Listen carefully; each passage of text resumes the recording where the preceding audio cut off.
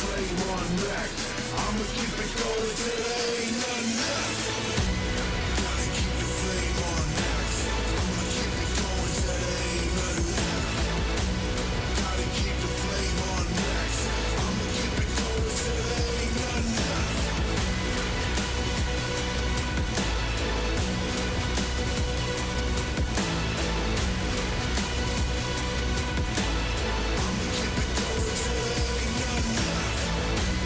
Gotta keep the flame on max.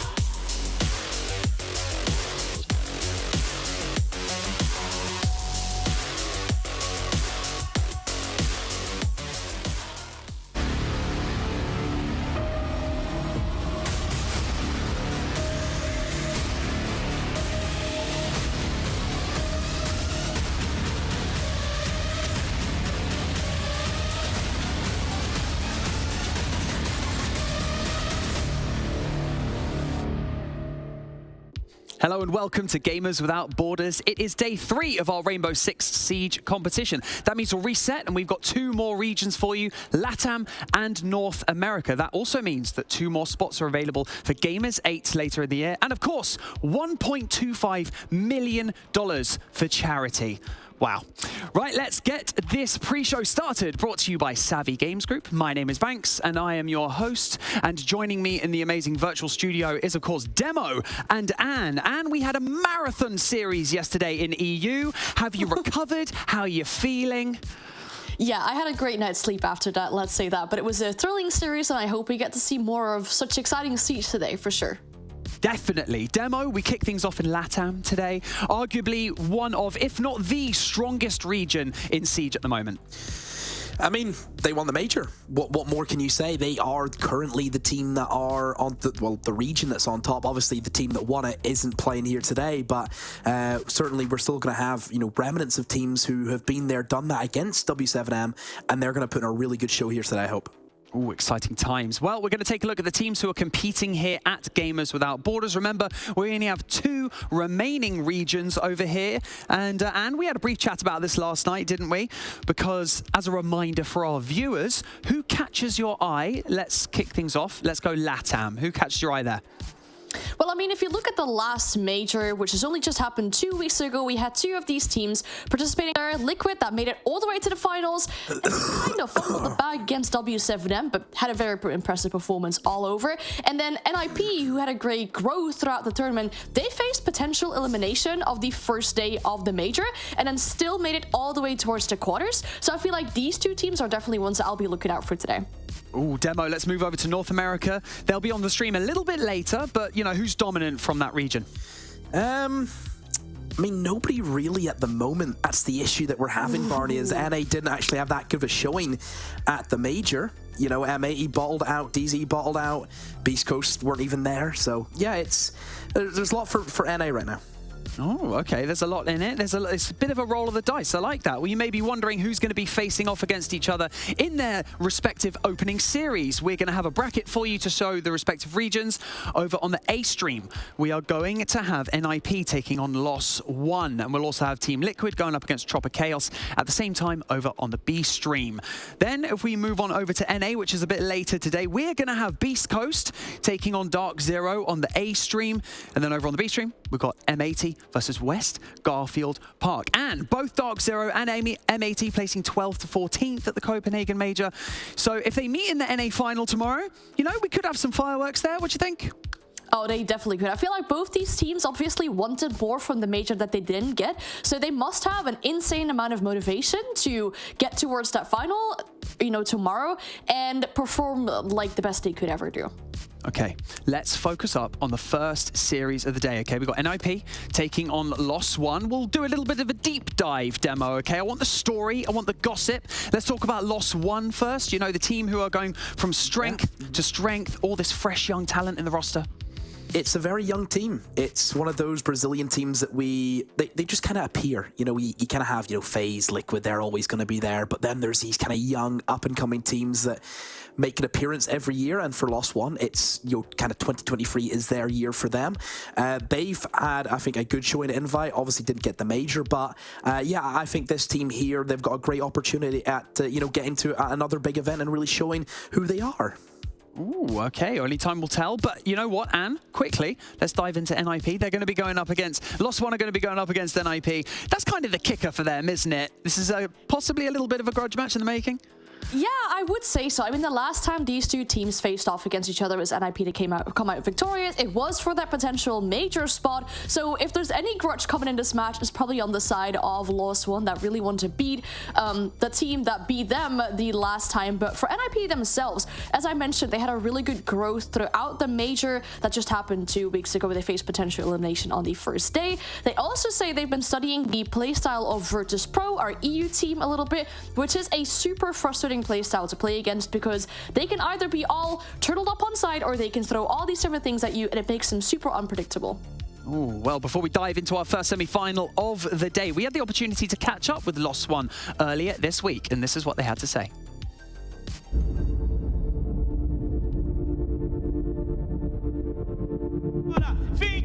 segundos. RHZ vai ser essencial e acabou! That game showed us that we really need the IGL on the team and the person that could really help us finish our maps, because we had like a lot of advantage on them on the cafe map, and then we beat them on Villa, and we should have won on the border, but Olha a abertura, é perigoso, RHZ, já viu o jogador! and I think it was on our hands, the match. It's pretty clear to us that we are better than them. We know that. We just need to play the same level that we played, but just close our rounds, close our map, and we're probably gonna beat them. Vai pra terceira! Ele sabe que tem mais jogador na frente dele. Vai tentar buscar mais um na bala impressionante! 4K do Renato! So my name is Loben. I've been starting playing Rainbow Six since 2020, I think, professionally. I played for Tier 2 in Brazil. Tier 1, like, they called me, so they wanted to have a new roster move, and they wanted to have an aggressive player in their team. Não tentou varar, hein? Não tentou varar e olha aí, ó. And I played the last split of BR6. We played the 6 Invitational. We've been going through a lot in this last split in BR6, and we're hoping to get things better with the roster move too. As I said, los+one, they just don't really have too much of an identity to this attack. They're not going to have any breach opportunity. There's a direct trade. We have a lot of aimers. Everybody shoots a lot on our team, and we are pretty flexible because not only we have cameraman, but Dash was the RGL before, so we have two mines every time. And they have me and Maya, it's like two tanks on the front row, so I think that's the best part. With that time and space, they are working a bit of magic. They found themselves 2 kills, making it a third as well. Black Ray, the last one left alive, won't even find that. It's a flawless round for los+one in round 4. With the addition of cameraman, our team has been more flexible, and we have this thing of knowing how to win. Now he's a guy that very experienced, and yeah, I think we're gonna be very strong for this year. Staring at him, and it's solid. Because of that, they're able to give information, the joint effort. It's almost like an IQ would have been nice here. They've run it before. Loben is just trouncing this BDS team this round. Our main weakness is probably not closing maps. We did have a lot of problems with that, especially on the closed against an IP. We had like a 6-5 that we could just close the map and won the best of 3, but we didn't. We have a lot of problems with not having experience, and we lost some rounds because of that too. Olha a NiP, avassaladora segurando essa entrada da luz. Veio o Dash pra tomar do pino. Vitória da NiP mais uma vez. E o Wizard falando assim, o que vocês estão fazendo, velho? I think us and IP, we are pacing a lot like each other since the qualifiers from SI, and I think there's a little bit of a rivalry there. And of course they have not me, but Lagonis and my teammates, they play together, so they have this little thing going on. So I think it's a good matchup going against NIP and Liquid. But no, he's going to have to play with that sound cue, just try and bait them into an attack, but it doesn't work in his favour. Dots picks up the fight. I think it's probably the loss of the major, like not getting to the major when we was so close. It was really boring us, so I think that's the biggest motivation we have right now. We really need to show in an international event that we can do a lot. Just needs to look and find himself a couple of frags. He's going to be in a successful 1v3. Should he win? That's 1, 2. Can he get the 30? Sees him. Yes, he reacts. How did the Rock not know that he was there as he was stood right next to him? 1 versus 3. Unreal finish from Dash. First of all, to the haters, I know there's a lot of people that doubt us, so you will have your mouth shut. That's all I can say. And to the fans, first of all, I love to all the guys from NA that have been supporting us. A lot of guys there that give us some love. Thank you. E rapaziada do Brasil aí, tamo junto, vamos vir com tudo aí, torcida do los+one, vamos amassar os caras. Thank you. The revenge match that's been on their minds since April the 16th. It's finally arrived. And speaking of that loss, Anne, I have to say, it was actually a really tight match, almost literally going to that very end, at the bitter end, every single time. And even that last map going to OT. Yeah, I mean, Loben already mentioned it, right? They had some closing points. It could have closed out the best of 3. It's something that they may have been struggling with if you look at their SI if you look at the SI results and the results during the last chance qualifier, it got to overtime 2 times out of those 3 maps indeed, and then just los+one, they seemed NIP, they seemed to be better in those overtimes, just having that stamina to close out the rounds. Yeah, we actually have a rising star on the side of los+one that everyone's there's a lot of buzz around at the moment, and it's Maya, kind of a rising star on that side. Definitely someone to look out for, right, Demo? He's, look at the KD, look at the entry. You can see what kind of role he plays. He's going to be in the fight, Barney. He's here to play. He's going to be on the operators that just want to kill. That's all this guy's designed for, is to kill. However, we need to talk about someone else, and Anne will agree with this. What a pickup that this team has been able to get. Cameraman, it comes into los+one. Cameraman has been here since the inception of this game for Brazil. He's one of the longest standing players that we have, and he's here on a young up-and-coming team. And I mean, Anne, we've seen it before where these older veterans join a younger team and you see results. Look at Canadian with DZ. Yeah, I mean, it's so much experience that they bring into these rosters as well, right? When we talk about cameraman on FaZe, I feel like he was a huge enabler for his team. Yeah, he would do the dirty work, sitting on hatches, holding candelas in his hands. Just when they were playing on LAN, you could see him looking at his teammates' screens, be like, okay, are we ready? When can we do this? Like 1, 3, 2, 3, execute. He was really enabling his team to do best, and bringing in the experience into a younger team like this is going to help so much. It almost feels like they got a great steal getting cameramen into this team. Yeah. Loban even mentioned in that video that that's what they were lacking. They were lacking some experience. They were lacking being able to close out a lot of those maps. And then that's why when those maps went the distance, went to OT, that's kind of what he felt like they were lacking. So you feel like cameraman is going to bring that experience, and that's possibly what we're going to see here, right, Demo? You hope so. I mean, I've been a massive fan of cameraman for years now. I remember, whenever that team won in Sweden, that FaZe team, and then we seen them finish 3rd place at SI. I just thought, he was that guy. He made the team tick, and we seen what happened whenever they got rid of him. That team at SI this year, and it wasn't as good. We seen that. It was clear to see. We've also got the most recent escapades from NIP as well, from the Copenhagen Major. A solid performance from them throughout. However, that lower bracket run through the groups was huge. And then Sonics happened, Anne. Exactly, yeah. As you can see, I mean, obviously facing Virtus.pro, we saw they studied the playstyle, lost against Virtus.pro. Yeah, they were okay with the best of 3s in that group phase where it really mattered the most. But once they got to the best of 3s on the main stage in the quarterfinals, as you can see in the very bottom of your screen, they lost 0-2 to Sonics. One map going into overtime, close score. So maybe that 2-0 doesn't really show how close of a game that was. It doesn't really do justice to how NIP played in that game, but still they lost the series, and that meant the end of their tournament. So looking for them into a best of 3 situation, I feel like they might have some grudge to come back and win a best of 3 today. Oh, I like what I'm hearing. I love this grudge match build-up. We're getting some hype going in the virtual studio, and I love it. So we're going to slightly get this show on the road. We're going to show you some vetoes and picks from a lot of our teams. They have put up some of their map decisions, and I want Demo. You are going to carry us through from the beginning. I want you to take us through these map picks, these bans, and I want you to tell me whether or not you think these are the right decisions. Are these good decisions? Is this, which way is this going to swing for you? Okay. Let's see where we're at. Yeah, I'm waiting for these picks to float onto the screen. Fresh take them with him? Yeah, maybe he did. Maybe. Got them in the back pocket before we go in. You know what we can talk about, though? If you look at the last time these 2 teams played against each other, right? You're always going to look to see, are there maps that we will see once again? They played Cafe, Villa, and Border last time. Villa being the only map that los+one was being able to win in regulation.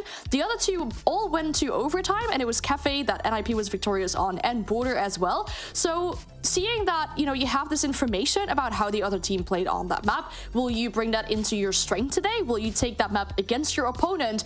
Be like, hey, we saw what you did on that map last time. We have some ideas on how we can improve on that. It's not been that long ago. Maybe we can actually have the upper hand on you today on that map. I think we're about to find out. Let's get the vetoes on our screens right now. I'm being told that we are ready for them. Here we go. Demo, what are we thinking right here? There's the Cafe ban, which I think we're expecting. Yeah, I think that's a good pick for NIP. I think Chalet, it's one that's going to suit them. It's not an overcomplicated map. I think, if NIP have their gunners, which they certainly do, I think that they'll have a good time in Chalet. Bank's always a wild one. I mean, it's not a map that you would say that NIP have looked incredible on, or one that you would associate them with. I mean, I'll be honest, Anne, I look at Bank and I think that was always a great map for FaZe. Who do los+one have now? Yes, I wanted to say something about Bank though, if you look at it. los+one lost his map to Liquid during the Brazil League, but they also beat NIP, who they're facing today, 7-0 on Bank. So the fact that they get to pick that map again today is huge, I would say, for los+one, because they already have this massive result against NIP on this map. Our decider being Villa, it was last lost by los+one on this map. That's a tongue twister there. It was the only map they won 7-5 during the LCQ. Sorry, los+one actually won that then.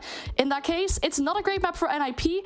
They won it against Elevate in the major, but they don't have the best results. So if you look at Elevate, for example, it's a team that you win against, but then is it really one of the top teams that you've beaten? Probably not. What are you thinking about Villa being the deciding map? Do you even think we might go to a map 3 demo? I don't think we will. Ooh. I actually don't think we will. I'm really backing, just because cameraman, I'm actually really backing this kind of honeymoon bounce, almost, where we've seen this before. New player gets picked up and the team are just playing like world champs. So that's what I'm banking on anyway. Go on, Anne. I see you. You're poised. You're ready to pounce. Yeah. Come on. What are you going to say? Go on. Put some question marks to that, because of how short this period has been that cameraman's joined the team, especially with him joining the team as the IGL, the second voice in that team. Having such a short period of time only, I really wonder what he's been able to do for that team, because if it's just such a short period of time, you can't change every single shroud on every single map that you have, and it will always be maybe a little bit shaky in the beginning as well if you have to listen to someone new and you have to adapt to their plans. So I've good faith, but Well, I have some insider information. I know this cameraman, that pickup was done very quickly after they lost the qualifiers. So they've actually had a great period of time, realistically. And also, Anne, you said the same thing about Wild in the UL. Look what happened. The honeymoon bounce. I'd like to be proven wrong. I'll happily be proven wrong. Well, I'll hold you guys right there, because we're waiting to get a few players into the lobby. So we're going to throw to a very quick video that we made earlier this week, and we asked our players to create their ideal Rainbow Six Siege team. Let's see.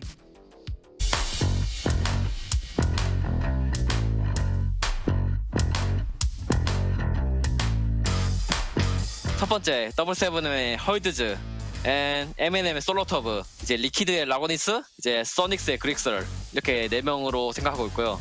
다 각자 플레이어 롤에서 많이 뛰어난 선수다 보니까 좀 많이 골랐습니다. 그리고 코치로는 좀 많이 친숙한 이름이긴 한데 그래도 한번 파비앙을 코치로 가장 좋게 생각하고 있어가지고 파비앙을 골랐습니다. I think I will put KZ, so the player from WS7M. I will put Yuzus, the player from M&M. I will say it, Solotov again, M&M player. At the fourth, I will put Nesk from Liquid, because like we see in the major, is a really good player. And as a coach, I will put Julio. Bengo, he used to be one of the best, and he was going to the flex. So yeah, next one, Bride for like hard support, really good. Let's say Solotov as entry one, JV as second support coach. I would say Ramalho from FaZe. A coach, I would probably choose Ramalho, and as a IGL, I think I would bring Lagones. For Sup 2, I would bring JV92. Flag, I think I would bring Alamal. The same thing, he's just a star player and all of that. Hurt him. Blur falling back, fortifying his window. Of course, still has the mirror windows to play with. Alabao suddenly just finds one below. Does he know about the player in pantry? Seems to be the case. There's Lewis drop. Alabao as well. He was surrounded and he fights his way out. If I had to form a dream team, I do Herds entry. I would do Paulo and Flank Watch. And then me and Alama would play like double flex, and then I'd probably do Nade from W7M on Hard Breach. And then coach, Fabian. Canadian is the best veteran of all time.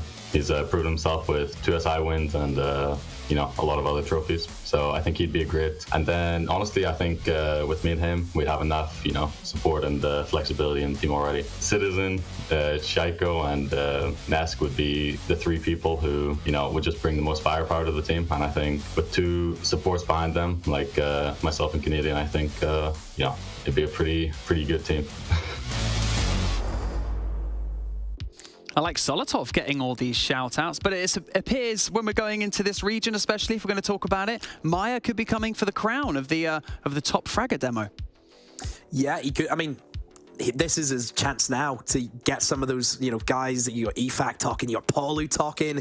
You want to make sure that you're, you know, if they're picking a team, you want to be in that, because that's a massive sign of respect. Solotov will be doing backflips here in this. Honestly, he'll love that. A lot of the M&M guys getting shout-outs. We've got users getting a shout-out as well there.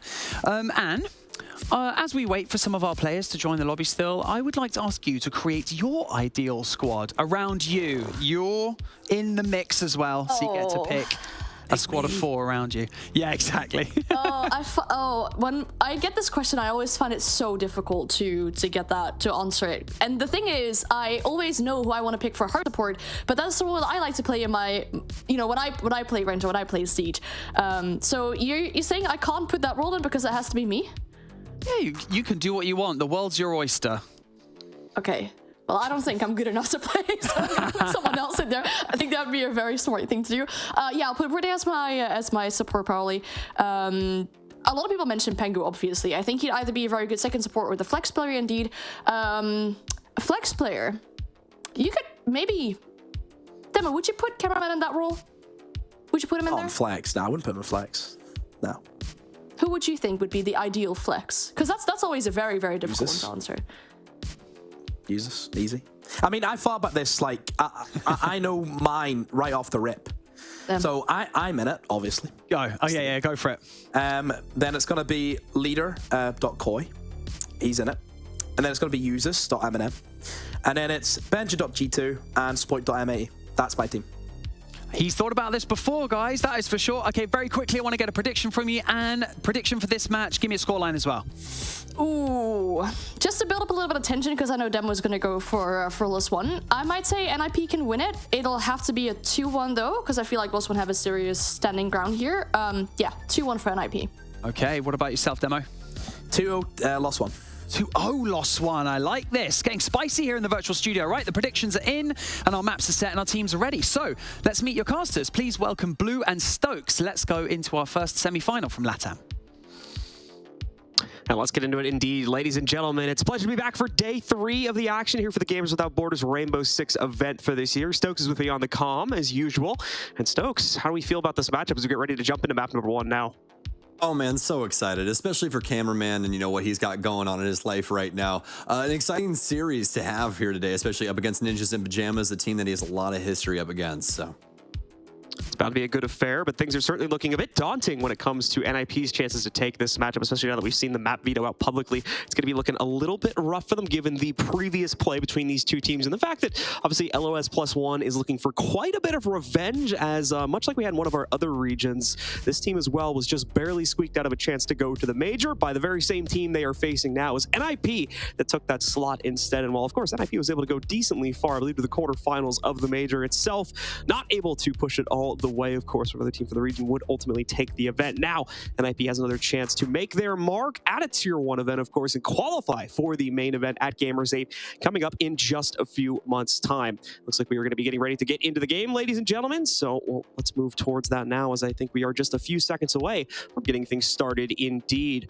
Stokes, prediction for this one? How you think we're going to be rocking with this matchup? Oh man, I don't know if we'll get a 2-0. I know Demo was calling it a 2-0, but I think it's going to be a nice back and forth here, John, honestly. You know, cameraman just coming in for los+one, Ninjas in Pyjamas, never a team to really doubt, and Gamers 8, a really big event that a lot of teams want to try and get to, and it's do or die here at this tournament. You only have one life, and you know, they really want to try and make it to the you know, end of the road here, so we'll see how deep they can get. I'm thinking that this is going to be a 2-1, but I think it could go either way. We're going to have to wait and see. Like I said, for me, I agree with the at least Demo's take on the analysis desk there about the way the maps potentially could end up swinging here quite heavily into the favor going over towards the folks on LOS+one. But we will have to wait and see if that is going to end up being the case, of course, once these teams are ready to rock. I think we were just waiting on one or two of them to jump into the server, and that's the cause of delay. So we do apologize for that, folks. A little bit of a delay to the actual start of the game, but we're going to be getting ourselves into it as quickly as we possibly can once we do have all of those players ready to go. Aside from that, though, once again, NIP able to bring some decent results in during the major, but failing to push it once again once they hit that more best-of-3 focus stage where they ultimately fell to the Sonics. Again, though, a fairly close battle up against the Sonics for what I believe was that quarterfinal there, taking it to near full-time, or at least the bitter end of regulation once they got into that matchup there. Yeah, absolutely. You know, Ninjas in Pyjamas is never a team to really doubt. You know, they're one of the OG teams of Brazil that has always had a very fiery play style, but it's one that's also very controlled and something that can catch a lot of people off guard. You know, all the way back at, you know, SI 2020 even, they were still one of those teams that was so very dangerous.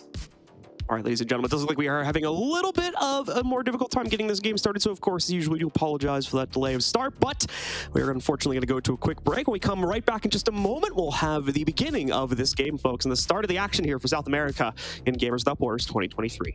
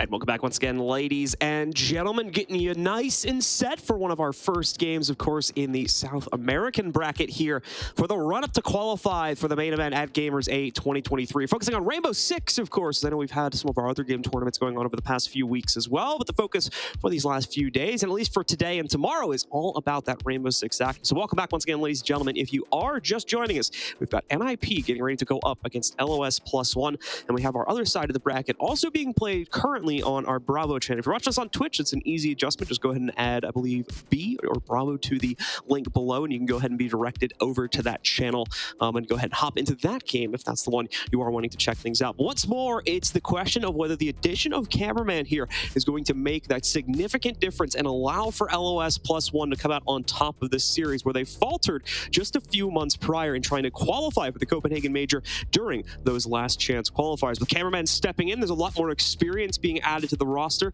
Kind of obviously with Cameraman's addition there, it speaks very much for itself, as this player has been along oftentimes as much as the Latin American region has been around in T1 Siege. So with that said, hopefully he's going to be boosting the capability of this team. Has only been on the squad for a bit of a limited amount of time and has been officially announced for even less than that. So we're going to have to see if it's been quick enough of a change-up. I think they've had enough time, as you heard the analysis talking about it. They've been working with them for maybe around like a month or so now, but we're really just going to have to wait and see, as this is the team's first official in quite a few weeks. Yeah, it could be pretty back and forth here. We kind of touched base on that initially, and I kind of think that still rings true here, especially with how Ninjas and Pyjamas has been playing. At the major, they were a little streaky, but one thing was definitely relevant, and it was Psycho. One of the best players at the entire major, had a 1.23, just looking so very strong the entire time. So, I'm really hoping that Ninjas and Pyjamas can show some improvement from what we saw in Denmark. That is, of course, the other side of the coin here when compared to los+one, if that consistency is going to ring through here today, if obviously the longer standing core that NIP brings to the table, and obviously the very fresh experience they have just playing at the major is going to outshine the kind of new honeymoon effect we may be getting from los+one with their pickup of Cameraman. Alternatively, though, those recent games they played, specifically the ones at the major, could have a bit of a double-edged sword effect when you consider that obviously they would have played their hand to an extent at the major itself and kind of exhausted any new plays. Well, not really to expect that teams would have been preparing any super special strategies for this specific event or anything like that, but if they had any more core strategies that have already really been played out during the case of the major, then los+one is certainly going to be latching on to those. Safe assumption to say, though, that los+one is maybe not all the time, but sometimes at least scrimming against NIP, so considering that this is an inter-regional matchup anyway, there should already be a good amount of kind of gelling going on between the two teams. Not to mention, of course, Cameraman just being in the scene for as long as he has been, probably has a little bit of insider info into how NIP generally works some of these things. But we'll have to, once again, like I said before, just really wait and see. Once again, like I said before, I think we were just having some small server problems getting things rolling, but hopefully once we resolve those, the game itself will be getting started. It's an interesting map pick too, a very LATAM-centric map veto that we had go on here. So a lot of those very open, laid-out maps, a lot of room for roamers to have their mark. Expect that very chaotic play style that you oftentimes get out of Latin American teams to really shine out here over the course of this series. I know we're going to be playing, at least on the Chalet, I believe, to start things off. And then if we get to that third and final map, Villa, those are the two maps I'm talking about where we're really going to see that play style have its day in the limelight here.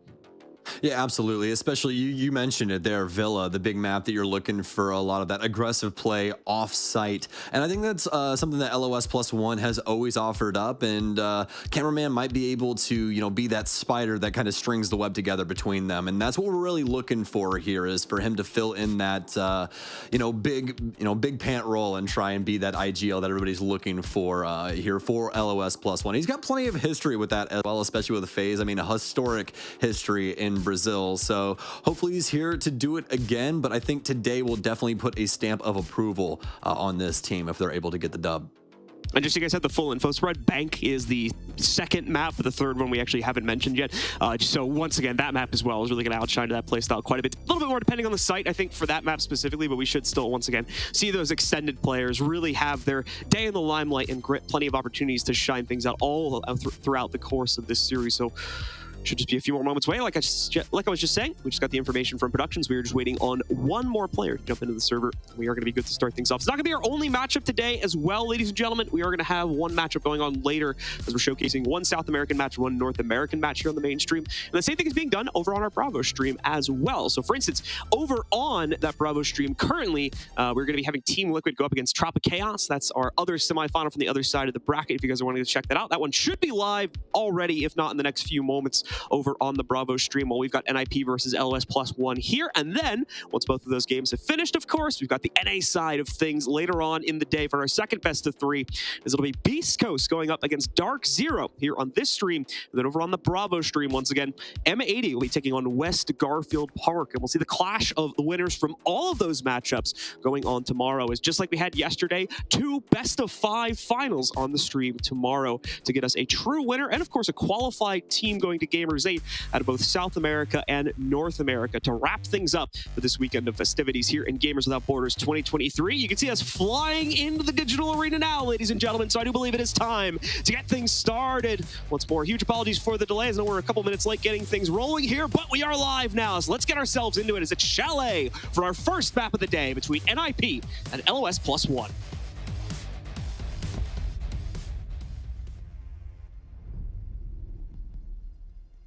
Great intro there, John. Love that, man. LOS +one, Ninjas in Pyjamas. Exciting stuff here in the best of 3. And that's the beauty of this tournament so far, isn't it? We got a long, more strenuous format, so these teams can't just pull one over on the other. They actually have that time to adjust. And, well, we'll see if we're singing someone's song by the end of this. And it could be pretty quick, like the Dusk was predicting. LOS +one looking pretty favored with the map bans. But we'll have to see. As we get through these bans, it's going to be Flores and Ying. Some hallmark bans when it comes to the offense, especially Ying in recent history. Azami also going to be banned out, and you could definitely say the same about her. Let's wrap this up here. So LOS1 will take out our last, and it's going to be Castle, a pretty unique one, but one that definitely, I would say, stands pretty tall when it comes to strategies across the board, especially on a map like Chalet, John. You know, this is used for a lot of windows, a lot of doors. It forces a lot of soft destruction to be brought on the offense, so could just be loosening things up for themselves later on, or maybe they just don't like something about Ninjas in Pyjamas strategy when Castle is in the lineup. Yeah, I would personally believe it's a bit more of a targeted ban over towards NIP, but we'll have to dig a little bit deeper, more so after the game, or allow our analysis team, to take a deeper look at that one. But either way, we get ourselves into the first round, where los+one, of course, have the defensive-sided start to this one. Fans, of course, also removing Azami from play. We had our APAC finals going on yesterday, and Azami was left in play for pretty much every single matchup, and we saw what problems that could potentially really create for both of our teams, and just the kind of individualistic nature that she's able to play things out when she is left in play because of those barricades and the general amount of power they carry forward. It does not seem like our teams want to mess around with that, or at least NIP does not want to mess around with that here today, especially since they start on the attacking side, so that will be banned out directly, hopefully allowing for the attacking team to bypass that phase of the round where they have to eat up 30 seconds, maybe even a minute or longer, dealing with that solo Azami player.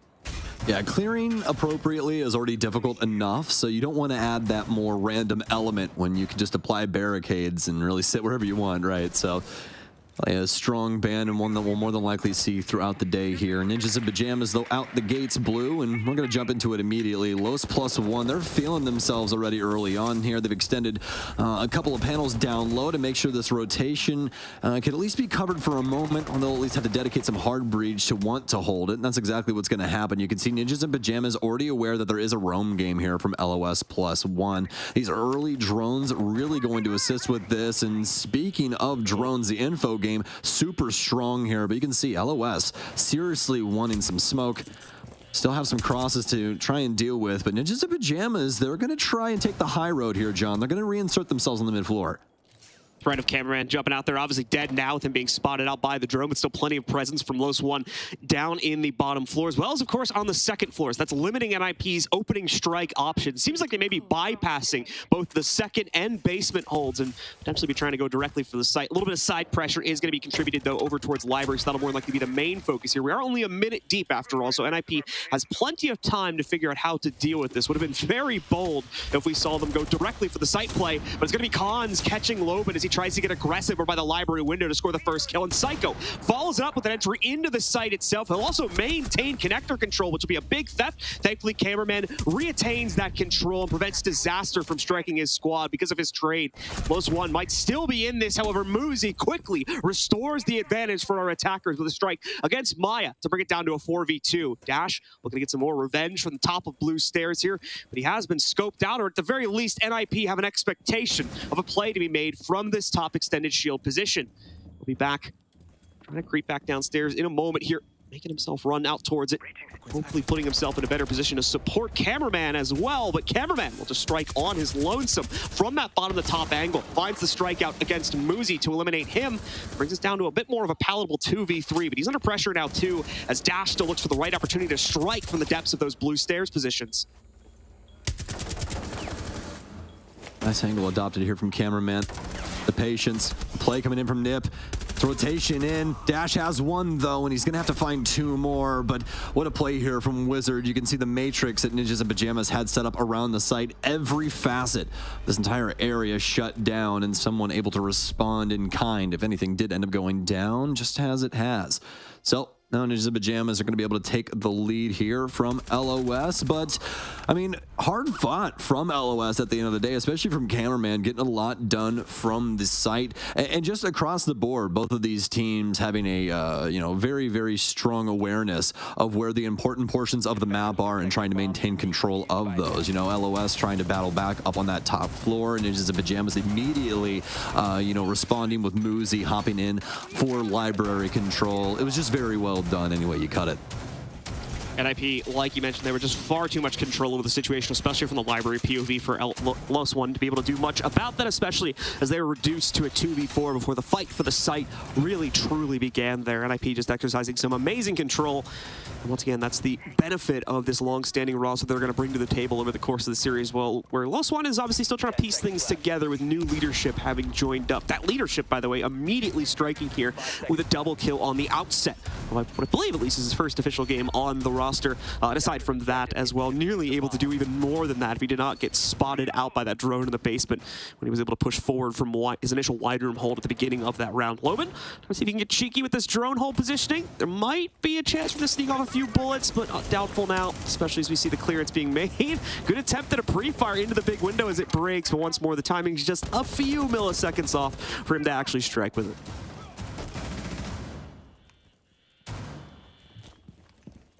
Well, phone call out, but not really much off the back of it here from Nip, minus some map control. All nods of the locations of LOS. Speaking of, Loban will be downstairs. This deep rotation here.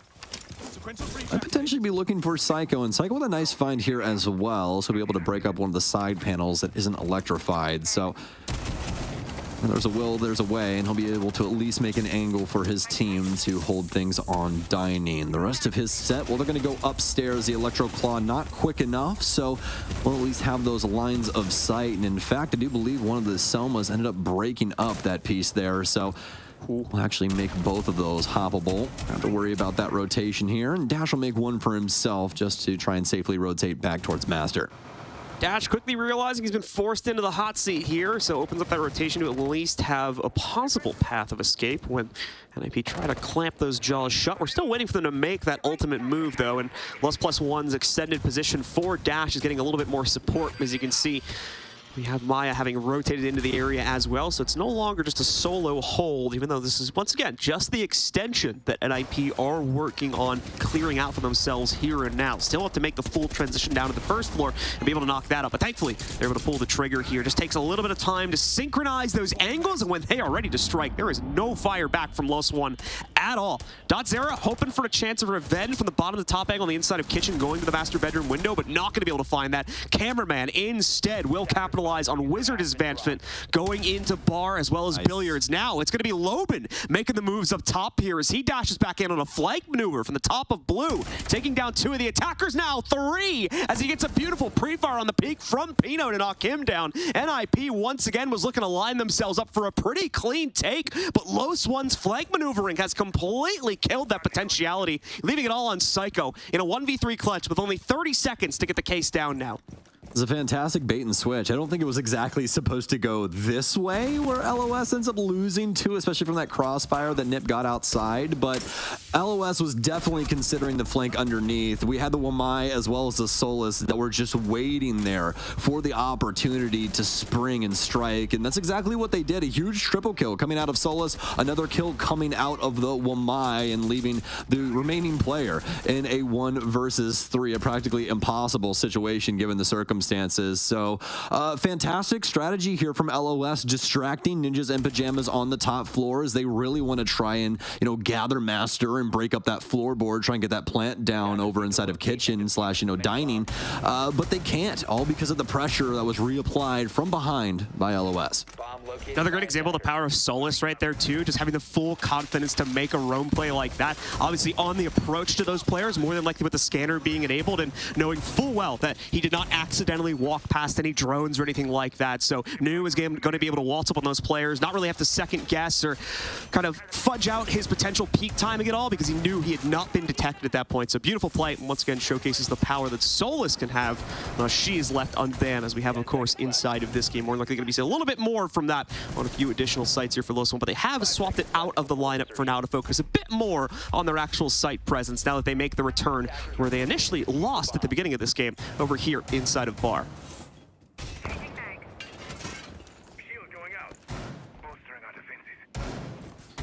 A few adjustments here for Ninjas in Pyjamas, and I mean, why wouldn't you? You're more or less attacking a completely different site when it comes to the breakdown of this. Really like that they still have the sledge in here, though. They're going to want that for library and trying to break up some of this flooring, but they do have to dislodge Lobbin in here, though.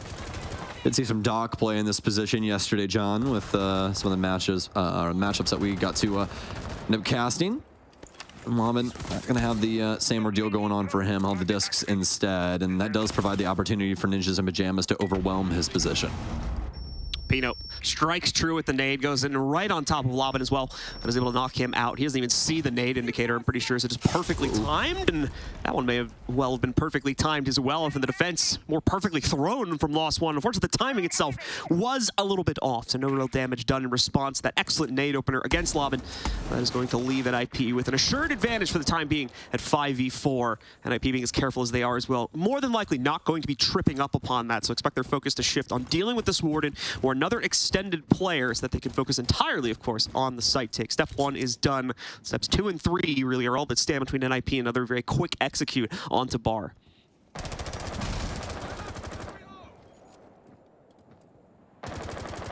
We'll have a little phone party here. These kids in these phones these days, I swear. All the drones ready for Ninjas in Pyjamas, trying to suss out the last locations of LOS. Not too much going on the top floor. Just trying to hold on to library so they're free to enter on the master side. Just really have to make sure that once they get close to home that things are coordinated before it gets too dangerous. Dash, speaking of which, getting caught up on a crossfire as he goes fishing. Should worry about the big window as well, I do believe. It's going to be Muzi here on the double here for the balcony. LOS trying to hold on to this top floor. You can see the defensive matrix that they've built up around here. A lot of crossfires over towards the library hall, as well as those two in there with the mirror just trying to hold things down on site just so Nip can't just backdoor them. As he's going to try and move in now. Not very much time here, and Nip really needs to try and get on the gas pedal. Looking to see if LOS will overplay their hand here. And just remember, that case can go down at that 0 timer, so it's a very important note as cameraman will head us off, and that's going to be the lighter to the fuse as, well, this thing seems to be a pretty quick burn as we're already down to a 2 versus 2. Muzi with some nice shots. Muzi won't be able to track the Jaeger, though, of Dash, and it'll be a nice kill, though, with the transfer. Only 8 seconds remaining. He's got a dot on him. He knows he's in the back window. A pre-fire has to try and run up. He knows that he's pushing. Plays around the shield. Can he get it? The timer? No! Oh. Dots gets it done instead with the shotgun. A seldom kill, but one that they're definitely going to be happy about. Dots obviously abusing the defensive advantage he has there, just ducking, dodging his way out of trouble until he could close the line and bring out the shotty for a more assured shutdown of things inside of the 1v1. Great mid-round adjustment from los+one as well. They realized that this kind of hyper-aggressive stance they were looking to put out, especially for Loban at the beginning of the round, was not really working, so they doubled down on those defensive positions, even the extended ones up into library, but don't move an inch from the defensive setup. They realized that Nip's hand with those nades had already been played. They didn't really have a backup set to knock a second, let alone a third player out of that same position. So they forced Nip's hand, made them go for that 30-second or less execute, just forcing themselves into 1v1s for those hard points where los+one was able to come out as the victor in a large majority of them, especially for Dash. I think he picked up 2, if not 3 of those over the course of the round before eventually getting caught in the rotation back downstairs. That gamble on holding back and just, once again, putting the faith in their gunners to win out their duels inside of the actual site fight pays off for los+one, and now they take the lead just by 1 round for now, but they do take the lead over NIP because of that.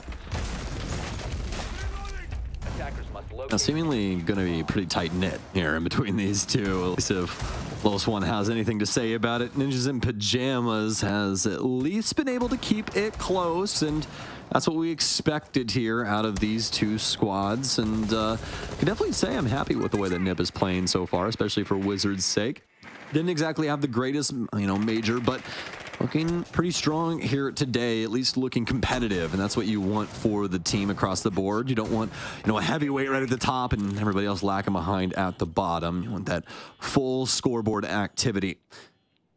Say the same for los+one, as they have definitely been light at the scoreboard, all except for Maya, which doesn't really happen all that often when you see the big old goose egg there, so expect them to be popping off quite soon.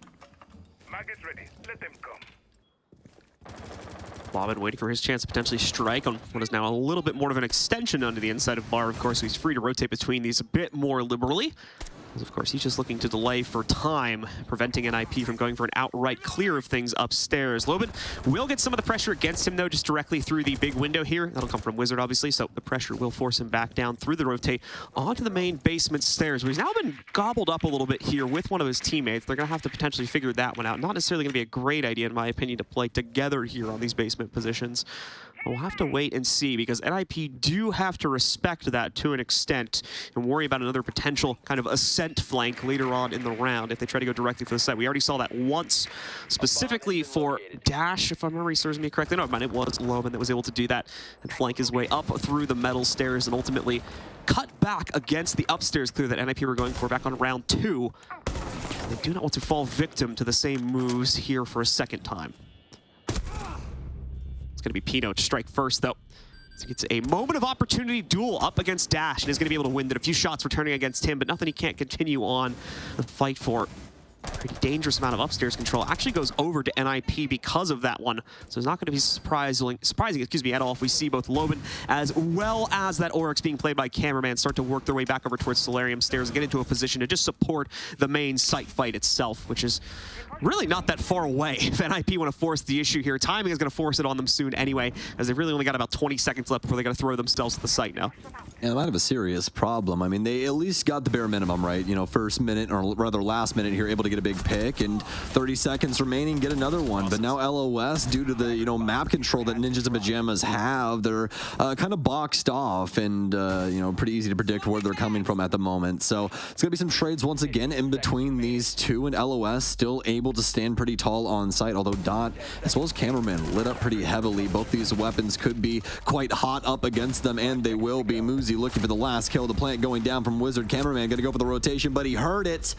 Muzi will shut him down, and that's going to be a round to tie things up for Nip. A little too bold from Cameraman as he tries to move out to stop the plant attempt, ultimately walking right into the setup of one of the two remaining players from NIP, though. NIP, very, very lucky, in my opinion. They get away with that one, as once more, just like a few previous rounds, to be fair, it's kind of part of their play style, so it's just going to look like this on a few more of these attacking rounds that they have left, but it very much looked like, anyway, they were somewhat out of position to make an attack like that work. Now they turn the tables on los+one, as once more, los+one tries to play into the strengths of their inside setup, but is not able to win as many duels as necessary this time to sort of make the execute a not workable situation for NIP, so NIP is able to brute force their way past that setup from los+one, and obviously leave themselves still with a pretty tense 2v1, but one that it looked like they had good control over at the end of the day to tie us up again at that 2-2 scoreline.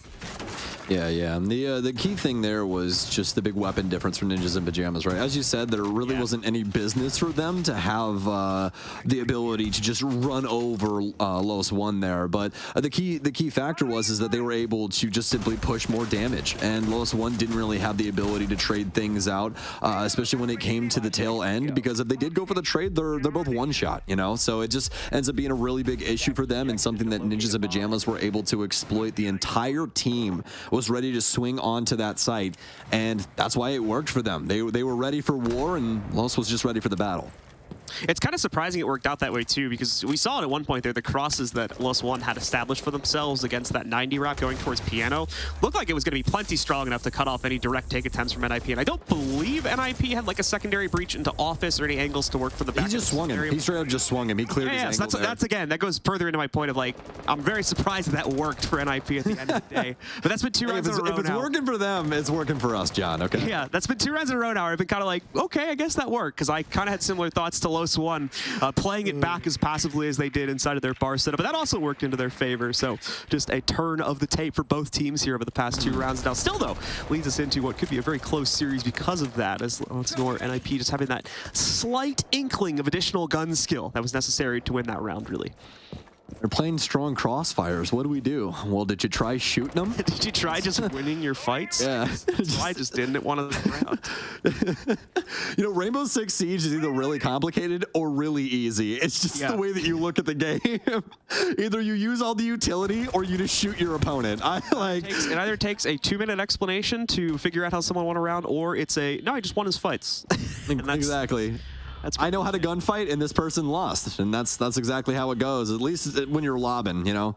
Nice little hold here from Psycho. Love that rotation that they made in that panel. The play around stock has always been a very curious position for me. I've always really found it interesting for this map. Just a bunch of ways you can get away with things, even when you're not playing on that side. So very well done for them. He's able to prevent it outright. What a cross Breach into Garage 2. Dash tries to take his own opening duel, but is not going to have as decent amount of luck. Oh, however, yeah, the pressure comes in, and Dash is ready for it. Sees the side play entering the room from Wizard and is able to counter him out despite the HP disadvantage. Good recovery from Dash after trying to get aggressive earlier on. Muzi has hopped forward and taken Blue Steps control, trying to put pressure on the rotates going over to Snowmobile from Wine. But once again, it looks like los+one are aware of this, have somewhat read into it. Pino's still trying to clear out Trophy in the meanwhile. And we've got the soulless shotgun play from Dash to hold the line here. Loban downstairs finally has met his match though, or at least has been downed by another matchup. More than likely that's going to be Muzi putting the pressure on him, and indeed it does appear to be the case. So finish him off with a nade. It's a big piece of utility gone and no more in the pocket. Cameraman as well, still waiting down the hall in Laundry, is more than ready for the fight from Cons and Muzi. His rampage will finally end in a direct duel, of course, against the Mirror there that goes the way of los+one as they maintain control by 1 round again, heading into the final round of the half. Well, a scatterbrain infects us all, and it seems that it's gotten Ninjas in pajamas this time around. Especially with Muzi kind of lurking over towards blue. Fantastic position. That's really not the problem. The key thing is that NIP seriously needed some help over on the trophy side. They could not deal with that roaming position there, and they tried to just single file their way into that room, and obviously it was right into the mulcher as los+one able to once again get around over on Ninjas in pajamas. And it has to be said, Cameraman, he is really putting up some numbers right now. 6, 3, and 4. It's not just the kills, it's also the assists coming through. Cameraman obviously putting himself right into the heat of the action as a critical pickup for this team, not just with regards to the experience he can bring as a potential IGL, or at least supporting IGL, but also just with regards to his individual skills as a player too, as Stokes was just mentioning here. Top fragging currently for the team, not by a huge margin to be fair. Dash is pretty competitive with him, but also contributing with regards to wasting out amounts of time as he's playing that very front and forward roaming kind of obvious on the Oryx here, but for those who aren't able to latch onto that one. And then Dash coming in to assist when things get a little bit rough as well. And even if he isn't picking up the kills himself, he's still contributing quite nicely to them, as Stokes was mentioning. Quite a few assists that have been picked up over these 6 or 5 rounds so far as well. Yeah, I love the lethality in his play so far, but I think the key thing is that los+one look a lot more tight-knit in their play. The strategy looking a bit better, you know, with him at the helm already. So excited to see what this team can do down the line. You know, if they're already at least somewhat competitive with Ninjas in the pajamas to the point where they're ahead in round count as of now, you know, that could bode well for their future. So we'll see how this map ends up as of now. But, I mean, you can color me impressed for the most part. Things continuing to look promising for the new los+one roster, even with just 1 player swap. A big one at that, to be fair, but indeed, Just to one has certainly given new life to this squad, and we'll have to see here today if they can continue to push that potentiality further and further, potentially into a major event as well. Pino strikes first here with the opening kill, but does not respect what has usually been a second player roaming nearby or outright in the basement area itself. Quick push from Dash. He immediately trades out that opener against Pino and takes away all the basement control he had just taken for himself. Cameraman obviously a little upset that he's not able to make impact on this round, but it's all right as his teammate thankfully has his back in this situation. Well, it's a 4 versus 4 now. Ninjas in pajamas with some options, but they will be lacking the logic bombs going into the later portion of round 6. Wizard has worked his way into Mudroom, has a few players around him in kind. Psycho is the only one actively with the drone right now as well. There's one more active drone out. It's more than likely holding it across or something, but that's going to be all she wrote for the drone game of the entirety of Ninjas in Pyjamas. They have some crosses, but they're not able to get a kill on it. They're going to be flying blind here. It's down to the face checks and the gunfights for Nip. That is how Nip has been able to negotiate at least one of these 2 round wins they have, so not the worst strategy in the world, especially if they're feeling the player to player. They can win a better, or they have a better chance to win gunfights against the overall chances that los+one have to do the same exact thing. Muzi grouping up with at least one more of his teammates to move quickly up through blue stairs. Quite a few obstacles still here for the defense, so it is going to be a risky push at that. los+one could easily go aggro here, potentially get in the faces of NIP and probably be pretty successful with it, but thankfully, NIP did do a decent amount of damage to at least half of this remaining roster for the defense, so it looks like that's holding them back a little bit more, causing them to give a normal amount of respect over to NIP's clear presence here, especially now that we are coming down to the final 20 seconds. It's wise to expect immediate pressure to come into the site, and right as we hit that 20-second marker, perfectly timed from los+one, they swing out to try and counter out some of this very same pressure, and it works perfectly. 2 kills, none have been traded. Wizards gonna, oh, that second snap was insane, but he's got a bit more work to do, and only 5 seconds to get it done. One more pickup here would potentially be seen for our defense, and there we're gonna get it instead, as Loban stops the rampage there from a member of NIP that's nearly able to get away with it all. Unfortunately stuck outside of the building. It's just not really a workable position for that clutch. The cold ones always have to be futile, I swear. Come on, that was something else, but still had 2 other targets to try and take down. los+one up 4-2 now. Ninjas in Pyjamas will be switching gears on over to defense to see if they can try and shore up this score line. Let's get this clip one more time. Nice adjustment. Just heard the hop on the left-hand side, knew the influence was going to be coming. I mean, just very well checked from him. It was just well struck at the end of the day. But besides that, though, los+one now switching on to offense, and this is really where the rubber hits the road. And you can see them already kind of getting in their bag on this offense as well. They're changing it up, John. Immediately when I said that, I was already excited about the lineup that we had. And now they're throwing us for a loop again. We're going to have the Monty in play. We'll see if the Monty, of course, changes up the overall playstyle for the attack. los+one will have a bit better of a capability to force the issue forward now as they get themselves into this next round, but we'll see how exactly it all comes together once they work themselves into the building itself, as it is going to be that same bar hold that we had los+one themselves starting off with during the first half. Away from that, though, taking a look at the operator lineup and the fact that we do have the Monty, nothing too crazy aside from, of course, that shield operator selection itself is going to be still a very traditional attacking lineup to work your way through Chalet.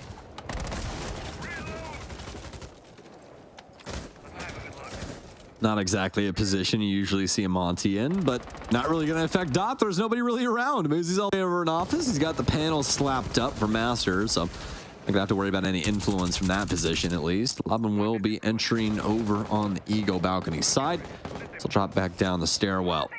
Uzi's going to continue to hold on to this. This looks like a death position to me. Just play your life, try and get something going here, force them to clear you, get some gunfights going. This is going to force some strategy out of los+one. Going to want to coordinate this and make sure that nobody just gets caught off guard for free. That's when Ninjas in Pyjamas starts getting too much value out of a position like this. But nothing really else there for Nip to really try and assist with when it comes to that area. I mean, he can obviously try and escape currently, but as soon as that route starts to come from LOS and they get the door, then really do have an issue. So LOS, though, not being too quick about their initial strike, mostly still stuck in their O phase and seeing what they can get done with this. And this has actually allowed the rotation of the Ninjas in Pyjamas player. Our Jaeger that was previously in office, no longer there, over on blue stairs instead. Dot's working himself forward here, continuing to harass out any would-be upstairs presence from NIP inside of office. Obviously, that has been killed quite quickly, but trying to move the Monty forward, and more importantly, trying to make the supporting player behind the Monty have any chance to win on a gunfight is going to prove a bit difficult with that bulletproof. Thankfully, it'll be dealt with relative ease. There's just a well-placed nade, and it is now gone. Dots is free to move himself forward. However, lurking right around the corner here is Psycho with the tape already ripped on his Nitro cell, and Toxic Babes looking to hold him back. NIP certainly have brought the right right strategy to the table here to counter out this Monty play. It's now the question of what do los+one have in the pocket to potentially counter that very same counterplay itself. And unfortunately, they don't seem to have a straightforward answer to that one. Psycho indeed takes out the Monty just as we expected him to with that, and immediately we're going to see, of course, the attack begin to fall to pieces, and once more NIP hold the line. The attackers never even making the descent down onto the play floor itself. They get shut down by the library hold here.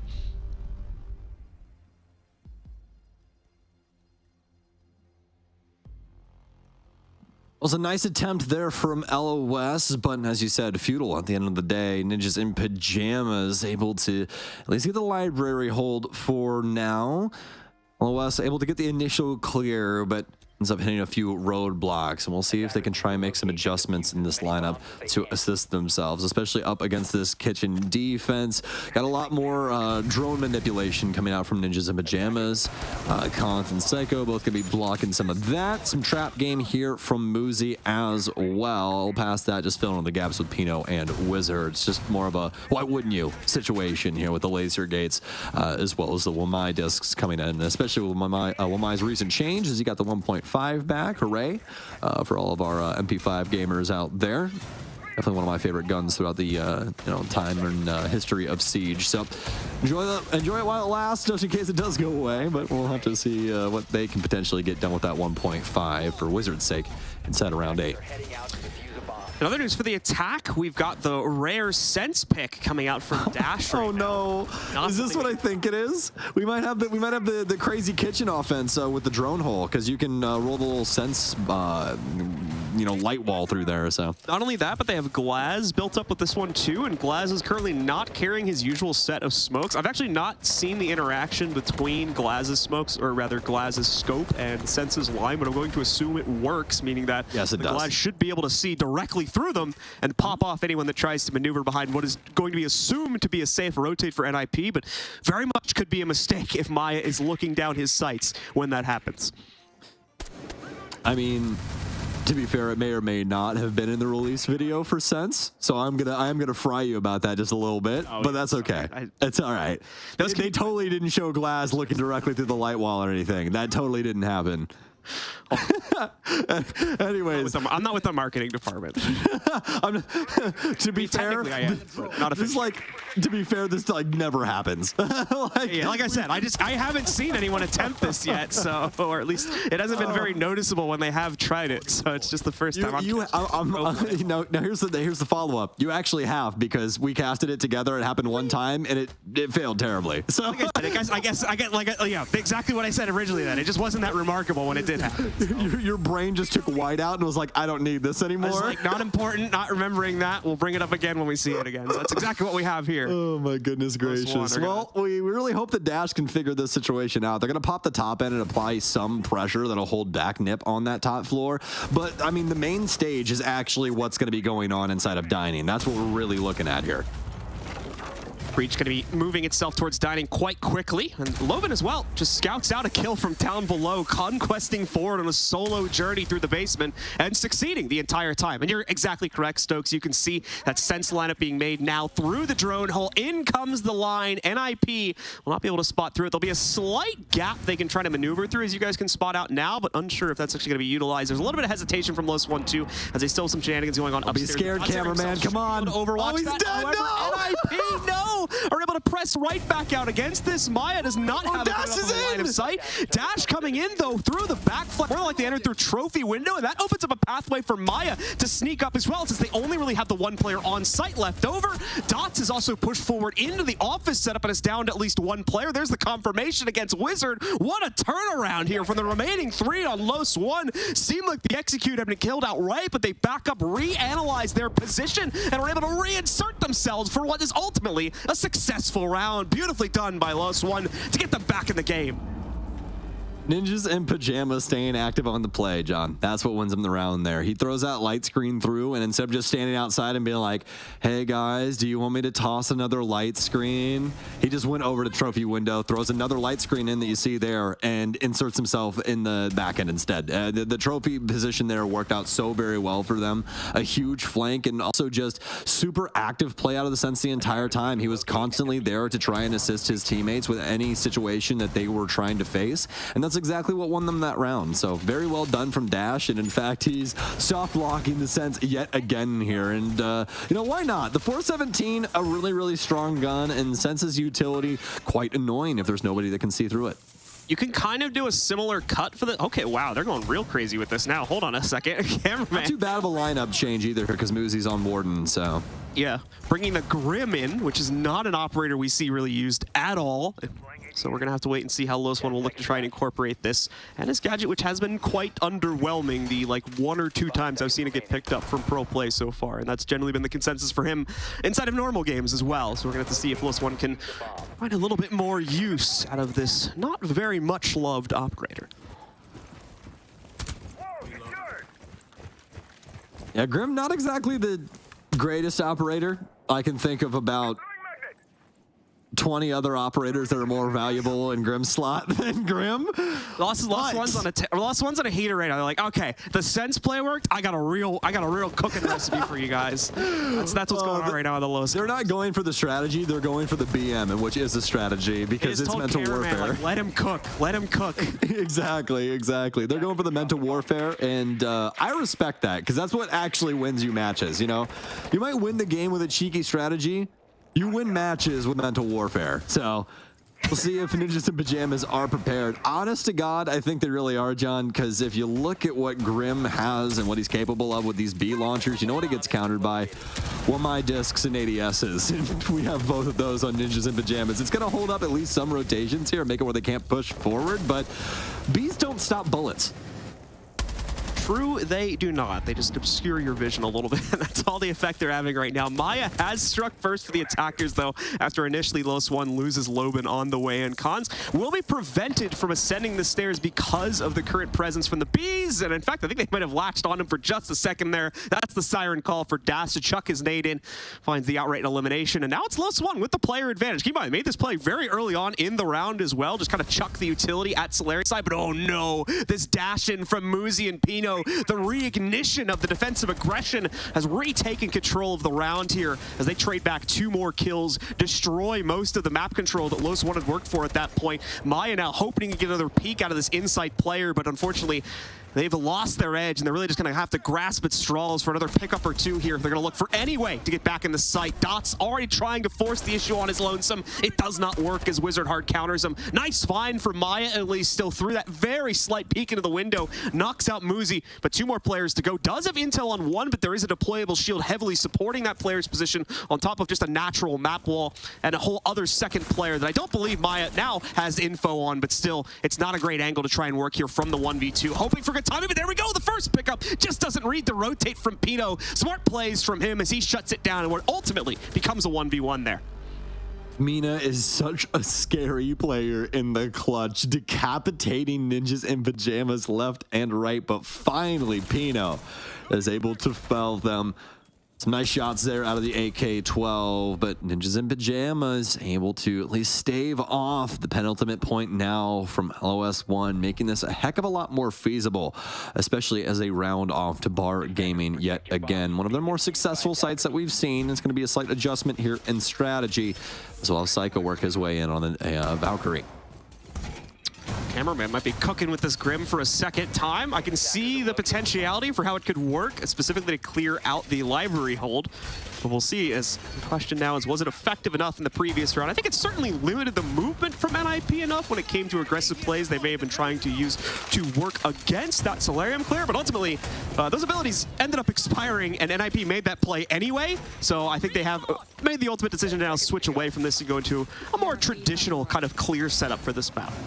Yeah, I like the Nomad here a lot more. And the key factor here in why Grim, because I know some people are probably questioning, like, oh, why switch out Grim here if you need to, clear out the library position? Info is all great and good, right? And it's awesome when you know somebody's in a position. But you still have to kill them. That's the thing. Yeah. Like, you still have to, at the end of the day, A, shoot that person, or B, blow them up. So it's just one of the things where it's like, yeah, Grim can clear that out, but you're more than likely going to be able to just check that out with a drone anyways, and then you would more than likely want utility that can actually solve your issue or, hold a flank in this scenario, like with what we have for Cameraman with those air jabs. You already had the frag grenades on Loban. You have stuns to clear out with Dot as well as Maya, and you really don't need the info because you have logic bombs, and that vibration is very, very loud, so. Well, once again, we are going to just wait out for the opening play from los+one as they're taking their time with this one, trying to make sure that, once again, when they do establish initial positioning, it is going to be a pretty swift take, leaving not a whole lot of room left for NIP to retake that or potentially pull out any flanks or something similar as well. So it's a very measured take. As once again, the defensive setup is quite strong.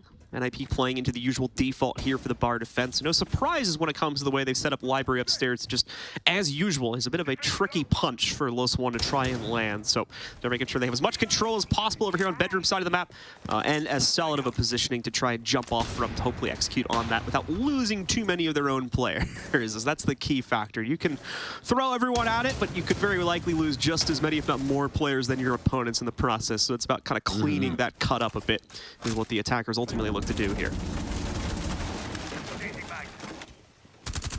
See if they can salve this wound. Ninjas in Pyjamas are almost done stitching this right here. Oh, and what a shot from Dash. You thought Nip had it. You thought Muzi had the read, but surely not. Dash still with a decent amount of HP as well. Can at least suffer 2 shots if it's from the proper weapon. Gonna try and adjust himself back onto site. Psycho's holding things down still upstairs as the trades will ensue. Some nice shots from him and a great read from the library rotation coming in from the offensive side. It's down to the 3 versus 1 as the crosses have been lethal from the defense. Dash now the lone soul as he'll clamber his way through Fireplace Hall. Knows one's up on the balcony. Gonna go soul searching. The air jab will knock him down, but he can't find him in time. Finally, he'll be able to pick up Psycho. Has some time, but Cons! Oh my! Right off the angle. Plays the cover so very well. Only see a pixel of him as he fries the last remaining member of the offense. And that'll be it for round 10.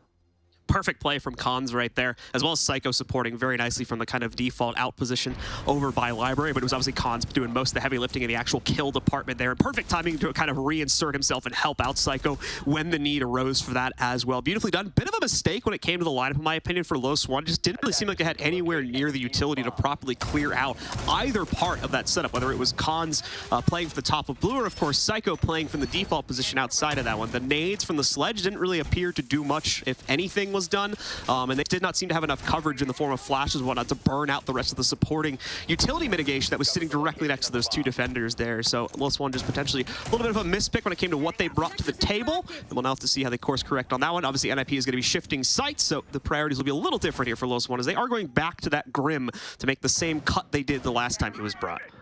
10 seconds remaining. 5 seconds left. Well, it's going to be the kitchen defense, but not going to be getting the light screen strategy. Maybe the bees, like you said. Have the Lion in here as well. We think that's a great addition, especially for teams that are pretty well tight-knit, when it comes to their synergy on the offensive perspective. Those big pickups and just the, info network that you can build with a character like Lion, you're able to get a lot of big pickups off of some of the harder to secure kills. As people aren't really allowed to move when you do use one of those EE1Ds, so pretty easy to try and chomp at the bit and see if you can pick up a nice frag, awesome info from a drone or something along the lines. It might be a few paces out of reach in a normal situation. So now Maya and the rest of LOS will be out and on the field. The AK-12 back in hand from Maya. Sure to have some magic in store for us in round 11. Cons, you can see there as well, just kind of being the hop-out patrol for the rest of his teammates. Sees all those Claymore positions, but unfortunately none of his teammates really in a workable position to do anything crazy here. So the attackers are going to continue to set themselves up for an eventual press. Starting from Solarium, it looked like working their way deeper into the building from there.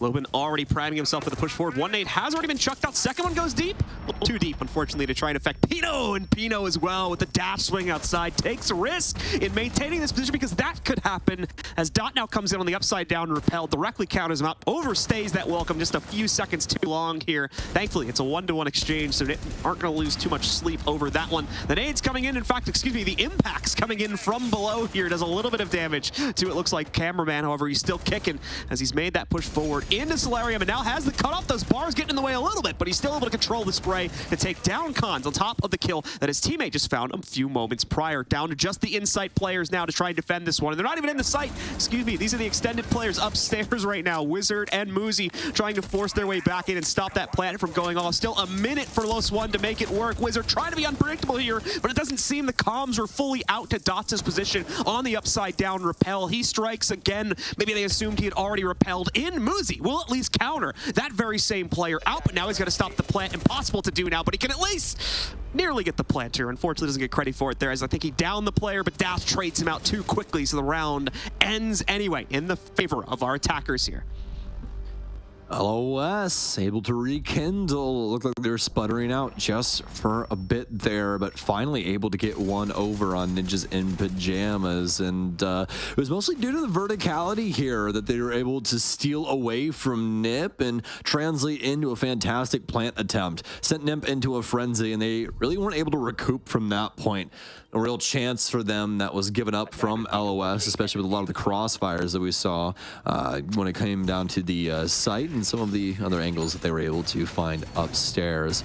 That being said, though, now on potentially the last round of Chalet, if los+one has anything to say about this, Ninjas in Pyjamas is going to send us downstairs as they don't feel as confident in their kitchen defense, and LOS already making some big sweeping adjustments to try and hit this basement position. That's why you see that Thatcher as well as that Thermite working their way in. Some more grenades will be in tow as well for Maya. los+one having to work hard for this 6th round and only one opportunity to try and close it down. NIP going to give us a very complicated setup for los+one to try and work their way through. NIP has usually gotten the better out of los+one inside of this half. They're now going to have to try and find it at least one more time to keep their hopes alive for at least picking up the first map of this series. If not, Los is going to begin their tear just as close as we saw this series go the last time these two teams faced off, of course, during the Brazilian LCQ. But now we're going to have to wait and see if they can forge a little bit of revenge, much like we saw being primed for Europe a few days ago. Potentially pushing los+one through to the end of this bracket instead of NIP, as we saw the last time these teams faced off. Potential quick advance going to be made into the basement site, and indeed it will. Dash wasting no time moving forward. Actually will turn the Goyo barricade back against the defenders too by blocking off the rotates. However, the Wine players are able to hold the line, and Loban traps Wizard behind his own barricade right there, behind his own delay attack, as we see the Burning Incendiary still holding him back from being able to push through the stairs. So Loban cuts him off there. It's a delicate plan, of course, for Cameraman because of the losses they sustained. And no, the plan itself is denied with less than a second to go on it as Psycho makes a push forward just as Loban went upstairs to check for flanks. Probably the worst possible position for that case to be in as well. If Loban takes even an inch or two further step towards that, he's going to reveal himself to these players down below. Is aware of the fact that player's on the floor, though, so adjusts the angle in time, but is not going to catch the dash from Pino. So overtime is triggered, and we'll go the full distance to find a winner for our first map of this series. Slipping through the hands of both of these teams. They have these micro advantages. It seems like they have the positioning necessary in order to take these rounds, but once again, it's going to slip through the cracks for LOS, as they had a strong showcase there, at least to fend off Nip initially, but some of the better positioning, especially when it came to the blue hall, as well as the, little push through they got to have back through Wine, able to really thwart a lot of what LOS had going on. And like you said, the overwatch there from Dokkaebi was really the last straw that broke the camel's back for this situation, as you really just need to maintain. You got to hold true, try and trust your audio for those rotations up top, but wanted to trust the eye sockets instead and went just a little bit too far away from his friend. end up getting him killed. And, well, that's the round there, isn't it? Just in Pyjamas able to finally get that last round that they've been seeking for some time and force this OT. And now, potentially, with the opportunity to take things here on Chalet. We'll wait and see who ends up coming out on top of this one. A very back and forth game so far. Neither team really making a huge number of mistakes, in my opinion. This has just very much been a game of two very good teams adjusting around each other and changing up the scope of that game in the process. So we'll have to see who can continue to make those necessary adjustments to ultimately end up on top of this one. As there's no real clear winner, as you might obviously suspect with the fact that we've gone to OT. Another potential quick play being lined up by NIP, although there will be some restraint on this one. No direct rush, as we saw that had somewhat mixed results for our attackers on the previous round here. Going to hold themselves back. los+one tried to set up their defense a little bit more prominently here. More importantly, see if there's going to be any aggressive reaction to that quick opening of Snowmobile Garage. Not seeing much of it. los+one are holding themselves back quite prominently right now, so it's up to NIP to make the next move more than anything.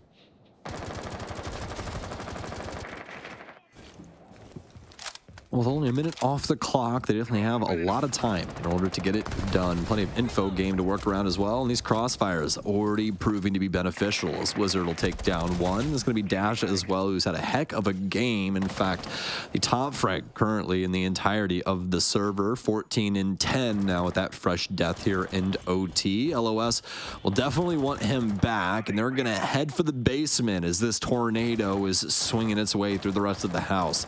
Cameraman going to try and find some safety in behind this bookshelf.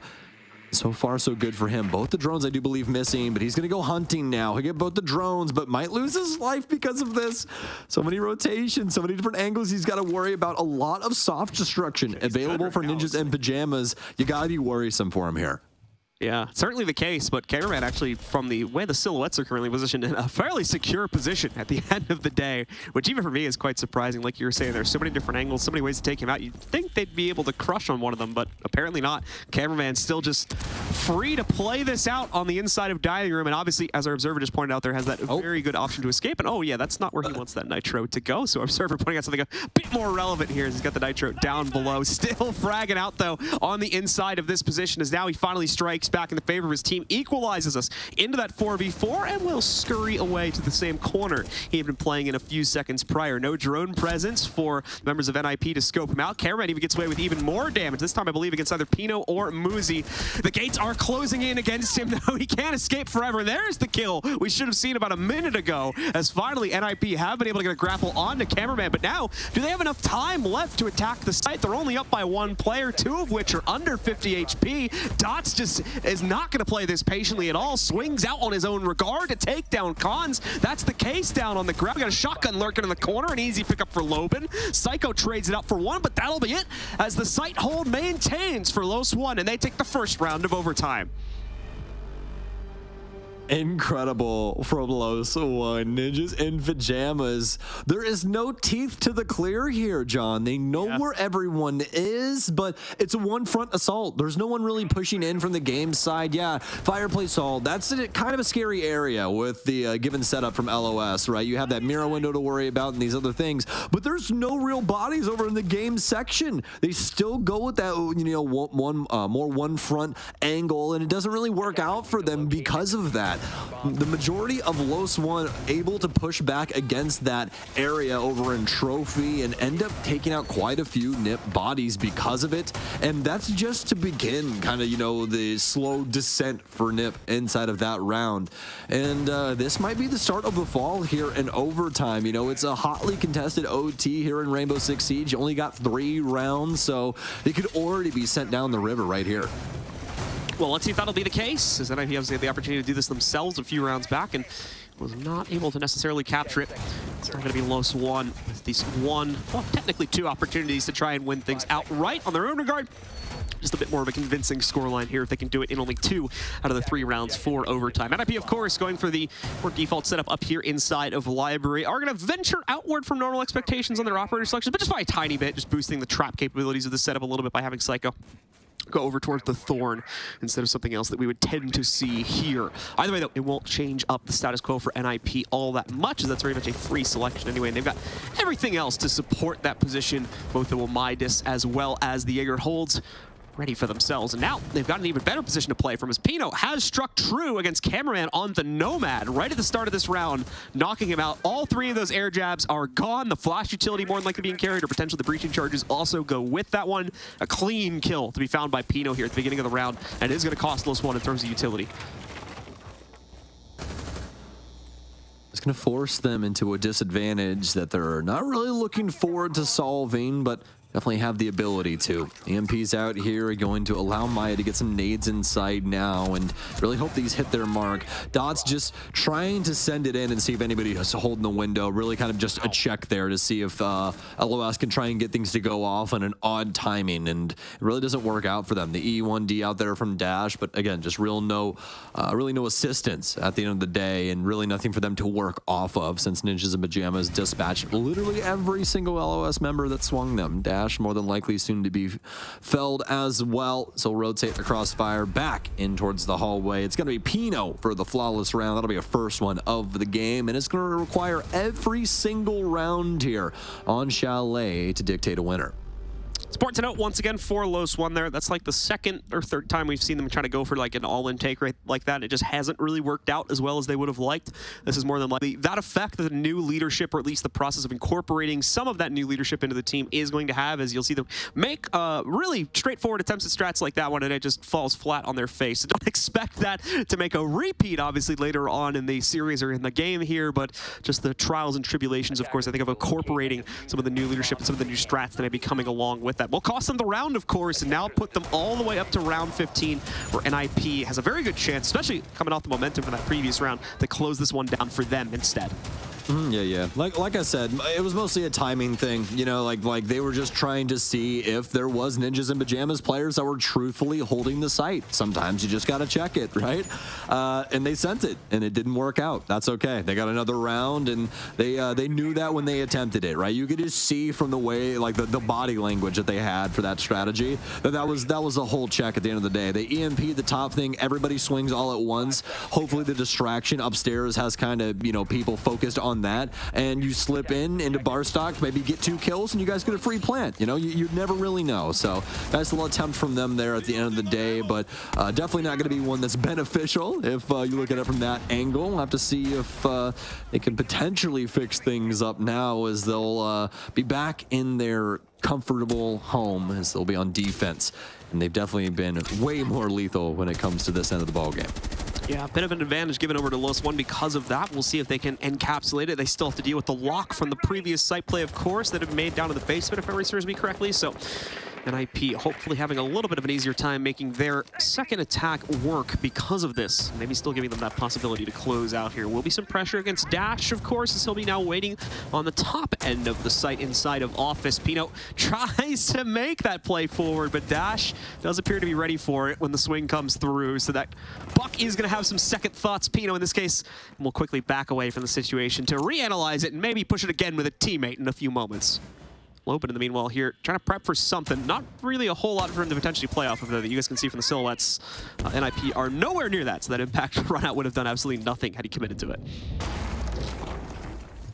Lots of utility game, but nothing to be said past that. Some drones down at the hands of the Solus, as well as the rest of the team. Psycho, no more logic bombs, as his last one was just expensed. Just on the other side of this reinforcement, but Psycho, is he brave enough? Look into this. Dash more than willing as he's playing with fire, both of them back and forth. He's got somebody to hold the cross on the door. Pino, he's working his way in from Ego Balcony. Somebody's got to kill somebody for LOS. It's going to be Dash that steps up first. They'll fight back into this and make it a 3 versus 4, make it a 2 versus 4 instead, make it a 1 versus 4 instead, as Muzi gets a triple kill. It's down to Dots on site. He'll rotate in towards Trophy. Nothing you can really do from that position anymore, because that was patched out a million years ago. Guy outside, don't stand up against that kitchen window. He's going to rotate down towards Trench instead. And have a few bodies upstairs, but this is a tall ask for Dots. Yeah, unfortunately for Dots and the rest of los+one here, NIP just with perfect management of their ability to isolate out the los+one members on a one-by-one basis. And los+one setup, unfortunately, not doing them any favors for that perspective either. We saw it from Dash's POV, was probably somewhat similar for the other players as well, but Dash just no support anywhere near him. So, well, yeah, he's still able to go off and pick up those 1 or 2 kills. Ultimately, with proper positioning, NIP are able to counter him out entirely, as well as the rest of the team. As they take control, they need the full 15 rounds to do it, but it's ultimately NIP that takes the hard-fought victory, 8-7 in their favor, and the 1-0 advantage along with it. One more map, and this series will be going into the hands of NIP. A very well-fought one, if I do say so myself.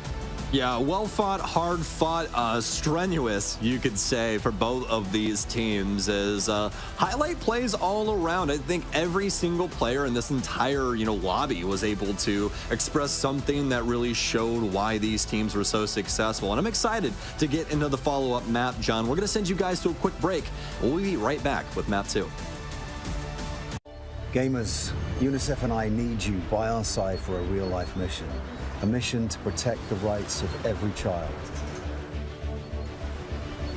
After news cameras have left, UNICEF is here. Every day, everywhere, but particularly where it's needed most. Did you know that more than 170 million children need UNICEF's humanitarian aid this year? At Gamers Without Borders, many of you have already chosen UNICEF, and I thank you for that. Choosing UNICEF is the easiest and smartest decision you can make. Because you're investing in a child, and investing in a child guarantees lifelong returns, not only for that child, but also for their community and for our world.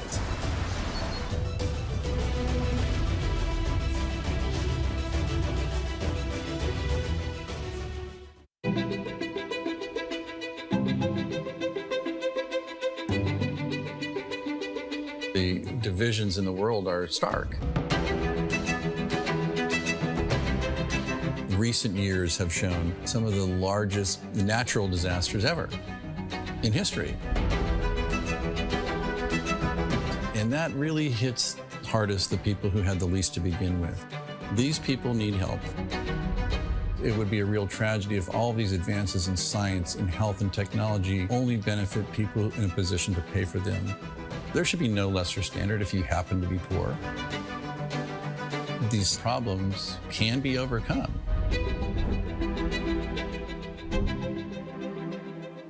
Direct Relief is a humanitarian, nonprofit health organization. The focus has been on the least fortunate, most vulnerable people.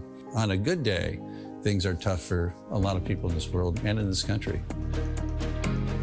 And what we can do is mobilize private resources for their benefit and make it available free of charge. We're the first nonprofit in the history of the United States to obtain accreditation just like a commercial distributor. And it's been expanded geographically to every country in the world and every state and territory of the United States. What's now Direct Relief officially was started in 1948 as a private effort of a war immigrant businessman named William Zimden. The basic guiding principles of a war immigrant businessman really influence what Direct Relief has done ever since. And they begin with just serving the people who need help. We have this great privilege of engaging with people who come in from very different backgrounds, but with the same purpose of trying to just do something good. It doesn't matter if you're typing or talking on the phone or working on the warehouse floor. They're all part of an effort that means something bigger, and that is the fuel that kind of keeps you going. It gives you some sense that there is a way to make meaningful progress, even for a little organization that started at a kitchen table, but that's what provides motivation in life. The notion that many people, just by virtue of where they're born, the color of their skin, the country they live in, they're going to get sicker, they're going to stay sicker longer, and they're going to die sooner. That's pretty good motivation.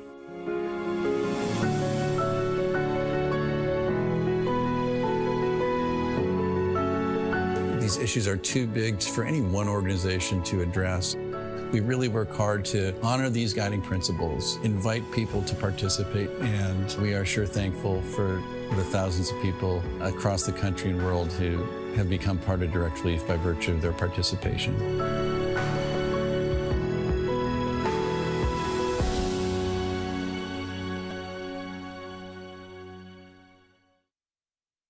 Progress is a race that has no end. After every finish line, another challenge awaits. How can we continue to push innovation in a sport at the forefront of technology? This is how.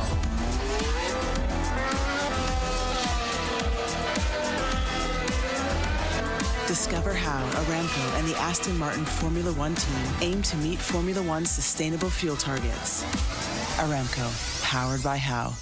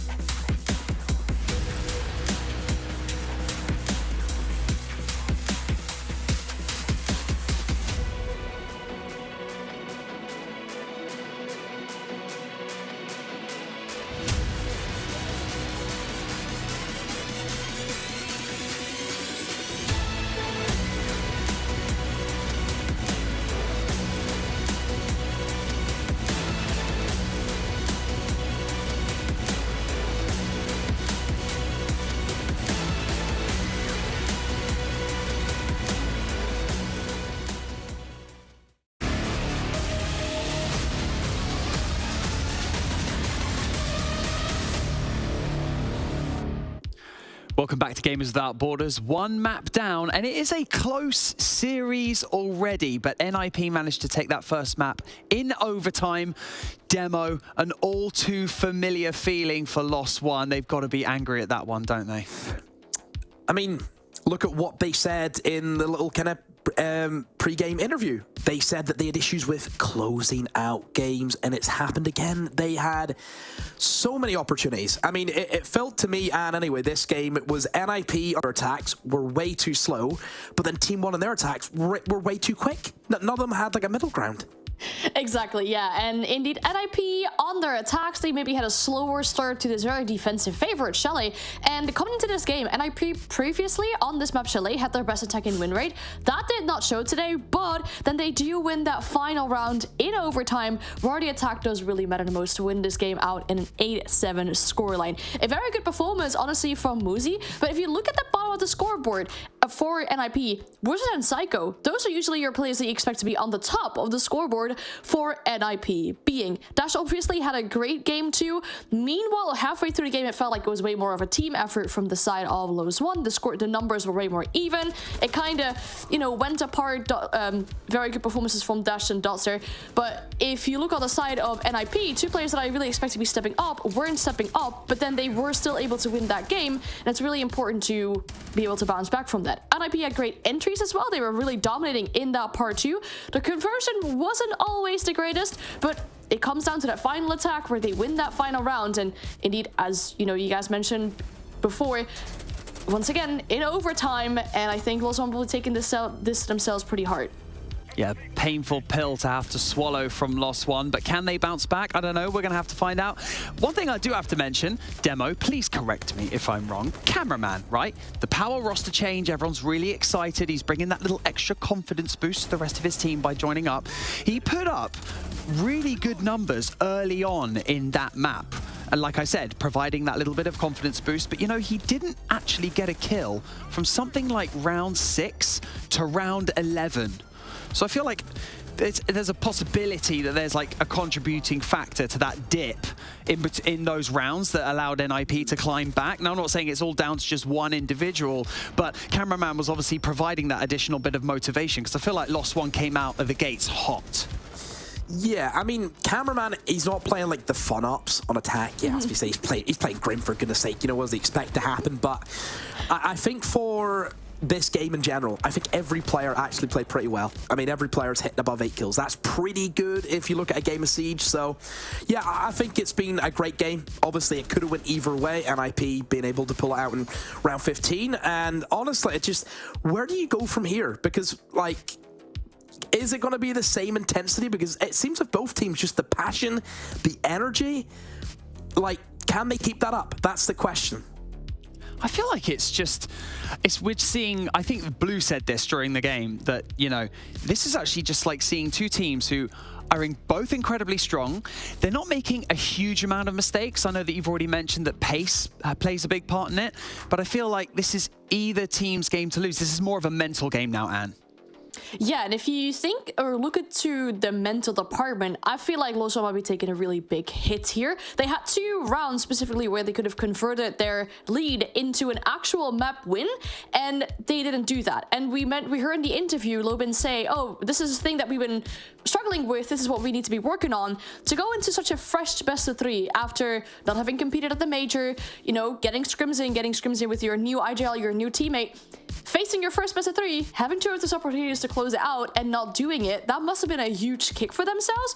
But the little bit of hope that they have left for the second match, or well, they do have a lot of hope left because it was a close game, but the hope and the thing that they should focus on is the last time they played NIP on Bank, which is going to be our second map, they beat them 7-0, which is a very dominant, very convincing scoreline, so they're hopefully looking to replicate that this time. Ooh, okay, so there might be a glimmer of hope for them yet. We've got our head-to-head graphic to show you from our 2 players who basically pulled their weight the most, let's say. We got Dash and we got Muzi, but, you know, fairly even scoreline representative for both teams really there, Demo. Yeah, it's what you expect. Muzi, I thought, had a great major. Dash, just watching him play, I think he was really good in moments where kind of los+one just, they needed a kill for their team, and he just goes for a swing. I mean, 9 times out of 10 it backfires, but I don't know, any gunfight that guy went into, he won it. So all credit to him. He's done one of those days. I like how you're mentioning the backfiring indeed when he goes for the swing. If you look at the entry and the cost, that's where you see the big differences. Muzi being really active and advantageous in those entry engagements, whereas Dash is usually losing out on them. And the cost on the side of Muzi also being way more consistent. For the fact that this one, all 15 rounds, having an 87% cost is very, very impressive, because that means that in almost all of the rounds, you have done something to help your team or to contribute to your team winning the round.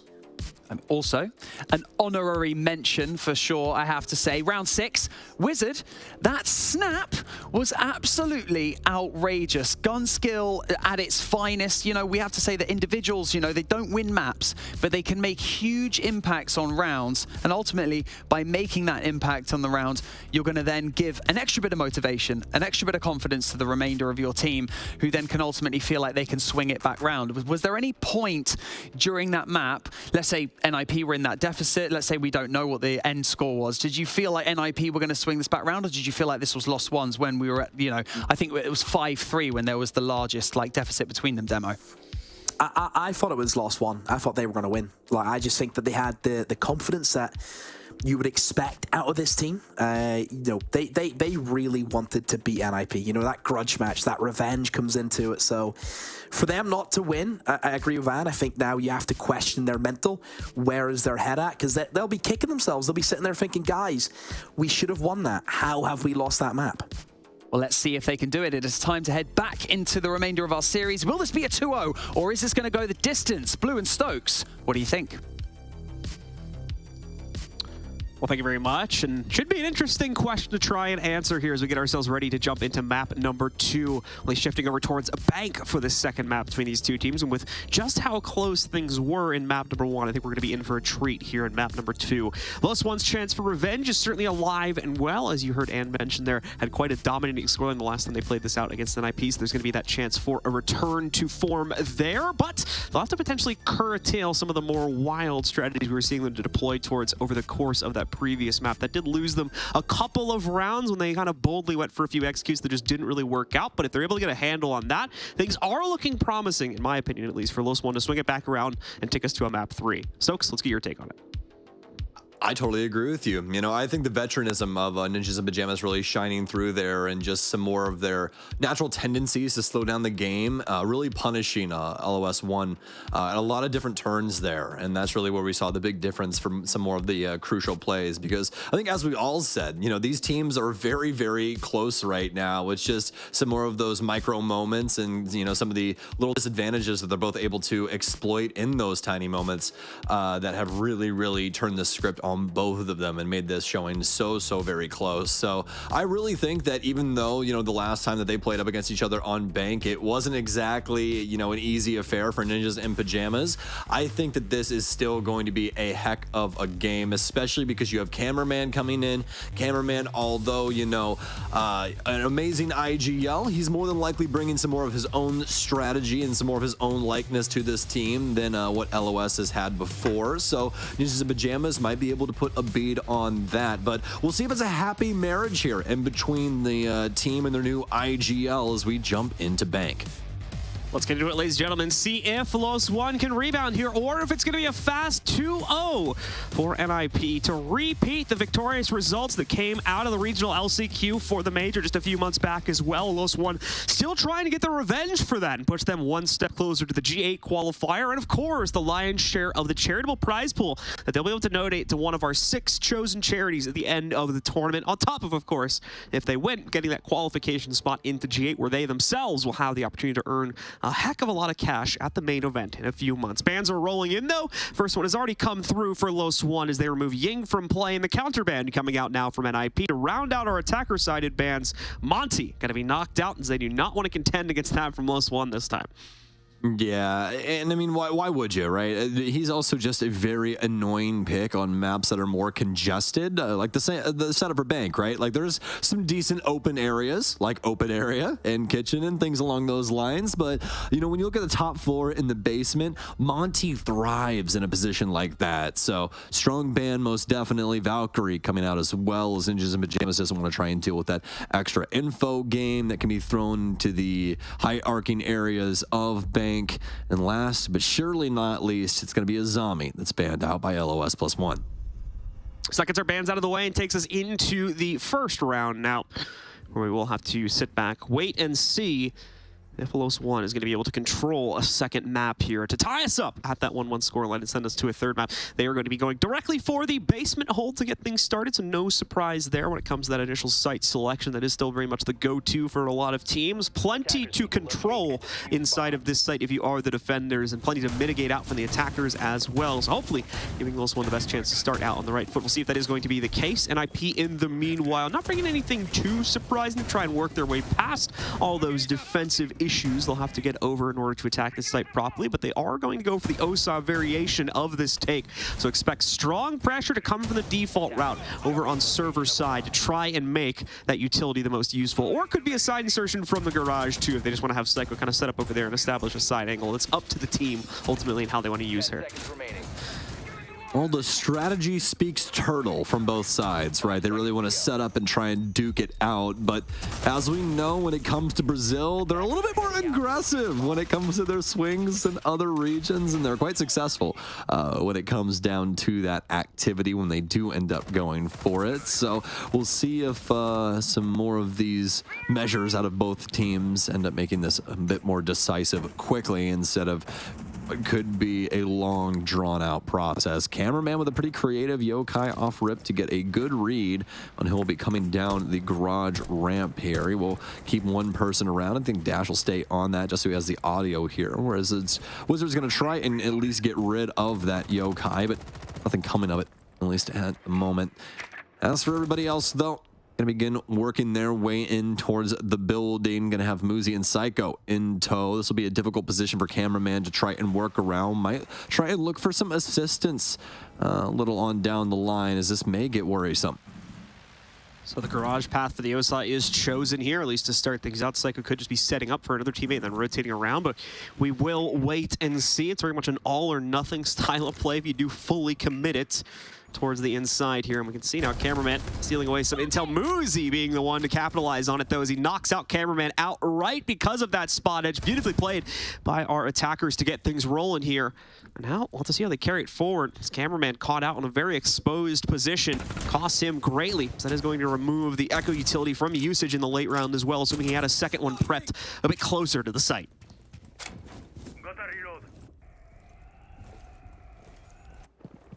Unfortunate circumstances befall Cameraman, but LOS+one will quickly recoup. Once it'll go down, that's a nice pickup as well. So that's the Thatcher off the board. So these Electro Claws will stick around. So this Hatch play not going to be available for Ninjas in Pyjamas now, like what Psycho is currently standing on. Psycho with a nice pickup though, and this makes it more than feasible for Ninjas in Pyjamas. Dash with some tags though. The drone game working beautifully for them as they'll reassess the situation and be able to at least deal some damage to Dash. He'll be forced back down the elevator, and los+one will hold on to the base floor with 45 seconds remaining. After being overwhelmed by drones there, as you can see, he'll be forced out there. Tried to take the duel from the inside of elevator, but really stretching the max range on throwing out more than one shot from the TCSG. That spray is going to get pretty wild pretty quickly. Just not able to connect as much damage as he would have liked onto the advancing members of NIP in the lobby. With that, NIP is pretty much ready to go and right on cue as well.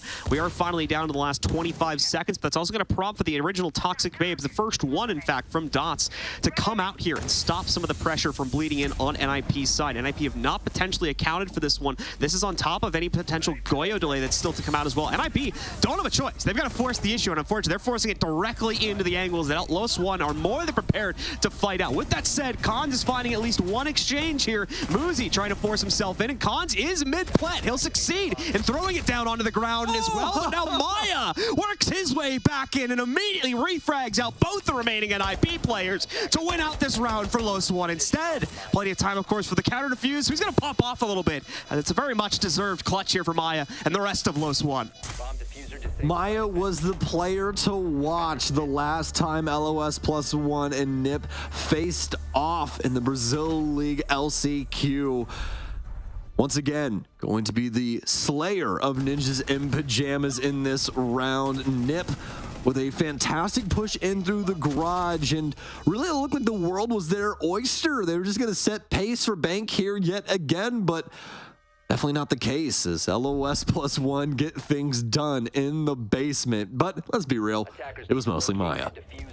Yeah, once again, massive props to NIP for having the just overall amount of patience they had to try and make that all-in-one play work. And as we've seen, of course, back in the first map too, it's very scary watching that happen from the caster's POV, because it just looks like they're about to walk into a whole hot mess. But they're still able to make things work with a few trades going into their pocket, and nearly are still able to control things, especially once they get that plant down onto the ground, and Khans is able to kind of rejoin the festivities now that he's not preoccupied, of course, by the drone or by the plant work that he had to do there. But either way, NIP ultimately faltered to the clutch from Maya.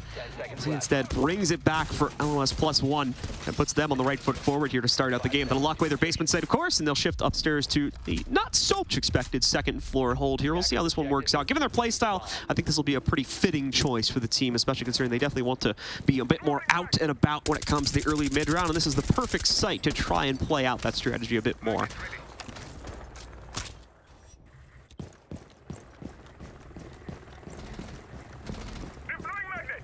Ninjas in Pyjamas will open things up again here for round two as we'll be asserting their dominance over the northwest portion of the map here. It'll be a top floor offense that they'll be looking at. Of the Thatcher pickup. This will definitely assist them with the top of square. The Selma charges will be able to break down the main walls, but it's going to be Lobbin with the run out from garage. A nice discovery, and I do believe Cameraman with some assistance on that too with the Yokais as he'll switch back over to the one in open area, try and figure out if anybody's on the top of square, but nothing to find. So they've already found their kill for the round. Lobbin a little injured because of that, but definitely happy with the results. Good drone work coming in here from Dots after he snipes away. Keep in mind, that's a defender-sided drone right now because it was stolen, of course, by Dots' utility. So he's going to have that full vision, until someone from NIP notices at least, onto the repel positions of Pino and potentially one more member of the squad if they try to commit themselves even more fully towards it. No one has been lost from los+one yet, so it is going to be a bit of a process of getting someone into a corner where they can peep that drone for the peek to support Dots if he's going to be the one being aggressive from that position.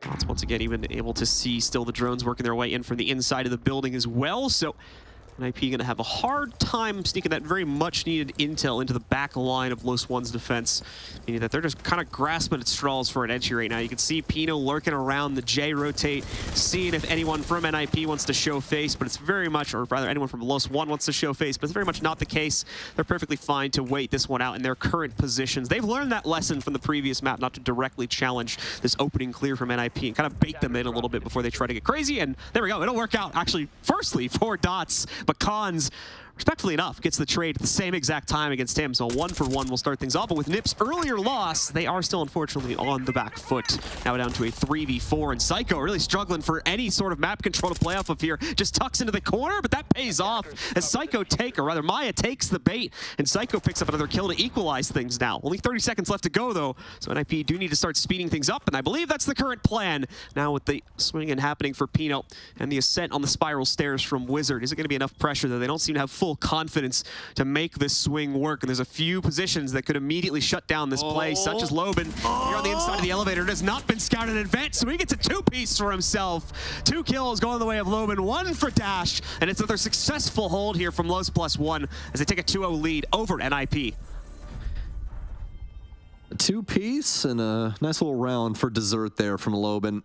Very well done, and showcasing why LOS is so dangerous up against NIP in this position on Bank, is they're able to just delay things out time and time again. NIP trying to operate with just a very low clock, and nothing they can really do from a position like that when they're also, you know, damaged in their info game. They can't really try and reassess the situation and, you know, apply themselves in a better way based off of that. So it's really difficult for them right now, but the good news is that los+one does now have to go to open area. The bad news is, with the recent history of Bank, a lot of teams a heck of a lot better at defending this site.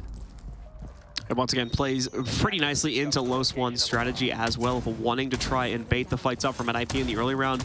Just like we saw on the previous second floor site, where you really can't play directly in the site itself just because of the way that one sets itself up. There are some similarities here on at least the usual extensions we'll see to the open area site that play out very similarly to that. But away from that, of course, it's NIP now that's looking to make their corrections, and quite quickly as well, as if los+one managed to go for a straight 3-0 rotate at the beginning of this map, that could prompt an early timeout for them. Did not see a timeout from either team in the previous maps. They just steamrolled their way through it, and in all honesty, that's not too surprising when you consider just how close that game was. Might be looking at a different circumstance here, though, like I was saying before, if los+one continues their tear up to a 3-0.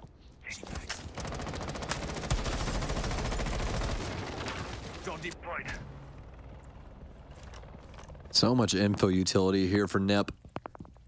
This Pulse pickup as well as the Solus are going to be super, super big for Los in this. The Lion and the Dokkaebi. On top of that, the Nook. The Pulse is fantastic up against Nook. Same for Solus, as she can see electronics, so he's working his way in, but it's going to be a nice find as Pulse a little distracted, especially with the E1D going off there. Just way too many things trying to process through their mind all at once, and Loben will end up going down. A nice pickup from Muzi as well. He'll take down Dodds, even though there was a nice little camera placement there from Cameraman. Dash going to be able to reinsert himself onto Pino, but Wizard there to pick up the pieces. So far, so good for Ninjas and Pyjamas in round 3. Funny exchange from Dash. He's like, oh, the wall behind me is now gone. And oh, a buck. Why is the wall behind me shooting? That's so strange. Gets a little surprised that the shots are not aimed at him originally, and thankfully he's given the chance to course correct Pino. I don't even think was fully aware that that player was right around the corner, so he gets a little bit of a surprise peekaboo against him, is knocked out by it, but once more, NIP with great control over these kind of mid-round gunfights. Very good communication for NIP right now too, so when a kind of chaotic situation like that occurs, they're pretty quick to throw that out in the comms and immediately get someone in position to counter that out, as we just saw right there. So now they take it down to a 4v2, but this is the problem area for NIP, and we saw this be the case in the last map too. They can set up for this execute, but they don't have the largest amount of confidence to deploy directly into these pre-play setups that the two anchors from los+one are going to have for themselves. Should still be very easily workable for NIP, but there's a chance, just given how slowly NIP move from this point forward, that los+one may be able to leverage that slow play into a 2v4 clutch. It's easier and easier by the second. Maya has to be aware of printer window. Oh, there's going to be a big pickup, but Cameraman's already down, and now Here's the issue. It's going to be all up to Maya. Maya's so strong as an individual, but up against 3, it's a hard-fought task, and they'll go down. It'll be round 3 going into the back pocket of Ninjas in Pyjamas as they'll claim their very first one. los+one falter in open area. You could see Maya having the right read on the situation too, playing into it exactly kind of as I described before, where NIP are going to take things very slowly, very like pre-prepared, basically try to slowly pinch out all the options for, in that case, what was Maya or whoever they may be trying to kill there. So we played directly into the corner, tried to be as unpredictable as possible, hoping to capitalize on the very slow, more predictable movements from NIP, and nearly caught 3 players, though I think actually only took down 1, although came very close to the spray to knocking out a few additional. Just could not make the clutch work outright, as NIP was far too well composed inside of their own push. Just making a very nice, consistent play right there to finally get them on the board after 2 direct rounds, 1 up by the defense. So it'll be a 2-1 split on the first rotation. los+one will now be able to finally make a return to where they have had success previously, which starts out here and now in the basement. Full line shift here for NIP as they know what's up with the basement. Plenty of hatch play especially, and that's why they drop the Selma charge wielding ace and pick up Habanda instead, as she's the hatch queen. Strongest when it comes to that hatch play, especially with her ability to reformat her X-Kairos in any way, shape, or form that she really wants to when it comes to her set amount. So drones upstairs as they'll be looking to try and clear things on the top floor initially. A couple of drones in towards the mid floor as well, as there is some paneling up, so signs of a good time and signs that Maya is more than likely in the area. Still slow rolling here from NIPs. You might have come to expect at this point in the series. These two teams have a pretty good grasp on each other, and the best way that NIP has found to handle the sometimes more chaotic early openers from los+one is to just slow it down themselves and never really give our defenders that opportunity to excel in their own play style, kind of bait them into a few fights that NIP instead can hopefully control. And that has had pretty decent results so far. It's just things are sometimes falling out of their control as they push it to a later phase of the round. Thankfully, the most recent one has gone off quite swimmingly, so they're going to be feeling the confidence from that now as they try to suss out the position, most notably from Dash right now.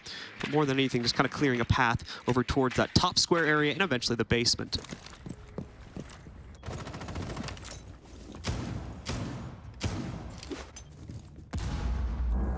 No harm, no foul for either team just yet. But definitely some pain waiting in the wings here from Dash's position. So he's now addressing the top floor. Oh, works his way in. Sledge has found somebody out on the balcony as well, but they can try and reinsert. They have a couple of players around square as well as main stairs. The Dash is going to try and hold on to this for as long as possible. Psycho still has a logic bomb as well, but with only a minute remaining, you really have to deal with him now. Wizard looking for the easier kills initially, but now has to try and get aggressive. He knows he's rotating around, and he gets the frag. Wizard with a nice adjustment there as well, as he crouches just under that death blow that Dash sent his way. Working with Cons as well to make sure that that went off without too much of an issue, and hopefully a secondary exchange in the worst case had his teammate gone down. We've got some impedance now. In fact, it does not look like they can get the hatches open. No secondary EMPs, and obviously the Sledge wouldn't have been helping them out. Okay, never mind. We do have Wizard, excuse me, on the Thatcher. I missed that detail. So they are going to be able to knock out these hatches. As quick correction on that.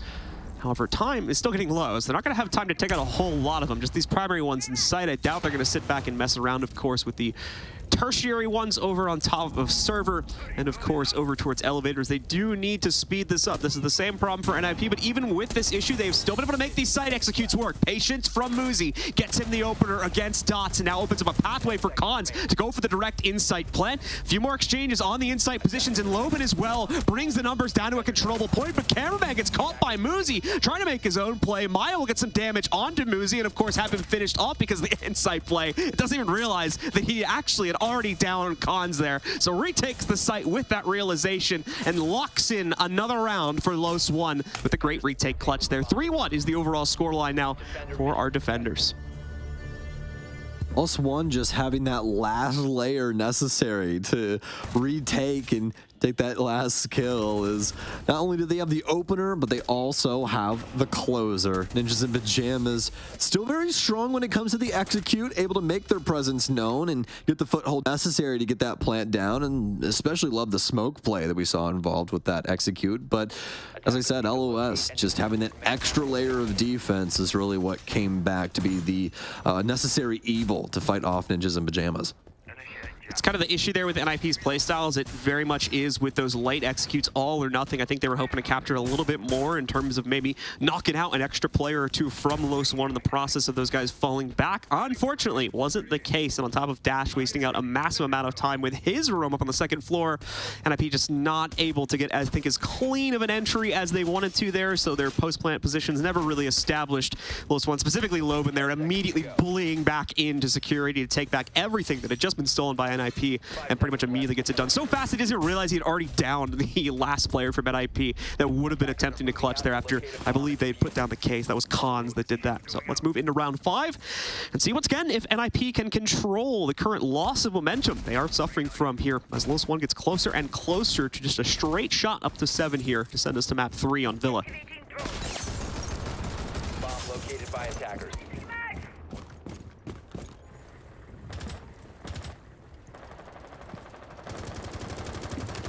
Ninjas in Pyjamas. Gonna be looking to insert themselves here with Khan's utility. Couple of drones early on to identify the top floor position and see exactly how they want to try and address this. Also, so far, done a very bang-up job of holding map control away from Ninjas in Pyjamas and making them work for it. Forcing these gunfights and forcing these big kills early, and yet again, we'll see the exact same thing go down as Dash just playing the balcony actively instead of letting NIP try and get inside and work their way into ATMs as well as use the far windows, and instead plays back into them and finds a big pick onto Psycho. This is going to limit a lot of their play. They do have the secondary EMPs of Cons, but those big EMPs work wonders and are definitely something that they're going to be missing.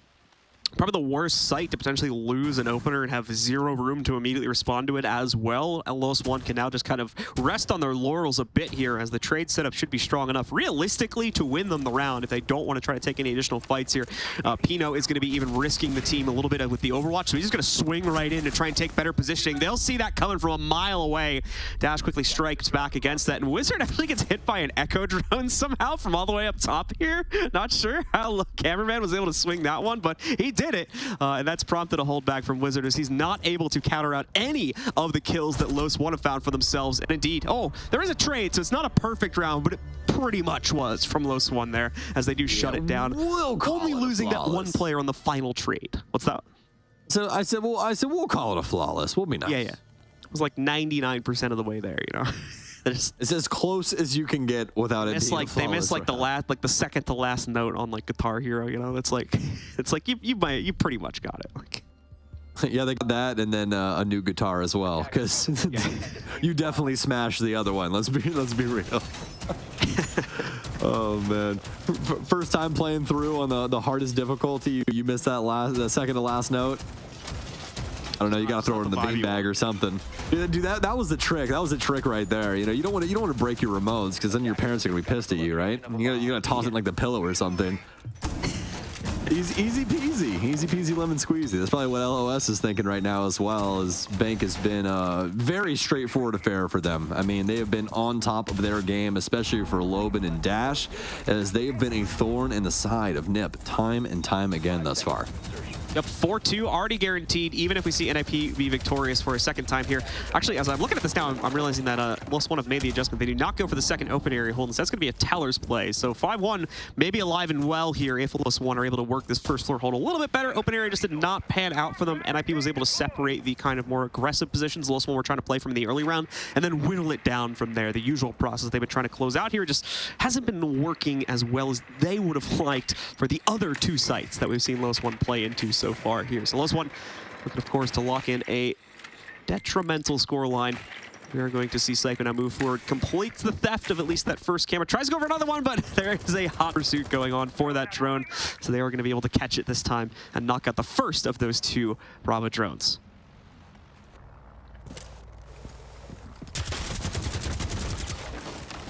Still a threat on the board, though. See it applied now.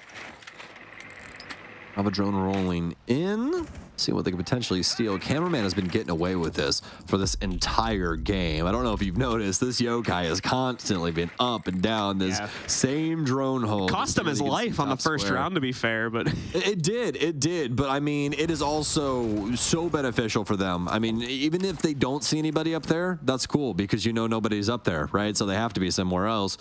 It's fantastic for Los at the current moment, especially with the other yokai across inside of Pillar. So a really strong setup for Los, and we'll see if Cameraman can try and help them a little bit further as Nip is taking control of the top floor and is looking to break up a few floorboards. No luck for Psycho, unfortunately, on those drones as he's going to attempt to steal away one of the Banshees. I think that was still the first charge on that drone, too.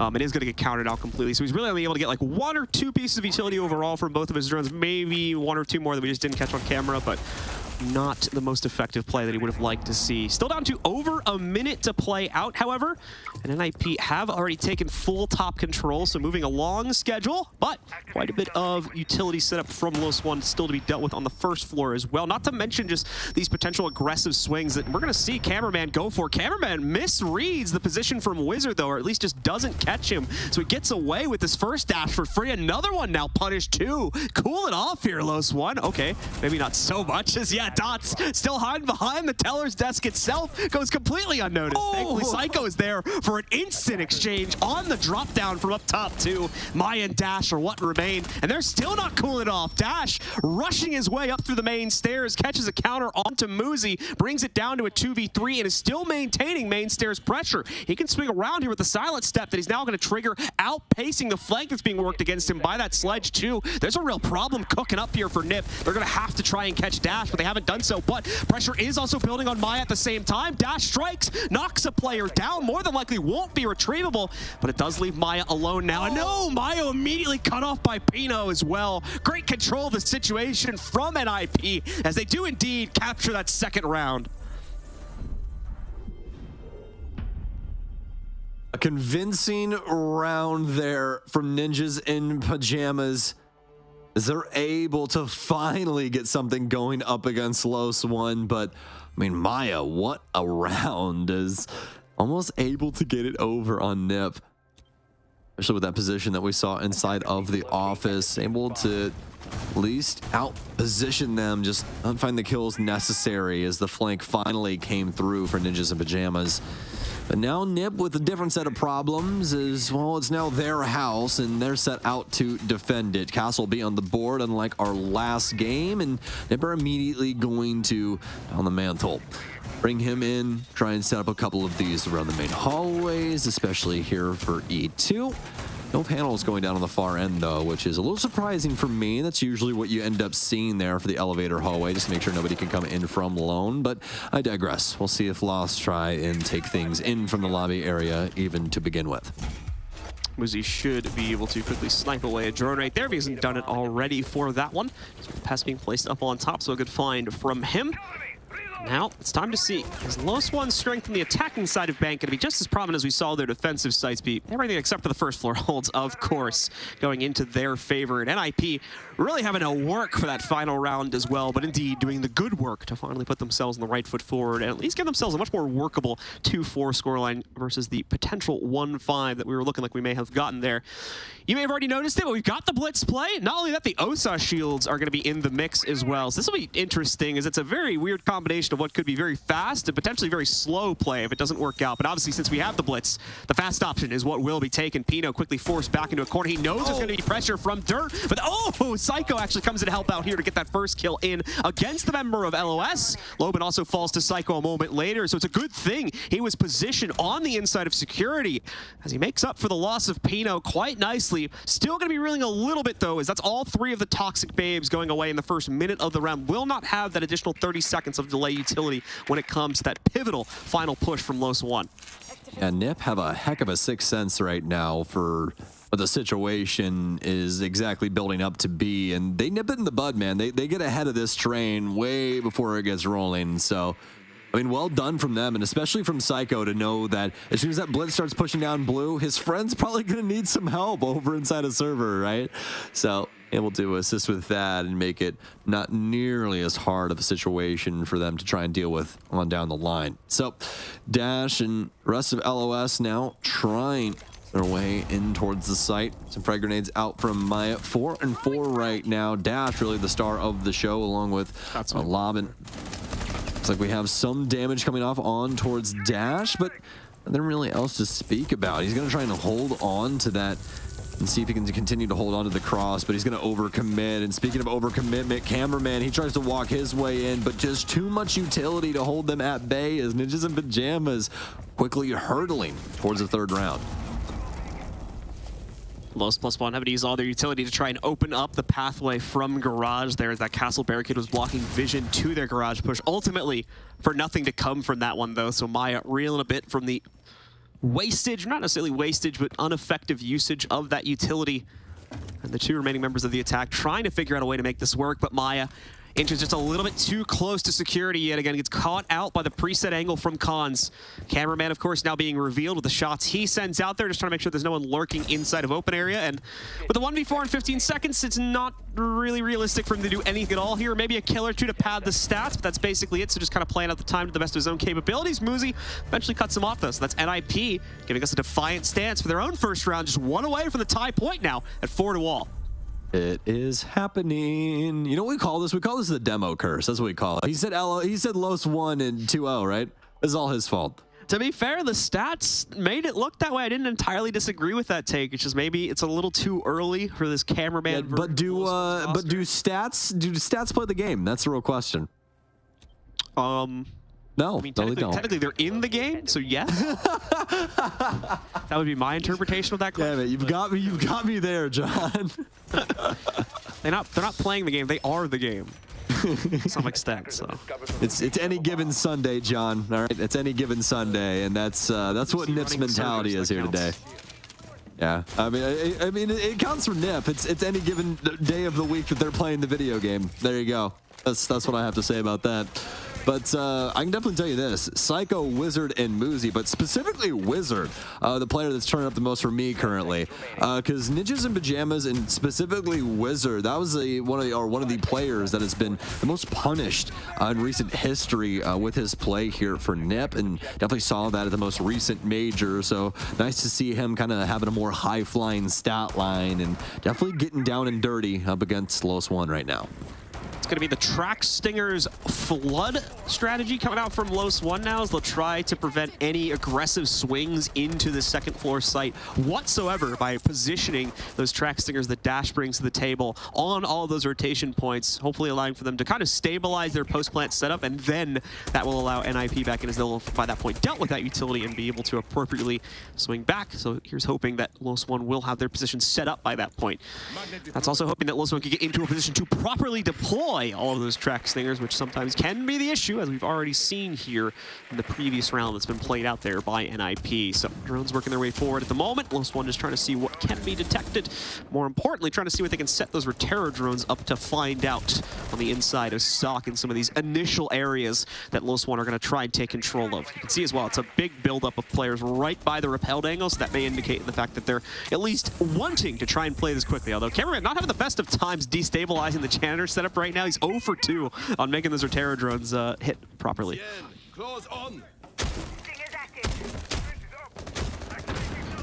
Well, Wizard setting up for the long shot here from Checkers all the way in towards the office. That's going to get the plant going. Lobbin trying to get something going for himself, but a lot of damage coming off around his shield. Dots will be dedicated to the plant. Maya will continue to hold down the window, and this plant will go through, but Cons with a big play and a big revive onto Psycho.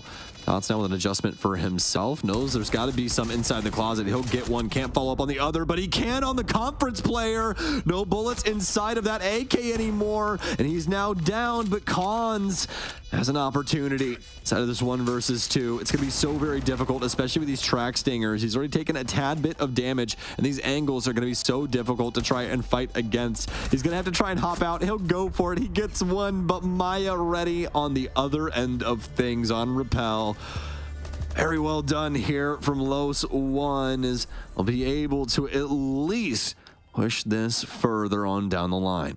Yeah, not much of a hope left for that last player trying to clutch things out, unfortunately. Two different players on repelled angles that he really can't force them to peek at the end of the day, especially with the position of the bomb plant. So just wasn't going to happen, so just sent it out the window. Can't fault him for that in any sense of the word. los+one with a very convincing take, though, skipping all the shenanigans with clearing out Janitor for the most part. Kind of having Cameraman as a potential distraction, although it may have not been intended to work that way. It kind of worked that way, where the constant denials of the Rotero drones was making NIP pay extra close attention to the square push, when in reality, it was just a brute force because of the track stingers in through the repelled angle.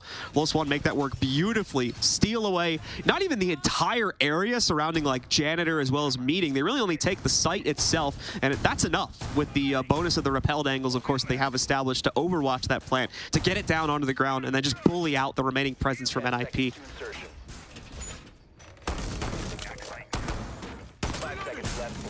los+one now looking to try and quickly link these rounds together. This is looking like it could be a pretty well formulated strat here. Love the Osa pickup, got the Lion and Zero working their way in as well, as you see Maya coming through with the Flores and those Rotero drones to clean out some of these more fortified positions. Loban is going to be the initial character to get into the building, as it'll be Ace through Dirt Tunnel here to start things off, and Dots in the rest of the game. And to see what they can get going inside of open area as well as Printer. Nice little camera selection there as well from Dots, as you can actually flip that through the floor, look inside of Printer later on down the line too. So a little creative cam there for himself to make sure that they can try and clear up the mute jammer, allowing those drones in. Trying to get another one on the inside of Stock to start the push from that direction. los+one almost required to establish top-down presence here in order to make the average take on this site work. We have seen teams skip it in the past, just forcing the issue, working their way in through Printer, as well as the inside of Electrical.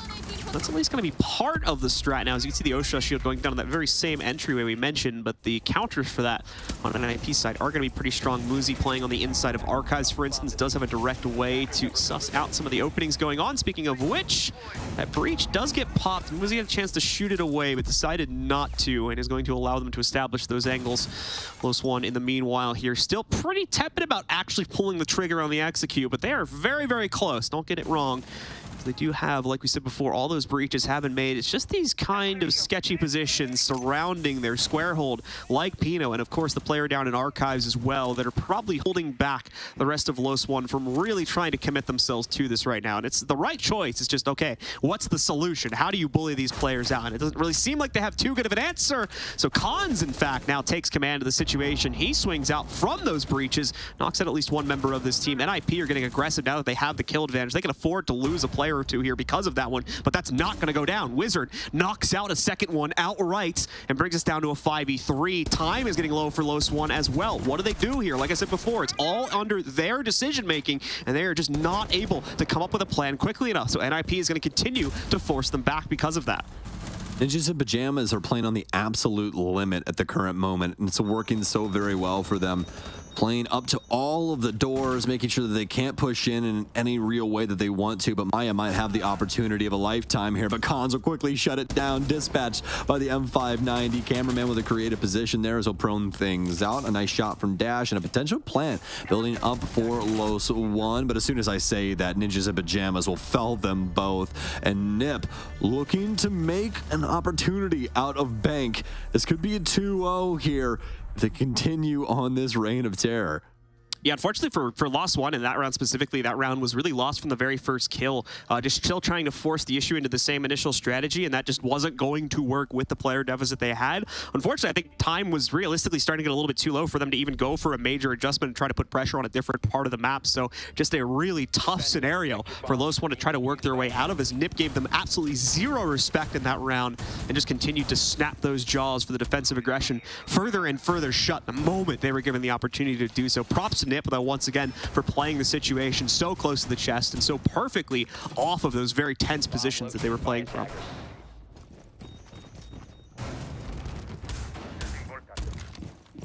los+one quickly have to course correct here. Ninjas in Pyjamas are really on their trail. hunting them down and looking to pass them by. See if we can get them in the upcoming corners. It's round 10 right around the bend. Love this extended strategy here from Nip, John. We haven't seen a real roam here in Bank, but a lot of teams have been discussing in the recent major, as well as some of the recent content we've seen from a lot of them, that Bank has had some adjustments with some of the half roams and stuff that we've seen coming out, and been a lot of fantastic play that we've seen stem from that. So see if Ninjas in Pyjamas can imbue any of that into their own game plan for this one, as Maya and Los will get down to it. They get the Twitch drones in here. Nice position, at least initially. Usually something that ends up getting checked out, but it'll be a good find instead for Maya, as they'll get rid of the Electro Claw and potentially a lot more utility. I mean, there's plenty of things at their disposal down there, so we'll see what they can get on down the line. Dash going to confidently move forward with the OSA shield supporting his push. Not a whole lot Khans can do about it, so he's just keeping an eye out for the secondary player to move forward here. Timed Nitro Cell nearly perfectly, but at the same time, the movement from Dash is a little hard to get out of the way of. He does land a pretty high damaging shot into the foot of Dash, though, which knocks out quite a bit of his HP. And elsewhere on the map, we're going to see Psycho take control of the opening kill. Dash is ultimately able to subvert the expectations here, though, and turn his own fight around, but much to the displeasure of los+one, they are also going to lose that advantage. A moment later, Muzi just barely gets away with the second frag. As you can see, he's reeling from that one down to only about 5 or 10 HP, so he will have to calm himself down. This is also a very advanced position for Dots, but he's not necessarily going to be able to work it into anything. I may have seen a piece of wood or two fall down that could have given an indication over to the defense that he is indeed playing here, but some of that is on the client side, so it's a bit of a mixed bag in terms of that would actually work. Dots tries to use the Twitch drone as a distraction to play downstairs. It does not work in any sense of the word. Nip, read it like a book. And now the case is down. Maya is going to try to re-entry in the best position to take back that case, but hasn't even caught the rotation out from the Archives vault. Psycho shuts it down, and it's another round from NIP as they complete the comeback now and start to take a bit of a lead for themselves, or at least attempt to on this next round or two. Yeah, we're looking for the los+one timeout after that. That's what we're looking for here. I don't think you let this get too much farther down the line before it's just problematic, and I don't think it's a problem that they can really solve right now. Cameraman, he's been with the team for a month. This is their first official match together. This is best of 3 up against Nip. And Nip, due to that mileage as a squad, looking to be just a little bit of a shinier stone here. Even though Bank not exactly beneficial for them the last time that they faced off.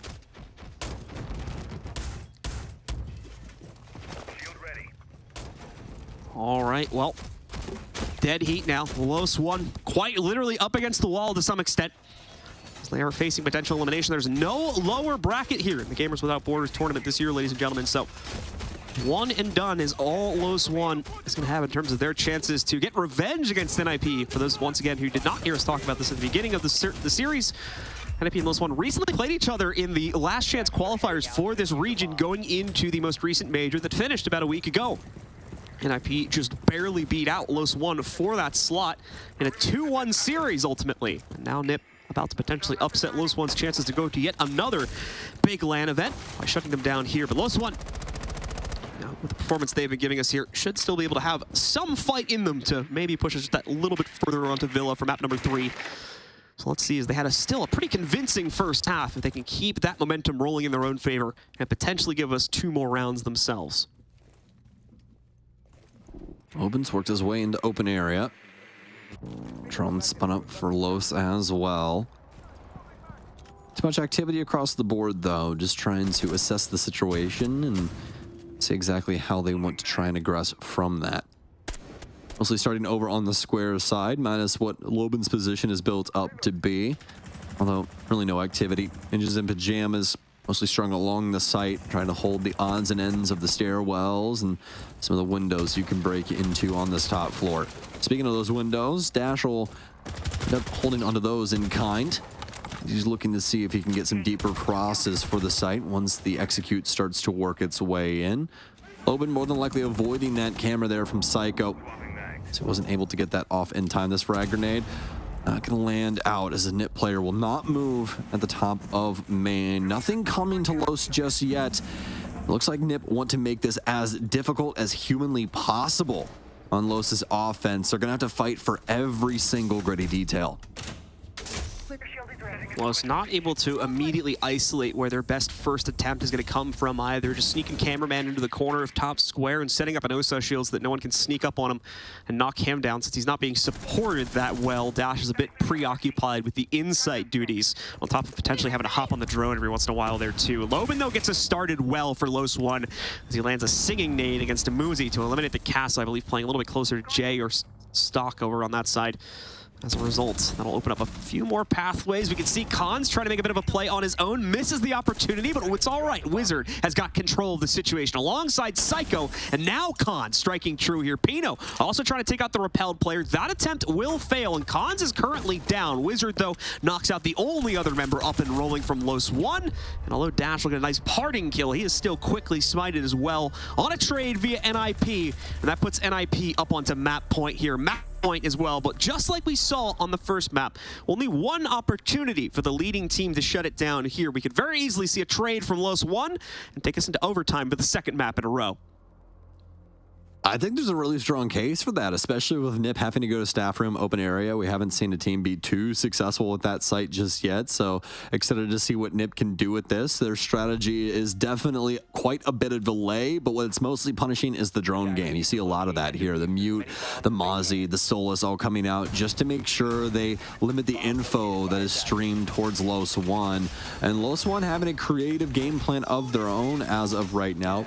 Looks like they had a little bit of a prediction coming into this round that this was more than likely going to be the site, as well there's really only two, and this one is definitely better than going to Archive, isn't it? So well, it looks like we're going to have the fuse come out from Maya. They're more than likely going to try and play this for the top floor, but now this begs the question, can Los find that initial pick that escaped them in the last round?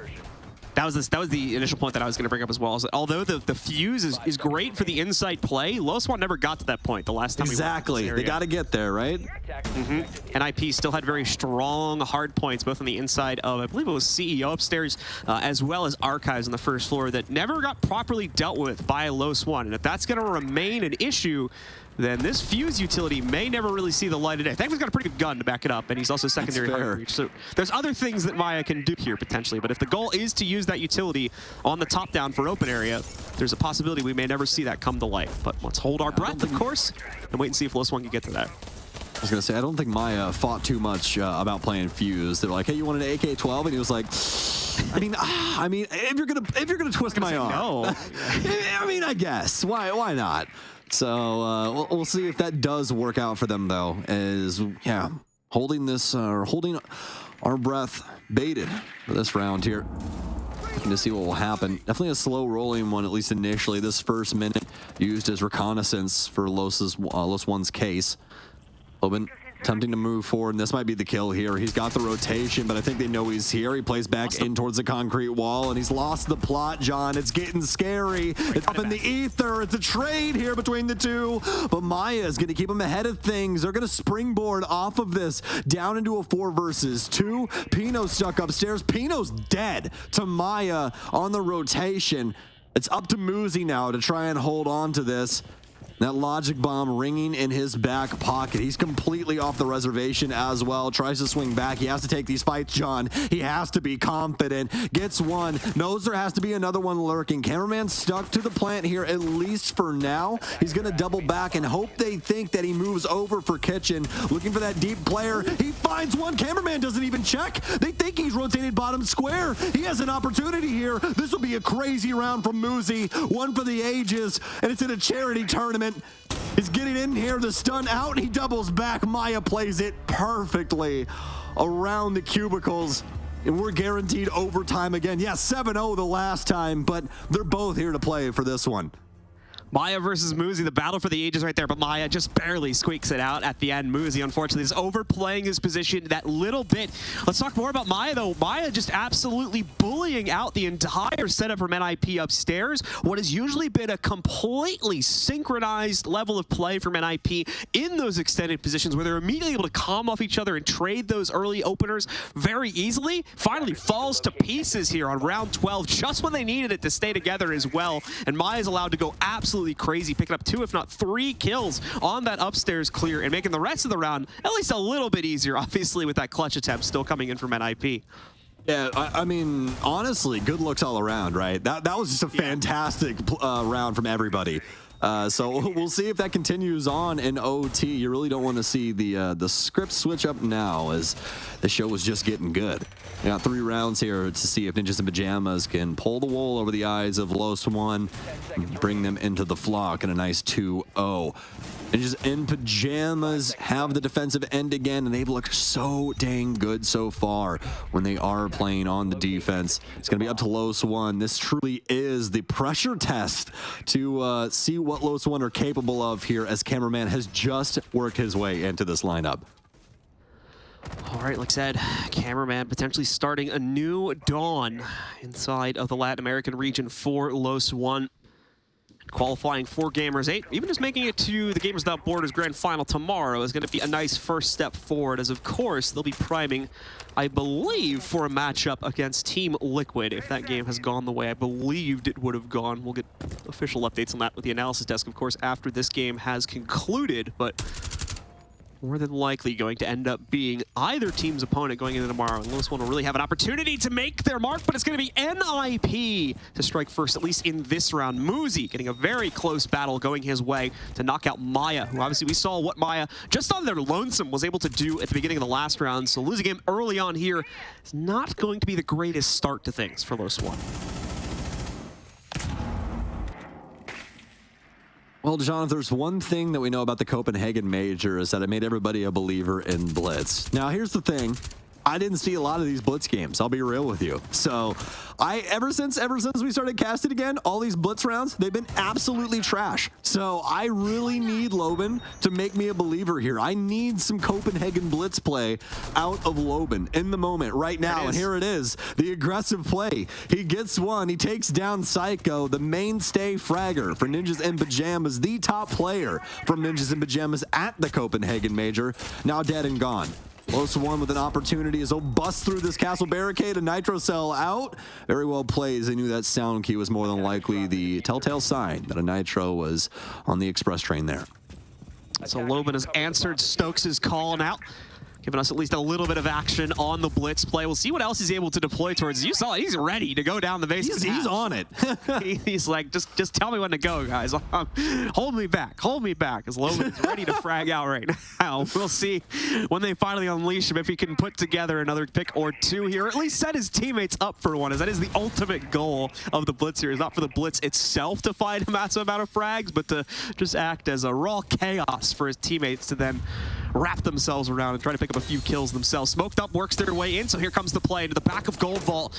Loben will insert himself. Immediate counter to the pressure coming in from the gold area itself. He's going to try to get right up in his face. Oh no, the melee comes out, but the blind also goes through on the shield. So Loben gets kill number 2 on the Blitz. Dots also finds one on the inside, but it's Loben to win another 1v1 on the ADS for the pistol with the shield to close it down instead, as los+one take the opening round of overtime and have the initial chance to close this game down and take us to Villa. And there you have it. I've been christened in the Church of Blitz. It works out. What a play from Loben, as he really is the star of the show. Not just a flash in the pan, but something that burned on into the night. What a round from him, and what a round from los+one, as they take an offense that they desperately needed. Now Ninjas in Pyjamas have to try and do the exact same thing on the exact same site. See, now you guys understand why Monty's being banned out so often, because you think this is annoying with Blitz. When he's with Monty, our Imagine if you can't shoot him. yeah, our 8-pack players were doing that the other day.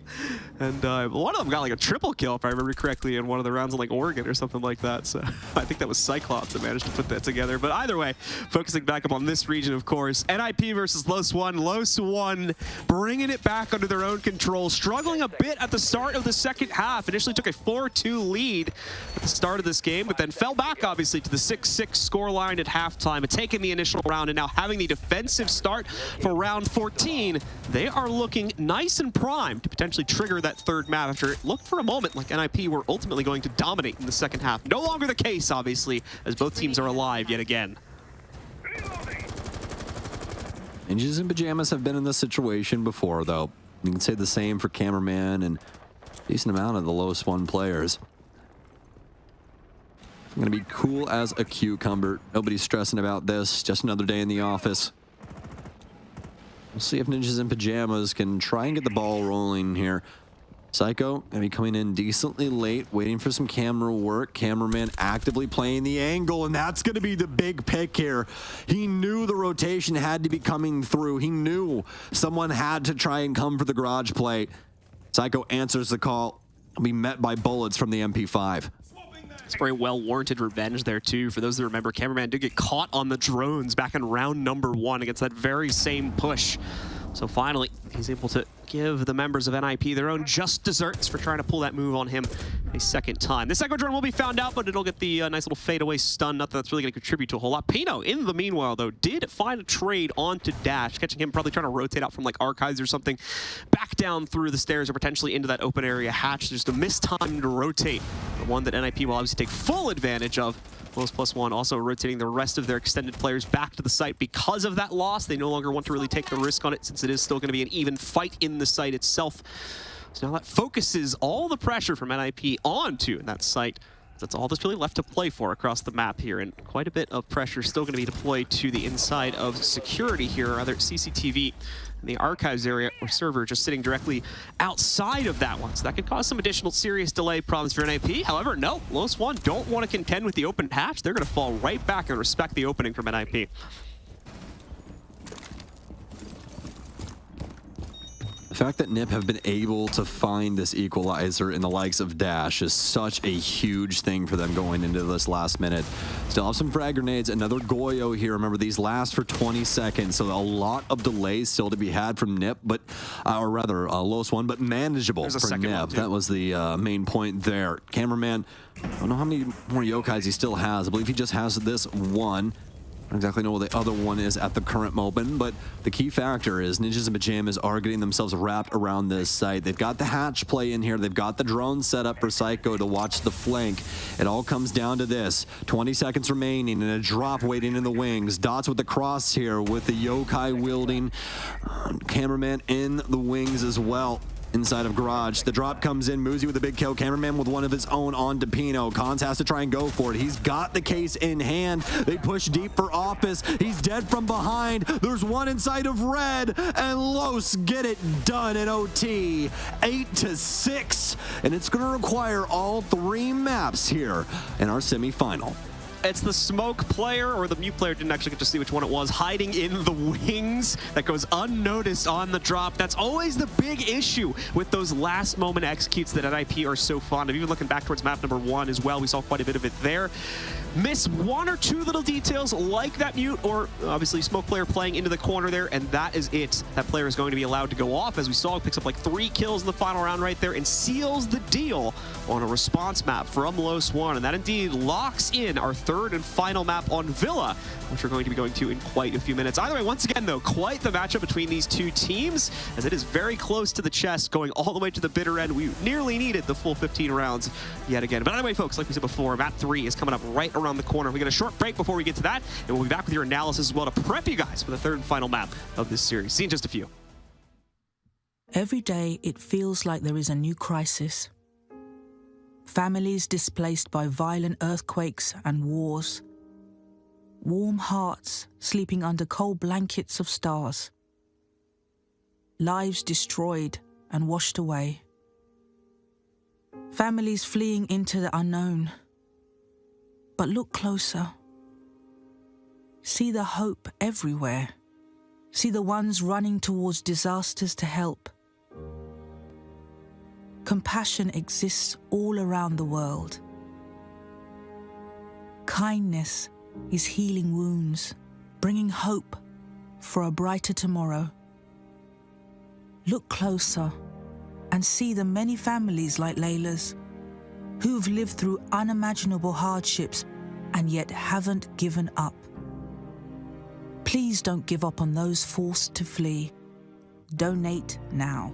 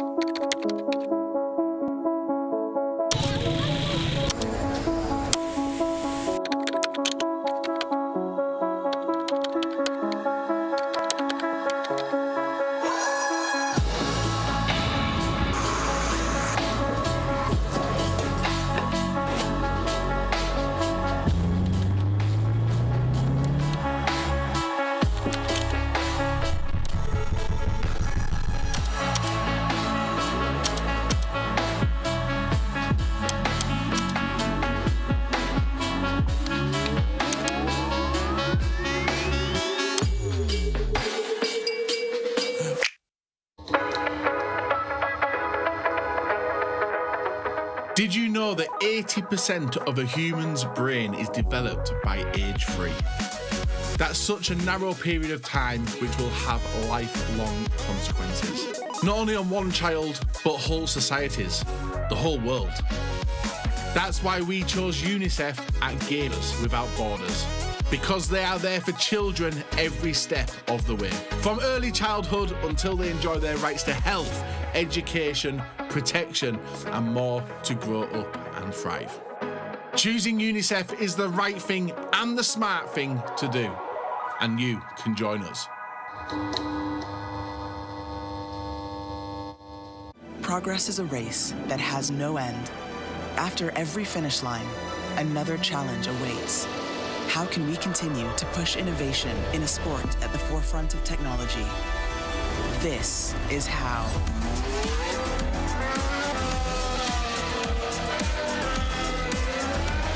Discover how Aramco and the Aston Martin Formula One team aim to meet Formula One's sustainable fuel targets. Aramco, powered by How.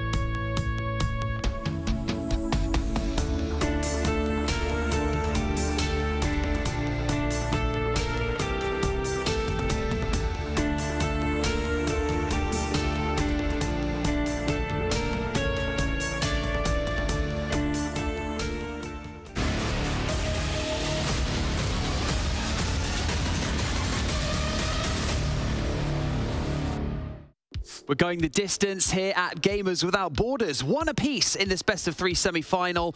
los+one continue their dominance on Bank, only just, but turning the tides when they need to. A great display of mental strength, right, Anne?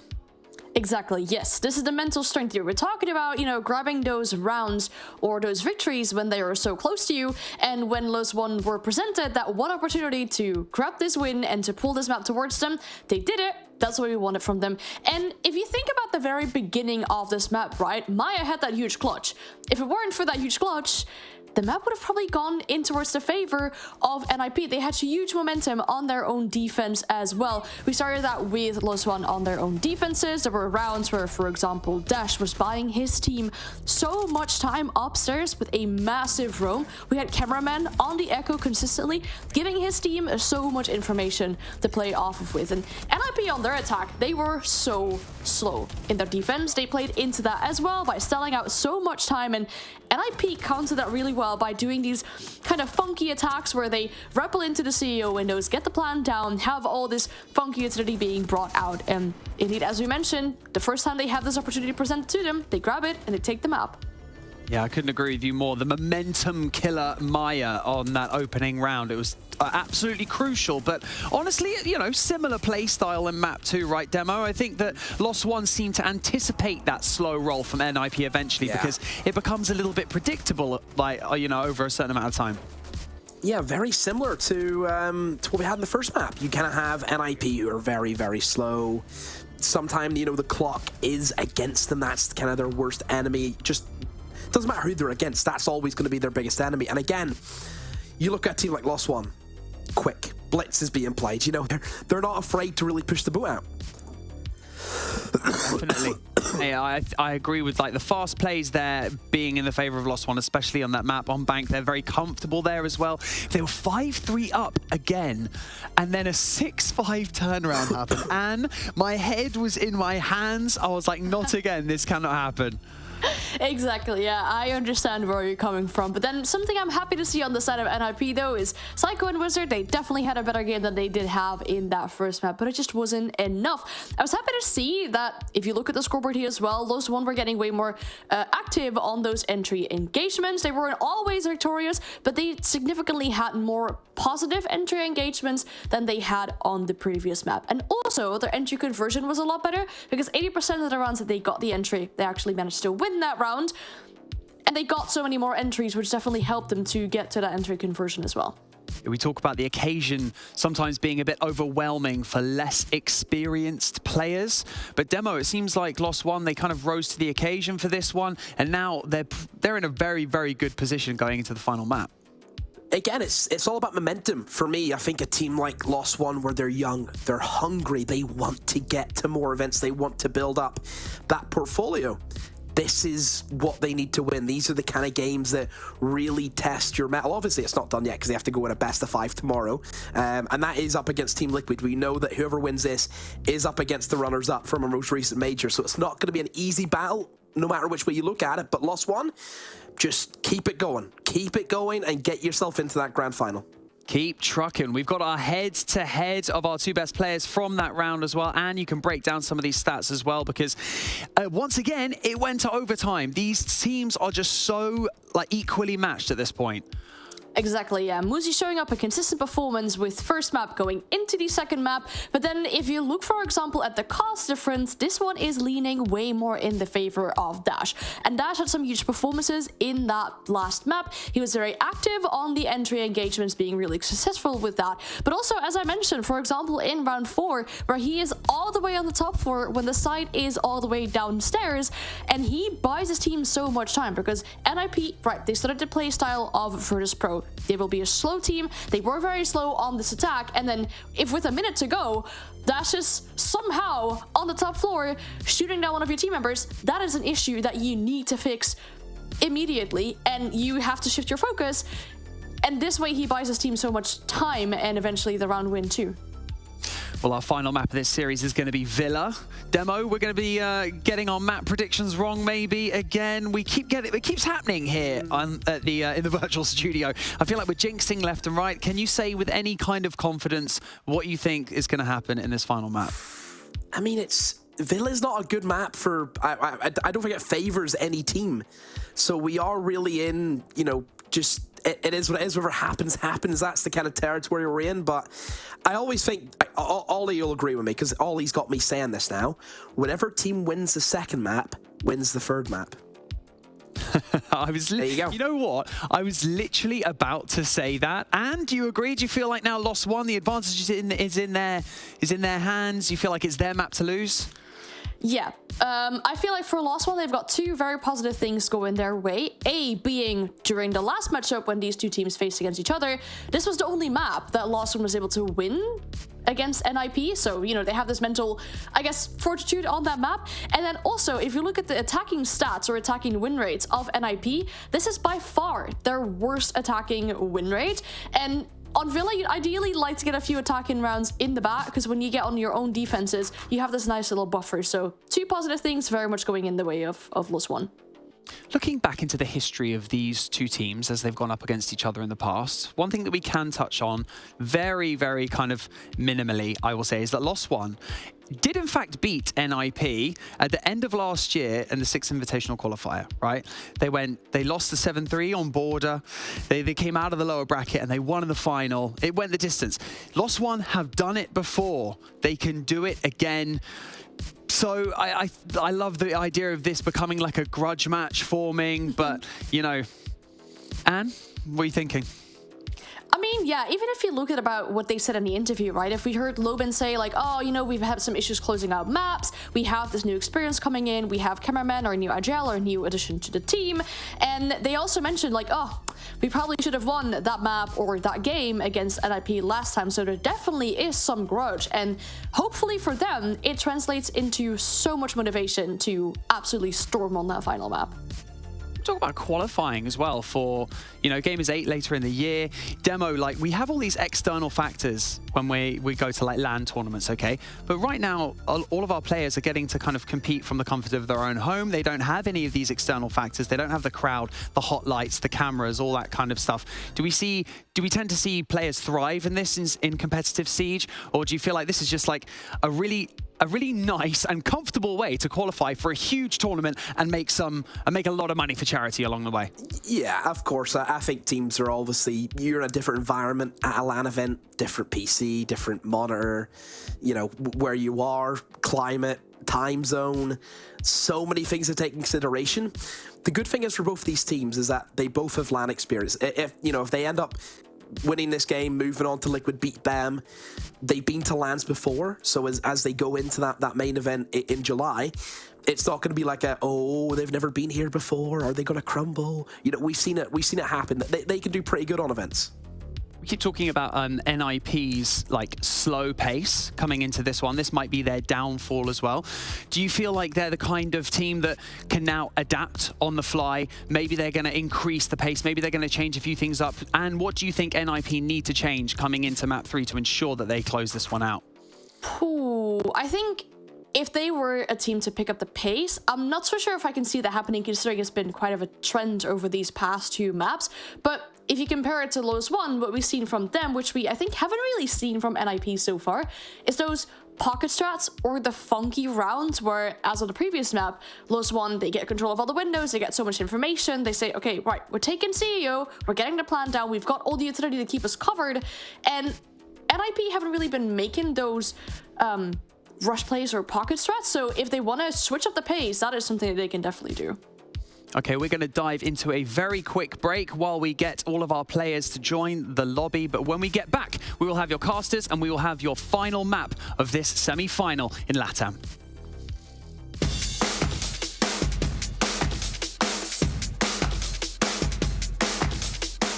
TSM. SSG won the 2020 Invitational. That was Space Stations? Oh, I'm so sorry, Troy. The 2021 highest rated player, Grixer. I believe it was it Grixer? 2022 was Finka. God, I hope I was not on. Well, I did actually play a good amount of Yana back then. Shoot. I still want to say my most played operator was Thatcher. In 2022, it was Legion. Yeah, I wish I was a gunner, but I'm pretty sure I was playing Smoke at that time. It was SSG versus TSM. Oh. That was DarkZero versus TSM.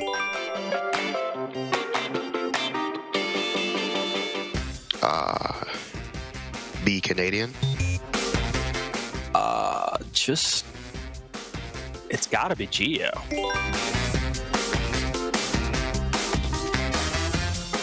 B J9 now. Let's go with the boy. Yeah. Oh man, you had to put 2 mailboxes in there. It's gotta be one of those 2 guys. Jack is extremely clutch, but Diaz is Diaz. But Jack got farther, so I want to say J90.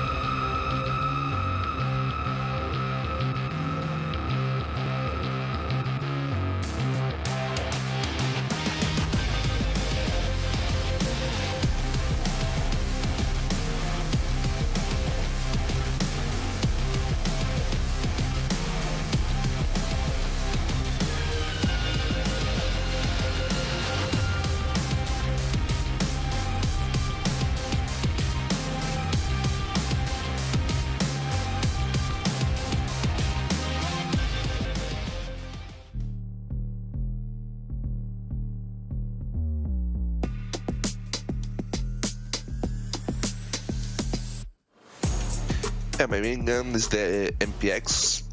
It's really good. It has a 1.5, so yeah, you can be really flex with it. And my second is the SMG 12. So on the MPX, I normally use Flash Rider, Vertical Grip, and 1.5. It's really good. On the SMG 12, I normally use just the hollow sight, Flash Rider, and also the vertical. Yeah. It really depends. Like there are some sites that's better for you can place a great shield. It really depends on it. Flex a lot.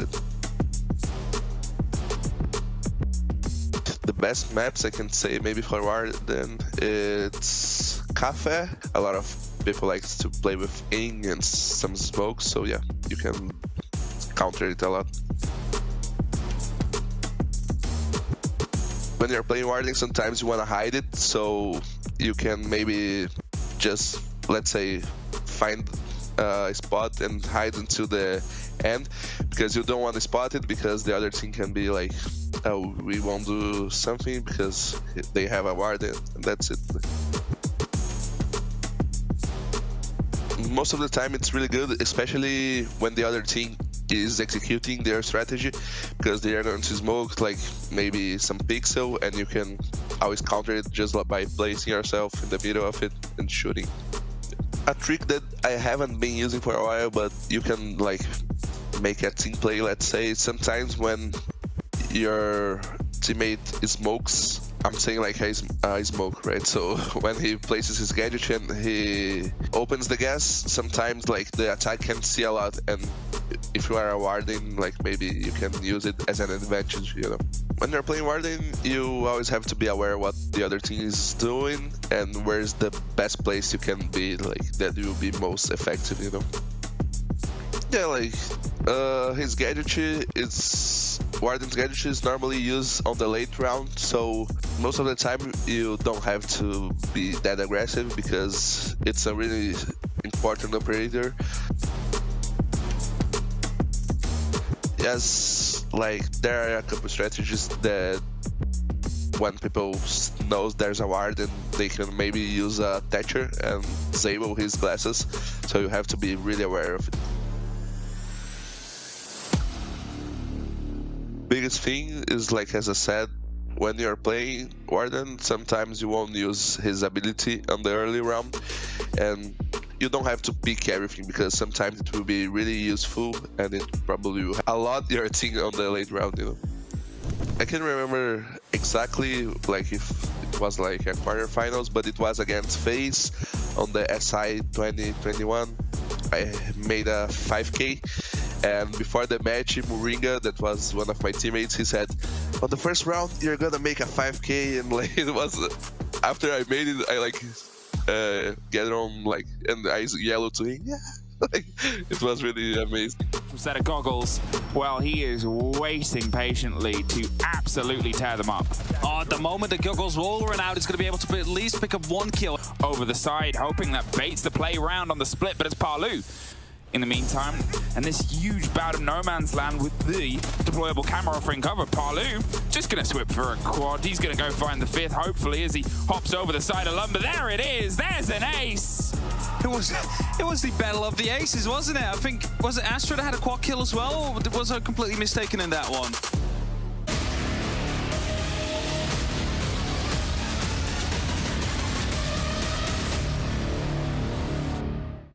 Welcome back once again, ladies and gentlemen, to the Gamers Without Borders Rainbow Six event. We're working our way through 4 different regions and 4 pretty big prize pools, of course, to find ourselves a winner from each region to pick the lion's share of that prize pool to donate to one of our 6 pre-selected charities, and of course, qualify to the main event at Gamers 8 coming up in just a few months. Moving into map number 3 now of one of our Latin American semifinals. We are going live with it as it's los+one up against NIP. It's been pushed to a 3rd and final map, and it's on Villa, so let's get ourselves into it to see which of these 2 teams will move on to the grand final best of 5 tomorrow against Team Liquid. Yes, indeed. Let's get right into it here as Thatcher will get banned out from Ninjas in Pyjamas. los+one on the other end of things will be handling their offense and defensive ban right here, right now. And speaking of right here, right now, just getting off of Bank, where we had a heck of a game in between these two teams. los+one, though, finding themselves in overtime to take it 8-6. Ninjas and Pyjamas able to win in regulation when it came to Chalet, but past that, it's on down to our mainstay map here now as we get into Villa. It's going to be a zombie band out on the defensive end to wrap up los+one's ban phase here, and I'm liking what I'm seeing. We'll see if there's any variation to that for the final ban coming in from NIP. More than likely not going to be the case, and we should, especially since it's Villa 2, stay within side of the triangle of those commonly banned operators. But now we'll drift outside of it just slightly, though, as Amira still has quite a bit of power to play out on this map on most sites. It makes perfect sense to ban her in, but that does mean that Valkyrie, as well as, of course, the Solus, are still going to be left in, and that'll present some problems, of course, to our attackers. We'll talk more about that when we get those selections locked in from NIP over the course of this half, but they will be voiding those two for at least the first round, taking a peek at their initial operator selections. An AVG hold from NIP, so they need to rely a little bit more on the mitigation and delay utility that you're going to see spread across that lineup. Protect your bombs from being defused by attackers.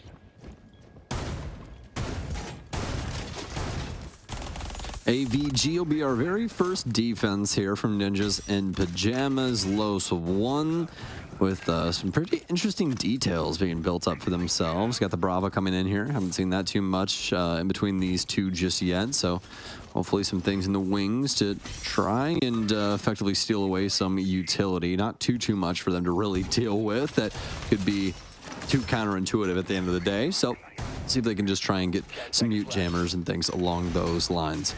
It's going to be an extension here for Ninjas and Pyjamas, but one that we all know and love, as it'll be some panels up on the tri-wall, over in Statue, a few panels over on the Astro wall there for Trophy. So Nip will be worried about the entirety of this top floor, and we'll see what los+one wants to do about their clear. los+one obviously moving slowly into things. They just spawn, and it's going to take some time, of course, before they're more in position to make any moves against NIP's pretty straightforward strat to hold on to things here. A very horizontal focused hold, only really trying to negate stairs pressure from the front main stairs and study area, as you would generally expect for the AVG hold.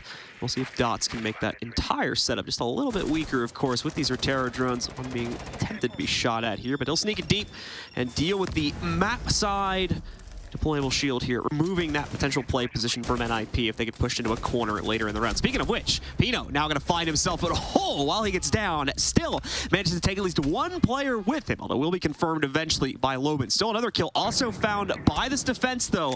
So los+one still down by a player, even with that trade against Pino considered.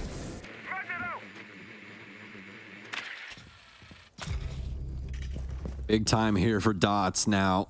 She'll take down Wizard. Got the 3 versus 3. We'll get rid of the utility around main stairs as well. Throw that out for his teammates. Loban as well as Cameraman. Still trying to find their mark for the round. Dots trying to assist with the piano player and is well struck from los+one as Ninjas and Pyjamas.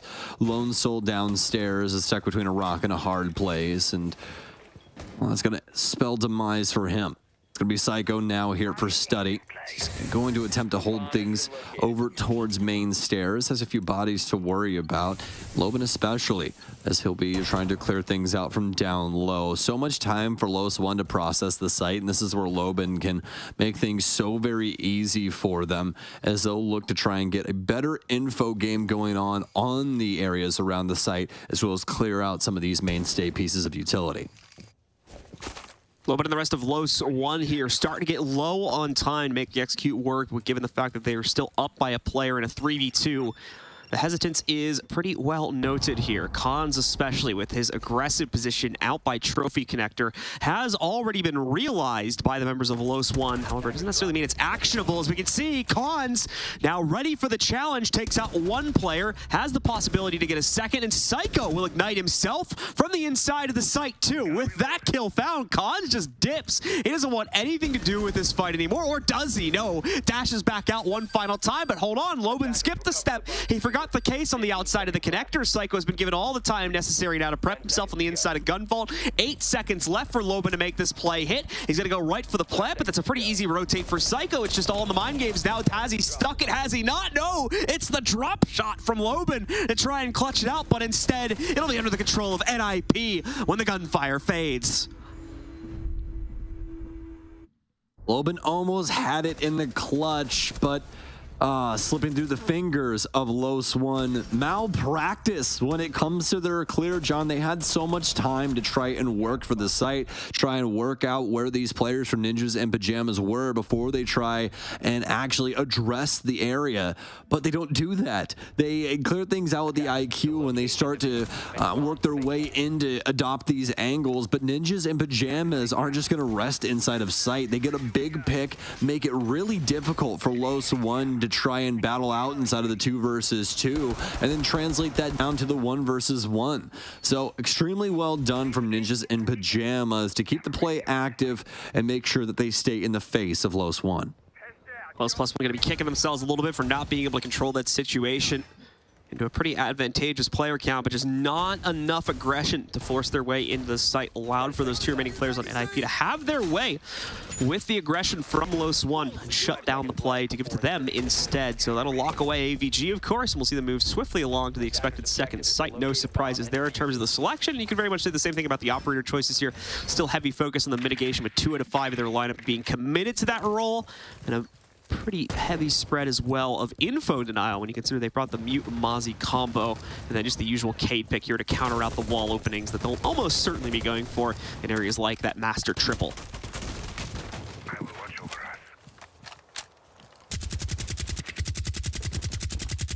We'll also be looking to try and fix things up now after that previous round where opportunity simply passed them by. Ninjas and Pyjamas with the lead, but we've seen both of these teams not really able to stay too far away from each other. Quite streaky when it comes down to it. Either that or we're on the teeter-totter. No one really dominating when it comes to any of these maps. So expect Los to swing back into this. Expect a swing from Muzi here with the M590. This is a gun that you got to be confident with, and he surely is. A little damage to Muz, a lot of damage to Loban. Unfortunately, just a little bit too far to get the outrate down onto Loban. So no killing to him just yet. Stays alive, and so does this extension. Oh my goodness. How did that happen? Let's go of the nade, I assume, just a moment too late. And the splash damage hits him right in the face on the way back there. Very unfortunate for Loban, as it'll cost him his life. You'll remember, of course, he was already down to about 10 HP from the fight he just took, so did not have a lot in excess. Loses himself because of that one. And NIP will just take that. Be like, okay, we'll take the first kill. Dash, though, is going to try to take the trade for it. He's got the down. He's not going to know it, but there we go. Has drone confirmation, so fires in one more time to make sure that goes true. Pino, in the meanwhile, though, is going to be able to convert that back onto Dot. Still keeping things in the favor of our defenders, but just barely. Gets a little bit more definitive now with Wizards pickup. Cameraman with a good possibility to maybe turn things back around, but no, they miss Wizard. Still on the staircase. Thought he had evacuated entirely, maybe. And Muzi, as such, is able to claim the final kill with ease now, as it's just a 1v4 to shut down at that point. A 2-0 lead to our defenders as they get off to a hot start here. A hot start, hot to trot for Ninjas and Pyjamas. Don't want to get too far ahead of myself here, but los+one starting to putter out just a tad bit. I did mention that these have been very streaky back and forths in between these two teams, and we have seen some 3-round advantages at some points throughout this series. So let's just see what los+one have in store for us. A round in the chamber for Ninjas and Pyjamas, and a round that will still be hard fought from los+one. It's a kitchen defense coming out from NIP. Not feeling the library defense just yet. A lot of teams starting to work that into their rotations just to be able to have that spice of life every once in a while, but Ninjas and Pyjamas going for the tried and true instead.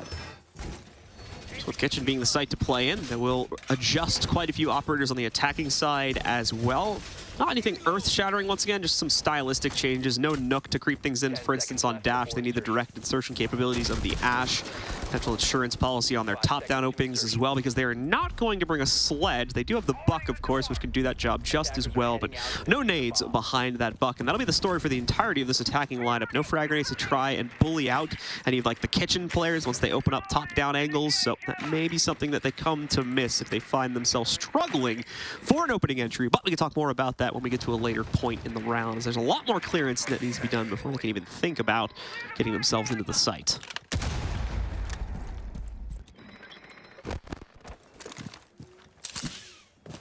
Well, a few layers of this onion peeled back.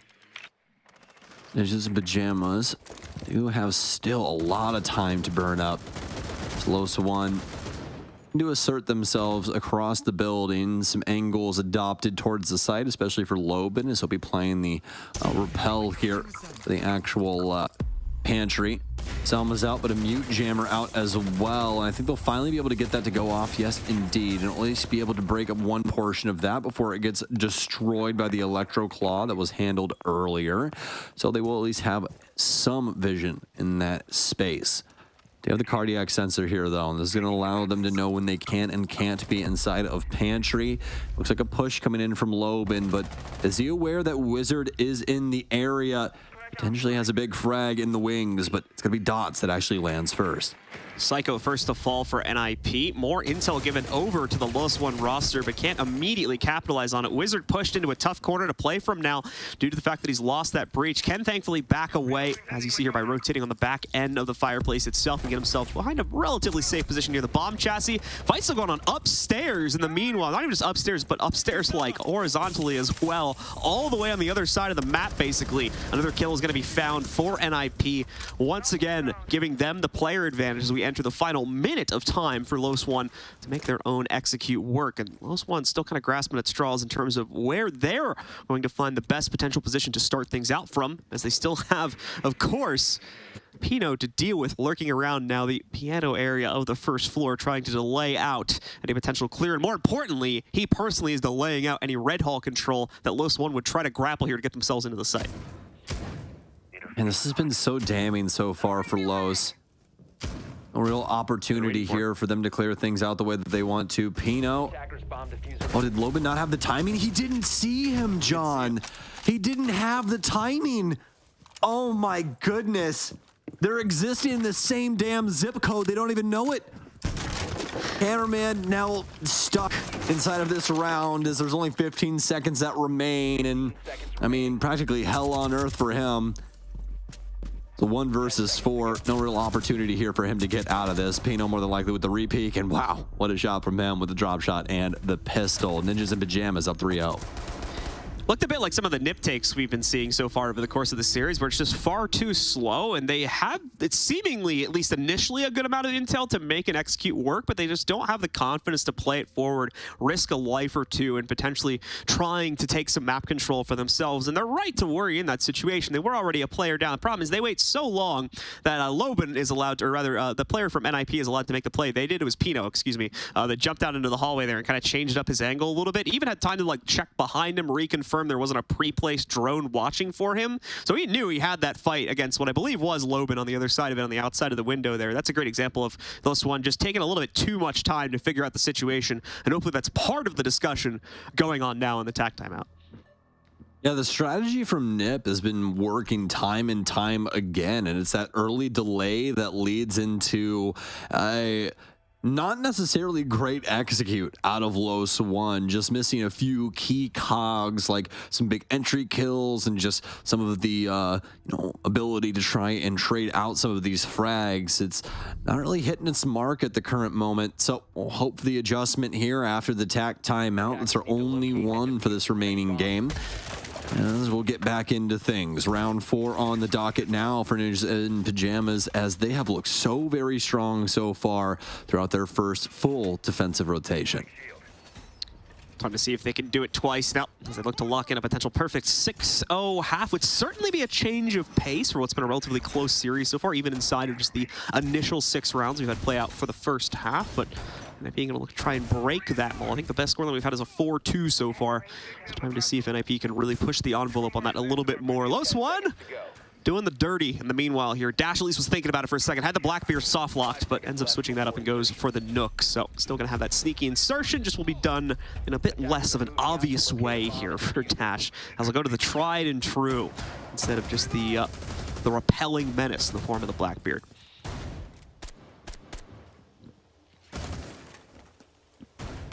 When are we nerfing Blackbeard again? That's the real question. Get the guy out of here. I think it's going to be a buff, in all honesty. No, get rid of him. What'll probably happen. Just take the shield away, make the top hat skin permanent. That's what you need to do. That's the real buff right there. And, well, doesn't look like the rough waters are exactly clearing up for los+one. In fact, I think a storm front's moving in here, Blue. DarkZero is going to get taken down. And, well, what's the issue with that besides Dots just being dead and being down a man? Well, he happens to be Ying, which is probably the most important utility when it comes to actually executing onto the site. Loban trying to find something, but it's going to be Maya first. They know somebody is inside of Astro. A crossfire being held from the window, but nobody able to find Pino before he slinks off. See if Wizard can negotiate a few more magic tricks. As obviously got that very nice kill to start the game off, but they've since lost the edge, bringing it down to a 4 versus 4 now as Maya. Even right now, keeping his wits about him, even though he's got full clearance, as far as I'm aware, to this side of the map, just making extra sure that no one else from NIP had been tucked into a corner or something and had gone unnoticed. That's been a bit of a problem. It's happened at least 1 or 2 times, but it seems like LOS have that great control over the situation at the moment here. Another kill going to be struck. Now that gives them an actual player advantage to build off, but NIP, at least on this defensive half, have not been one to give up the ghost so easily on their aggression. You can see Psycho, and by extension, Khan's playing directly next to him, looking for an opportunity to potentially swing out by Death's Door. I'm not sure if they have a small breach inside of the gun vault. Well, they will in a second. Try and play out and do as much damage as possible to this attack from los+one. They're going to find that opportunity. Khans, the patience plays off from him, swings in one final time to the breach in gun vault, picks up a kill. Problem is Psycho and now Khans have been isolated out for response kills. Dash as well shuts down one more. So finally, after the timeout, los+one are able to immediately convert results and get themselves on the board at a 1-3 scoreline. A strong round yet again from Nip, but los+one finally able to get something going themselves. Some huge frags there to finally get a round under their belt. I mean, look at this. Ninjas in Pyjamas able to at least get some of the crossfires working their way, but finally los+one putting the shoe on the other foot. Able to get the big kills here, and it's not really tradable for Ninjas in Pyjamas given the circumstances of their man count. So very well done from los+one, especially to recoup after the earlier kill of DarkZero. With NIP still being in that prime position, we'll see if they're going to be prepared for a quick rebound on a different site. Won't be trifling around with trying to go for the immediate replay on AVG. Instead, they just move right along onto their next site and play it into that one instead. For NIP, though, it's going to require still a bit more of an aggressive stance as we're seeing them commit to yet again, even leaving one of the walls open for rotation here. I believe it will stay that way as they'll play the 2-1 split on this wall. And nope, there we go, they'll patch it up as the prep phase does conclude, but that is something we see occasionally, although not to that extent is the wall usually left open to that degree. You usually want to block the rotate outright at least and just use it as a sight line into the next room.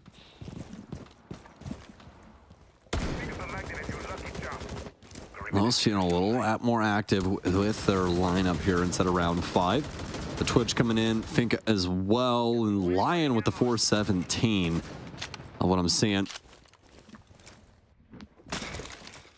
Level 417 combo in between Dots as well as Dash. The lethal one at that as well. We'll at least get rid of the drone that was coming in via the study balcony. Dot's going to readjust as Muzi will be the one holding on to this. Does have a few teammates in tow to be able to assist. You know, Jammer here too. No real teeth to this just yet for Los, as trying to keep this one close to the chest. They do not want to over-aggress as Ninjas in Pyjamas would all then be guaranteed an advantage going into the half. Electric Claw actually should be denying this entry attempt that's being made onto the wall here. So nice they knows that should have burned out all the X-Kairos on top of it. Dash, no more charges left, so just has to sit here and kind of cry as he watches this Electric Claw negate out most of the advances from his team. Should have potentially been a second Twitch drone, but maybe not so much the case, as like we said before, Dash is not on that one. There we go. Now Dash picks it up here. So it turns out he does have another charge left in that one.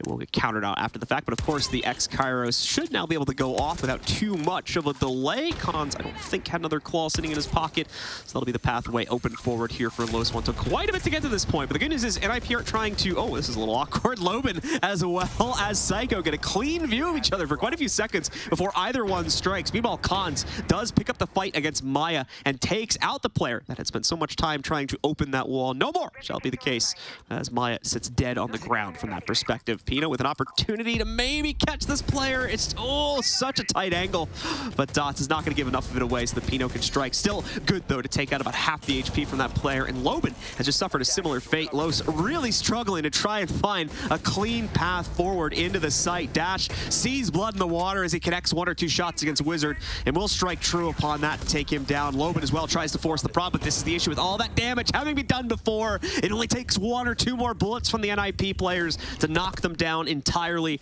Cameraman sits alone in the 1v4 here, not even in the site either, so not really playing from a clutchable position. He'll try to force it, but Psycho puts him right back down to the ground, and NIP immediately retake their control, guaranteeing a 4-2 half at the minimum. I'm going to try and make it 5-1 heading into round 6 here in a second.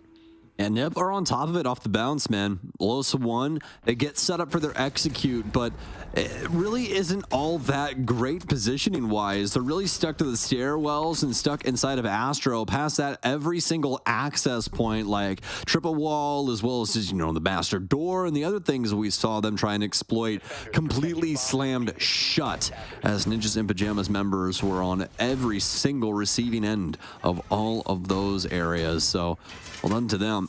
Ninjas in Pyjamas up 4-1 because of it. Round 6 right around the corner here as Ninjas in Pyjamas will be setting things up inside of AVG. The usual suspects across the board when it comes to their operator lineup too. They got Jaeger in as well as Wamai for some of the throwables. Mute Jammers to hold down the walls. Smoke for that little tail end of the round. Then finally Psycho, well, because Psycho just likes to have fun, really. You know, Warden's more for the hi, how you doing kind of a situation. Play right through those smokes, get those big frags. Into round 6 we go now after los+one have confirmed their lineup. We'll see if NIP can complete the set here with the only kind of return to a previously lost site that they'll make, is obviously they've won every other site. los+one will have their opportunity for revenge on the AVG site. And we'll have to wait and see if it'll all come to fruition. NIP, in the meanwhile, will be directly challenging even the initial clear, as you might expect on a site hold like this, on the inside of that Astro area. Oh, the timing for this could pan out, and nearly does. Pino immediately turns tail and runs away there, as he'll lose about half of his HP. Could have been worse, to be fair, but yeah, we'll at least be able to make it out with his life from that specific situation as he backs away further into Astro.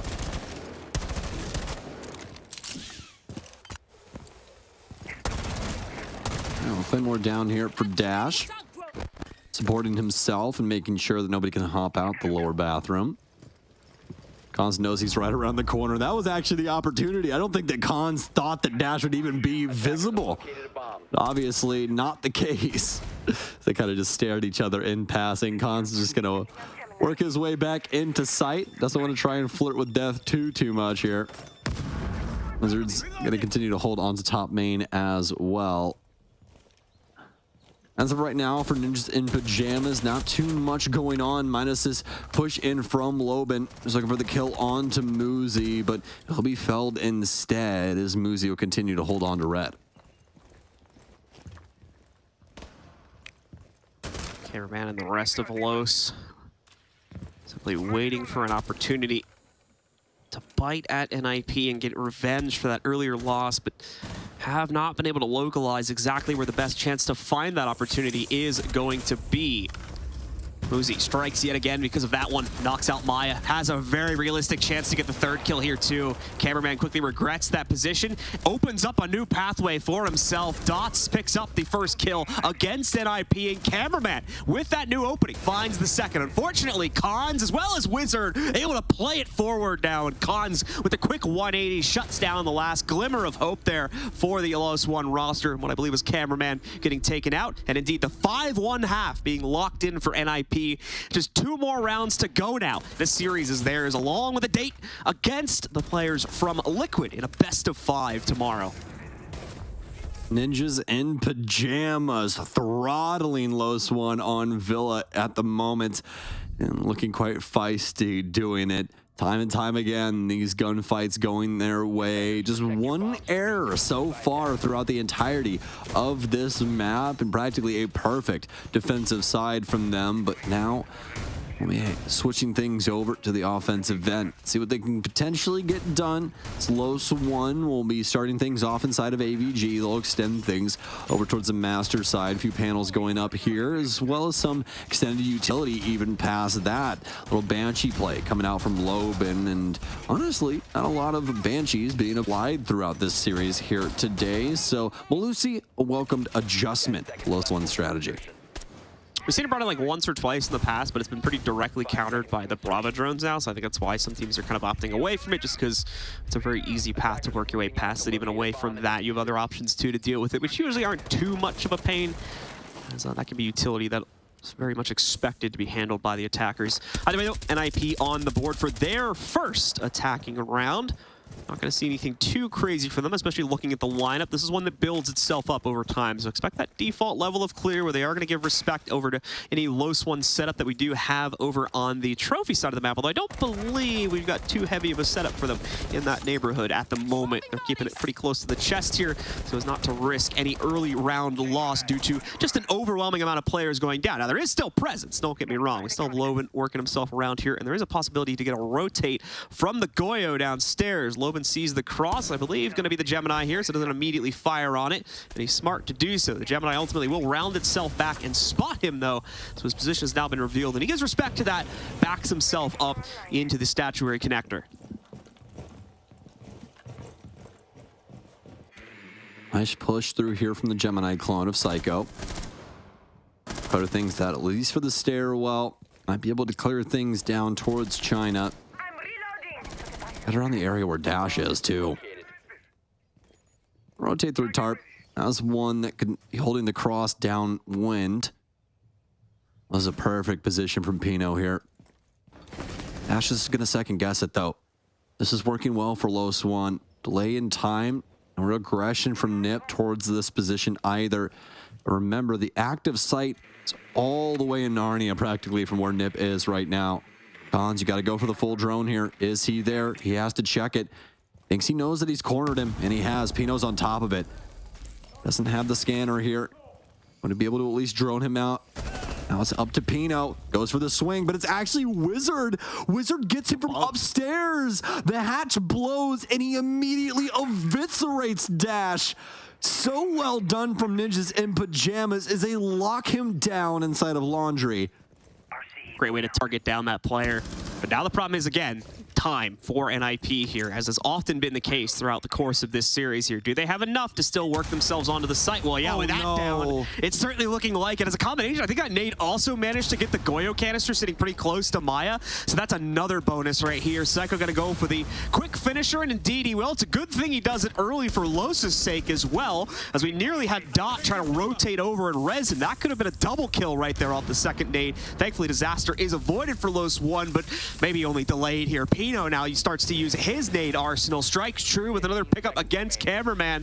We're going to see Dot just play directly up against the wall, and he misses the first shot, misses a knife follow-up as well. Everything just goes against the way of LOS here, as they cannot make their hold work. NIP immediately pushes map point at the beginning of the second half.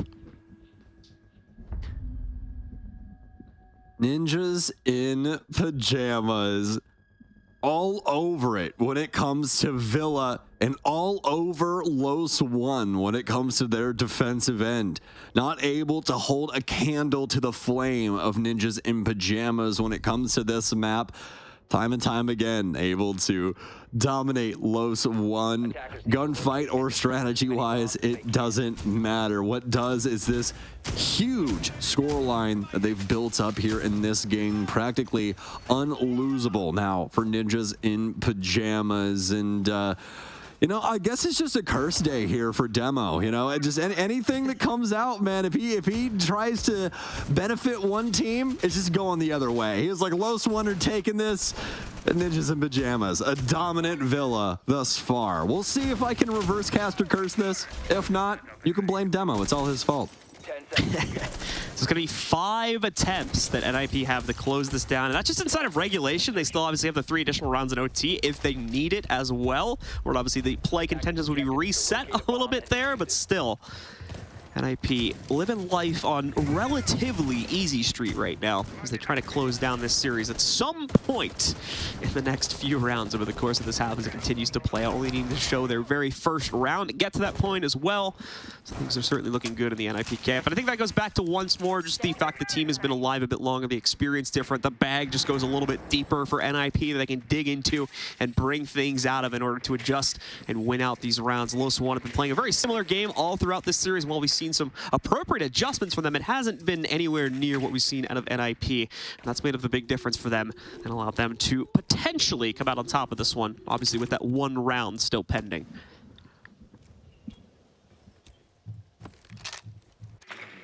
Oh, quiet across the map. Just the drones that are currently making noise as I'm looking to see where los+one are lying. Some nice rotation still out. los+one not scared of a duel, not scared of a fight. But it's a result that they more than likely fear.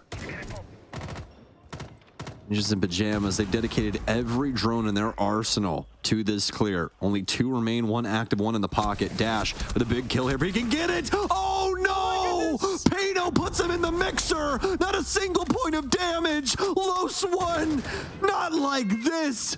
The frag grenade out from Muzi. Do they know where Maya is? It won't hit its mark. He sees the barrel. He's got to go for the swing, John. He's got to get the kill. Psycho instead. Ninjas in Pyjamas. They're hurtling towards the grand final here at Gamers Without Borders. Lobin goes down. Cameraman, the lone soul. But it's going to be a camera-esque finish for Ninjas in Pyjamas. They put los+one in the grave as they head towards the grand finals.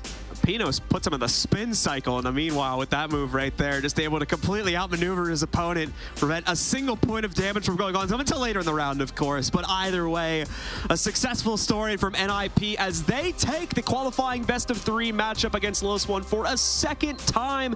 They were able to deny los+one a berth at the Copenhagen Major just a few months prior.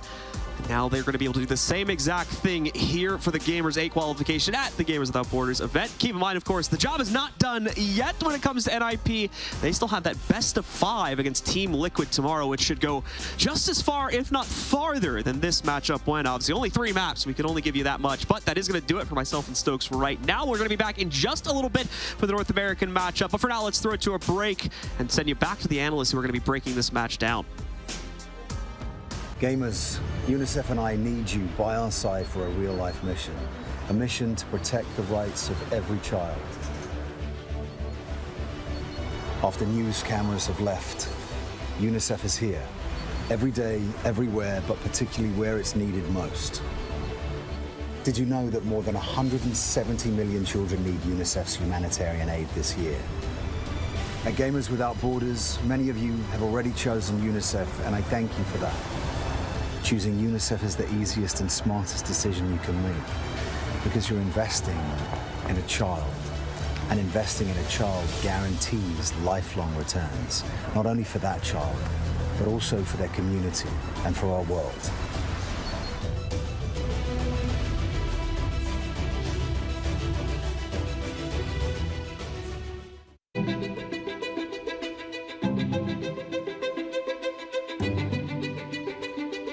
The divisions in the world are stark. recent years have shown some of the largest natural disasters ever in history. And that really hits hardest the people who had the least to begin with. These people need help. It would be a real tragedy if all these advances in science and health and technology only benefit people in a position to pay for them. There should be no lesser standard if you happen to be poor. These problems can be overcome.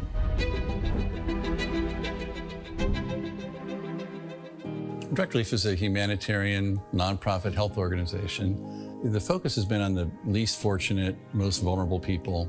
On a good day, things are tough for a lot of people in this world and in this country. And what we can do is mobilize private resources for their benefit and make it available free of charge. We're the first nonprofit in the history of the United States to obtain accreditation just like a commercial distributor. And it's been expanded geographically to every country in the world and every state and territory of the United States. What's now Direct Relief officially was started in 1948 as a private effort of a war immigrant businessman named William Zimden. The basic guiding principles of a war immigrant businessman really influence what Direct Relief has done ever since. And they begin with just serving the people who need help. We have this great privilege of engaging with people who come in from very different backgrounds, but with the same purpose of trying to just do something good. It doesn't matter if you're typing or talking on the phone or working on the warehouse floor. They're all part of an effort that means something bigger, and that is the fuel that kind of keeps you going. It gives you some sense that there is a way to make meaningful progress, even for a little organization that started at a kitchen table, but that's what provides motivation in life. The notion that many people, just by virtue of where they're born, the color of their skin, the country they live in, they're going to get sicker, they're going to stay sicker longer, and they're going to die sooner. That's pretty good motivation.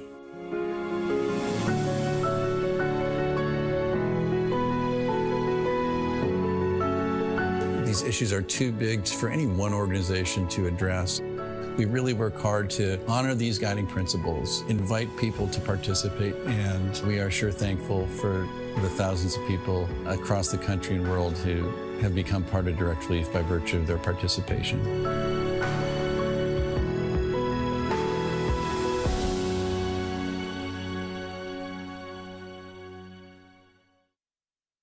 Progress is a race that has no end. After every finish line, another challenge awaits. How can we continue to push innovation in a sport at the forefront of technology? This is how.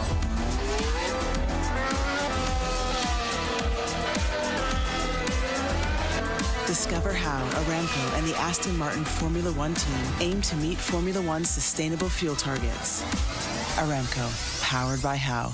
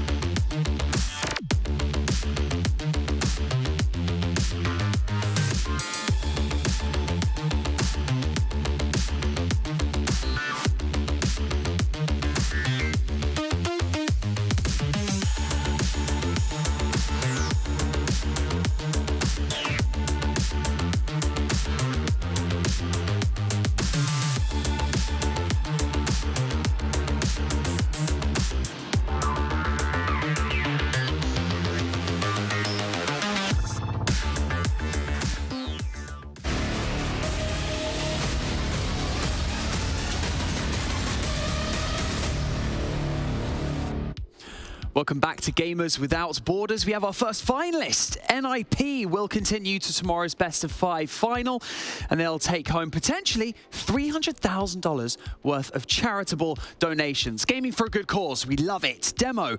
That did develop into a close series, and then it just kind of all fell through los+one's fingers, right? A bit disappointing. I think, yeah, it has to be said. You know, I think just the way that game was being played out, the first 2 maps, it's a bit of a shame, I want to say. You know, I think a team like los+one, they'll be disappointed that they couldn't have put, you know, more of a bit of a fight into it. So I mean, look at the kills. Just no one from los+one wanting to really play the game. No one. Yeah, I mean, on the other hand, on the contrary, and we did see a different NIP coming into this map. Sorry, you know, they just came out with a little bit more aggression, but they just capitalized in all their gunfights. Better situations, really. Yeah, they definitely did. And I saw so much confidence in them as well. And for example, Pino, on the top of the scoreboard, many of these defensive rounds, he was playing Aruni. And I know how you, Demo, and Ollie talked about Aruni a bit on the broadcast yesterday, about how she's now a 1 speed and, you know, it makes it more difficult. But Pino was swinging left, right, and center. I saw so much confidence.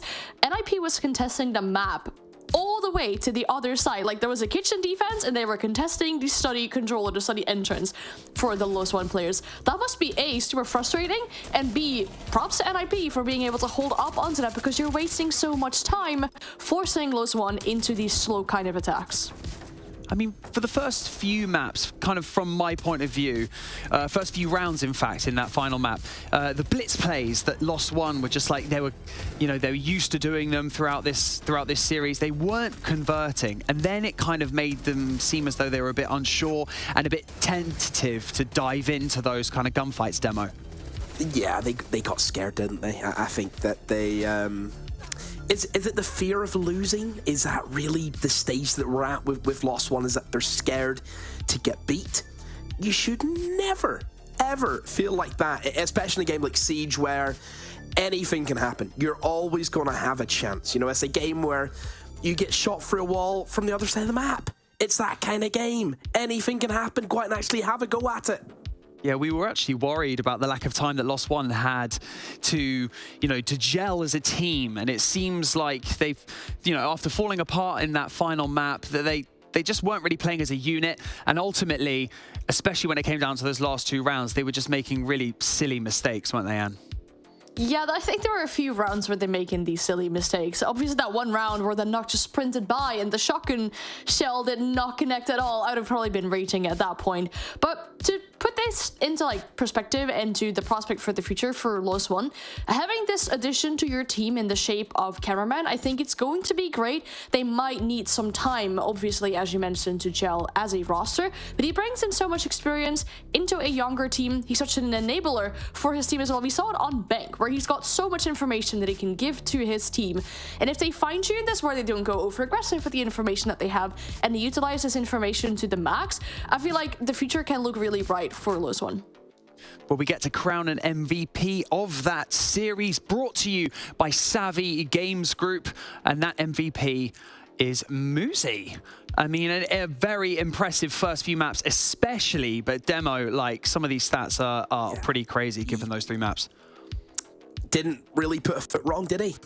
Every map, he was there. He was a consistent entity for this side, so you can't really fault him on that front. So yeah, I think a great performance, and I mean, he played well at the major round, didn't he? Yeah, and like, if you indeed mentioned the consistency, right, he's been showing up on every single map, really. And if you look at the KD too, 36 kills, that means that on average for each map, you're putting up at least, you know, 12 kills if you divide it by 3. So rocking double digits for every single map, that is pretty impressive.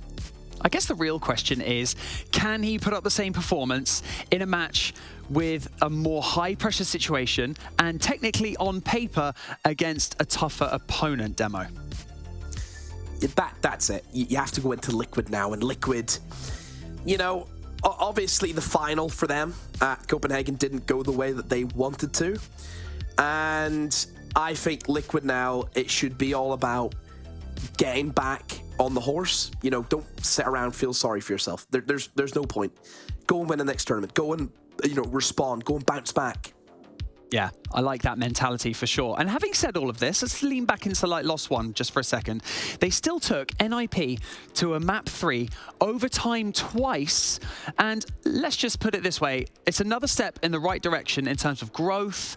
I mean, I feel like, Anne, at the beginning of the day, you know, the beginning of this broadcast, we put high expectations on los+one's shoulders, didn't we? And I know that we've already spoken about them not having time to gel and things like that, but I actually think they put up a pretty decent performance. Maybe let's not think about map 3. Yeah, okay. If you take into consideration map 3, then rounds-wise, this wasn't actually a better performance than it did last time. But I feel like if you have such a big change in your team, such a vital change as your IGL, that obviously is going to change things drastically for when you have your next matchup against this opponent. I feel like the motivation was very much there today, and that was a very good thing to see from los+one. They were able to win indeed that second map, but unfortunately not being able to close it out is okay. All they gotta do now is to not let this get to them too heavily. We heard in the interview like, oh, we should have closed this game out. You could see the disappointment onto Lobin's face, really. Now, with the experience hopefully coming in from Cameraman, they have to pick this up. They have to be like, okay, next chance, we'll be there. You know, stage 2 of the Brazil League, we got this. They might be our arch nemesis, but we got them in their next matchup. Well, we have an interview lined up for you guys at home. We are joined by the coach from NIP. We have Taps on the line. Congratulations on making the final in the LATAM region here at Gamers Without Borders. You finished really strong. Do you feel like exceptionally comfortable now because of that finish on map 3? I think that we are always confident, you know. So, like, doesn't matter if we finish 8-7 or again. Like, every single time that we play los+one is like 8-7 to someone. So, just for beating those guys already give us confidence to play against Liquid tomorrow. For me, I have to look at this kind of rivalry that you guys kind of have now with los+one. You played them for Invite, you played them for the Major, you played them for Gamers 8. Are we starting to see a little bit of El Clasico 2.0? Yeah, I think it's probably one of the toughest games that we can play in Gear 6, especially because of their game style. I've been in Team 1 before, so like I already have a good rivalry against those guys from past years. So yeah, it will be fun. I think it's a new Classical forming up in Gear 6. Okay, I want to shift your mindset into the game that's lining up for you tomorrow. I'm not sure if you're able to catch the game going on, but Liquid were pretty confident and pretty comfortable beating down Tropic Chaos. How are you feeling about that game tomorrow? I think it will be hard. Like, Liquid's, they have like great players, great staff. They have like a huge map pool, a lot of great tactics. But I think we have something saved to deal with them tomorrow. I think it will be a really good game, and hopefully we'll do like all 5 maps. I think we'll go to the 5 maps. Could potentially be going the distance. Taps, thank you so much for joining us in your post-match interview. Best of luck to you and your team in tomorrow's best of 5 final in LATAM. Speaking of that region, we have the LATAM brackets to show you as it has updated throughout the day. I know we've spoken about it a lot of times in the virtual studio, but as you may already be aware, NIP are in the grand final tomorrow, and they're going up against Team Liquid, a battle of the Titans in Siege, in competitive Siege. We can't wait to see what is going to happen. I mean, we've already seen that Taps has said that, you know, he thinks it's going to go the distance. Demo, do you think that game will go the distance? What's your thoughts? It's tricky. I think Liquid at the moment, yes, they lost, but I still think that they're on form. I think they've hit a really good stride. NIP are going to be the underdogs. They're going to, I think, struggle in that game. Liquid they're oozing confidence. They've looked so good. Yeah, if they can bounce back for sure. And what about yourself? I'm just so glad that we got to hear from the coach of NIP that they still have something potentially to save up against Liquid tomorrow. And I'm all up for those kind of surprises, so that makes me really excited. Love that in the virtual studio. Let's go. With that, we've got our first finalist, and we're going to be switching up the regions, and we'll be heading over to NA for our next series, where we're going to have Beast Coast going up against DarkZero after the break. Don't go anywhere. Today, it feels like there is a new crisis. Families displaced by violent earthquakes and wars. warm hearts sleeping under cold blankets of stars. Lives destroyed and washed away. Families fleeing into the unknown. But look closer. See the hope everywhere. See the ones running towards disasters to help. Compassion exists all around the world. Kindness is healing wounds, bringing hope for a brighter tomorrow.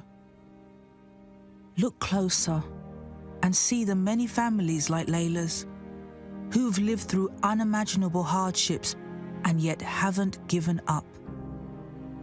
Please don't give up on those forced to flee. Donate now.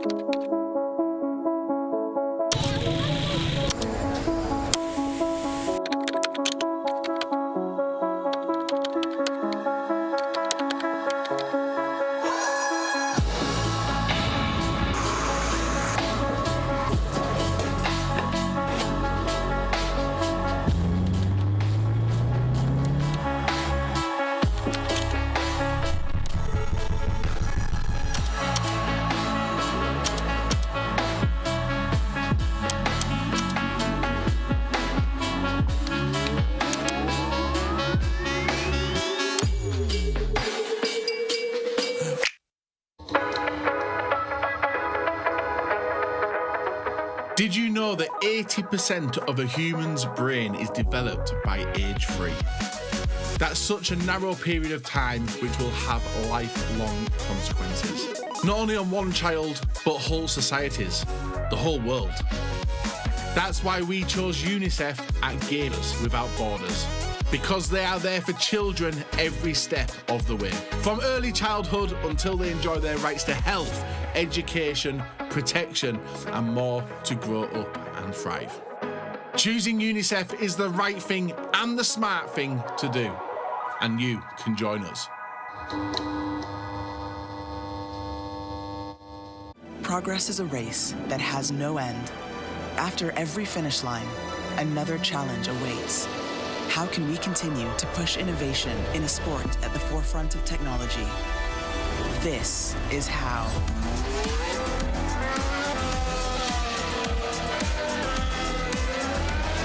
Discover how Aramco and the Aston Martin Formula One team aim to meet Formula One's sustainable fuel targets.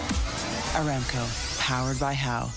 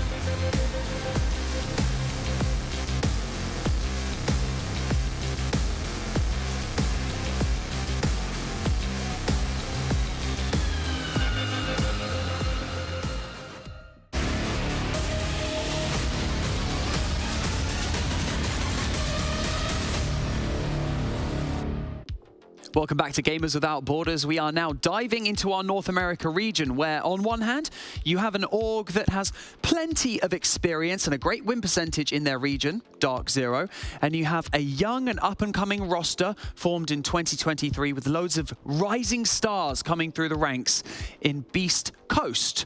We've also had a little switcheroo in the studio. I'm now joined by Jesse and Jacob. Jesse, this is more your time zone, right? You know, you must be cooking right now. Feeling good? You know, I was cooking earlier today, made up some chili for dinner, but now I'm feeling awesome. Yeah, it's a good time zone for us in North America, 7:45. We got some great games today, so I'm excited. I hope they go long, too, because yesterday when we were on for APAC, we got kind of a disappointing best of 5. Today, though, we got a nice best of 3 between two of top teams out of North America, so it should be a good one. Speaking of cooking, I'm loving the roll neck, my friend. Jacob, not only your time zone, but your region. How you feeling about this next series, my friend? Good, because this is one of those matchups I feel like is going to develop into a budding rivalry all unto itself. It feels like there's something brewing under the surface, specifically between DZ and BC. If we get a good series like we did back when they played each other in an elimination series in Stage 1, then I'm certainly hopeful that this will carry on long into the many, many years to see this Mr. B and Canadian matchup going forward. I'm already a fan of it, so today just makes me happy as an NA fan. Oh, I'm smelling what you're selling, my friend. I mean, we have the potential for a great best of 3 on our hands. DarkZero, they carry the weight of, I would say, maybe a bit more expectations on their shoulders, but we have the looming worry of a team in Beast Coast with potentially nothing to lose here, Jesse. They're just going to hammer straight at them. Indeed, and I think DarkZero, the pressure mounts even more because of what happened in Copenhagen, right? Hugely disappointing tournament from DarkZero. They're going to come into this one, I think, really disappointed with how that last tournament ended up going for them. If they now come into this and lose against Beast Coast, I think DarkZero are genuinely in a really rocky position, and I'm a little bit worried for what they're looking like going forward. So this feels like a must-win for DZ. Well, speaking of DarkZero, we had the opportunity to catch up with them earlier this week, and this is what they had to say.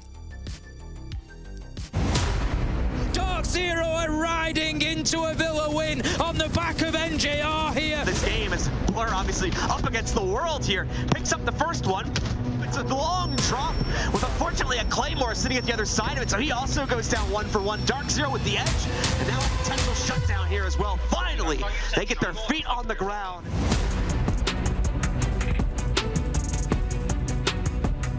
I'm Min, or Kyle. I'm the coach for DarkZero, and I've been with DarkZero, I mean, since the conception. I think I'm one of the only players and now coaches to kind of be on the same roster throughout my entire career.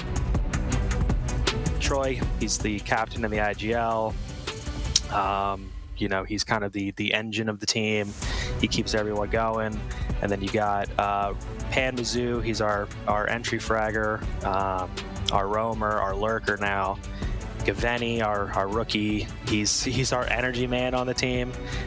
Then we have Achieved. We brought him on because he's been a great IGL and like a leader in TSM, and we kind of needed a second leader.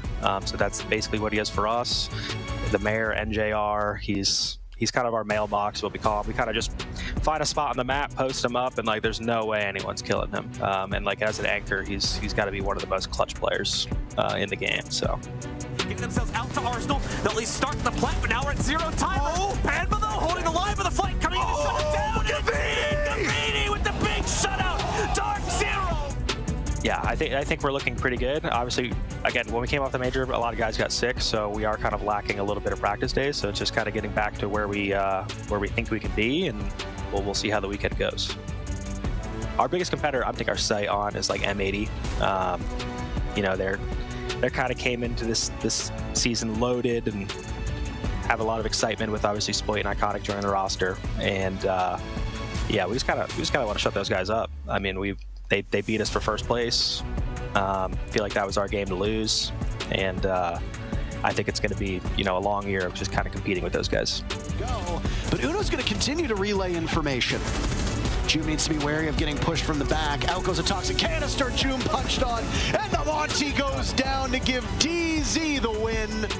We're kind of honored as DarkZero to kind of even be selected to kind of be in the closed qualifiers already for Gamers Without Borders and have the opportunity to raise money, for such an amazing charity. And yeah, we're just kind of excited to play and kind of do it all. To our fans, thanks for supporting us. Obviously, we have a new roster now, and we're working through some things. But rest assured, we will get there. And we definitely see the promise in this team. So thanks for supporting us. To the haters, I mean, it's DarkZero. We have a ton of them. People love to hate us.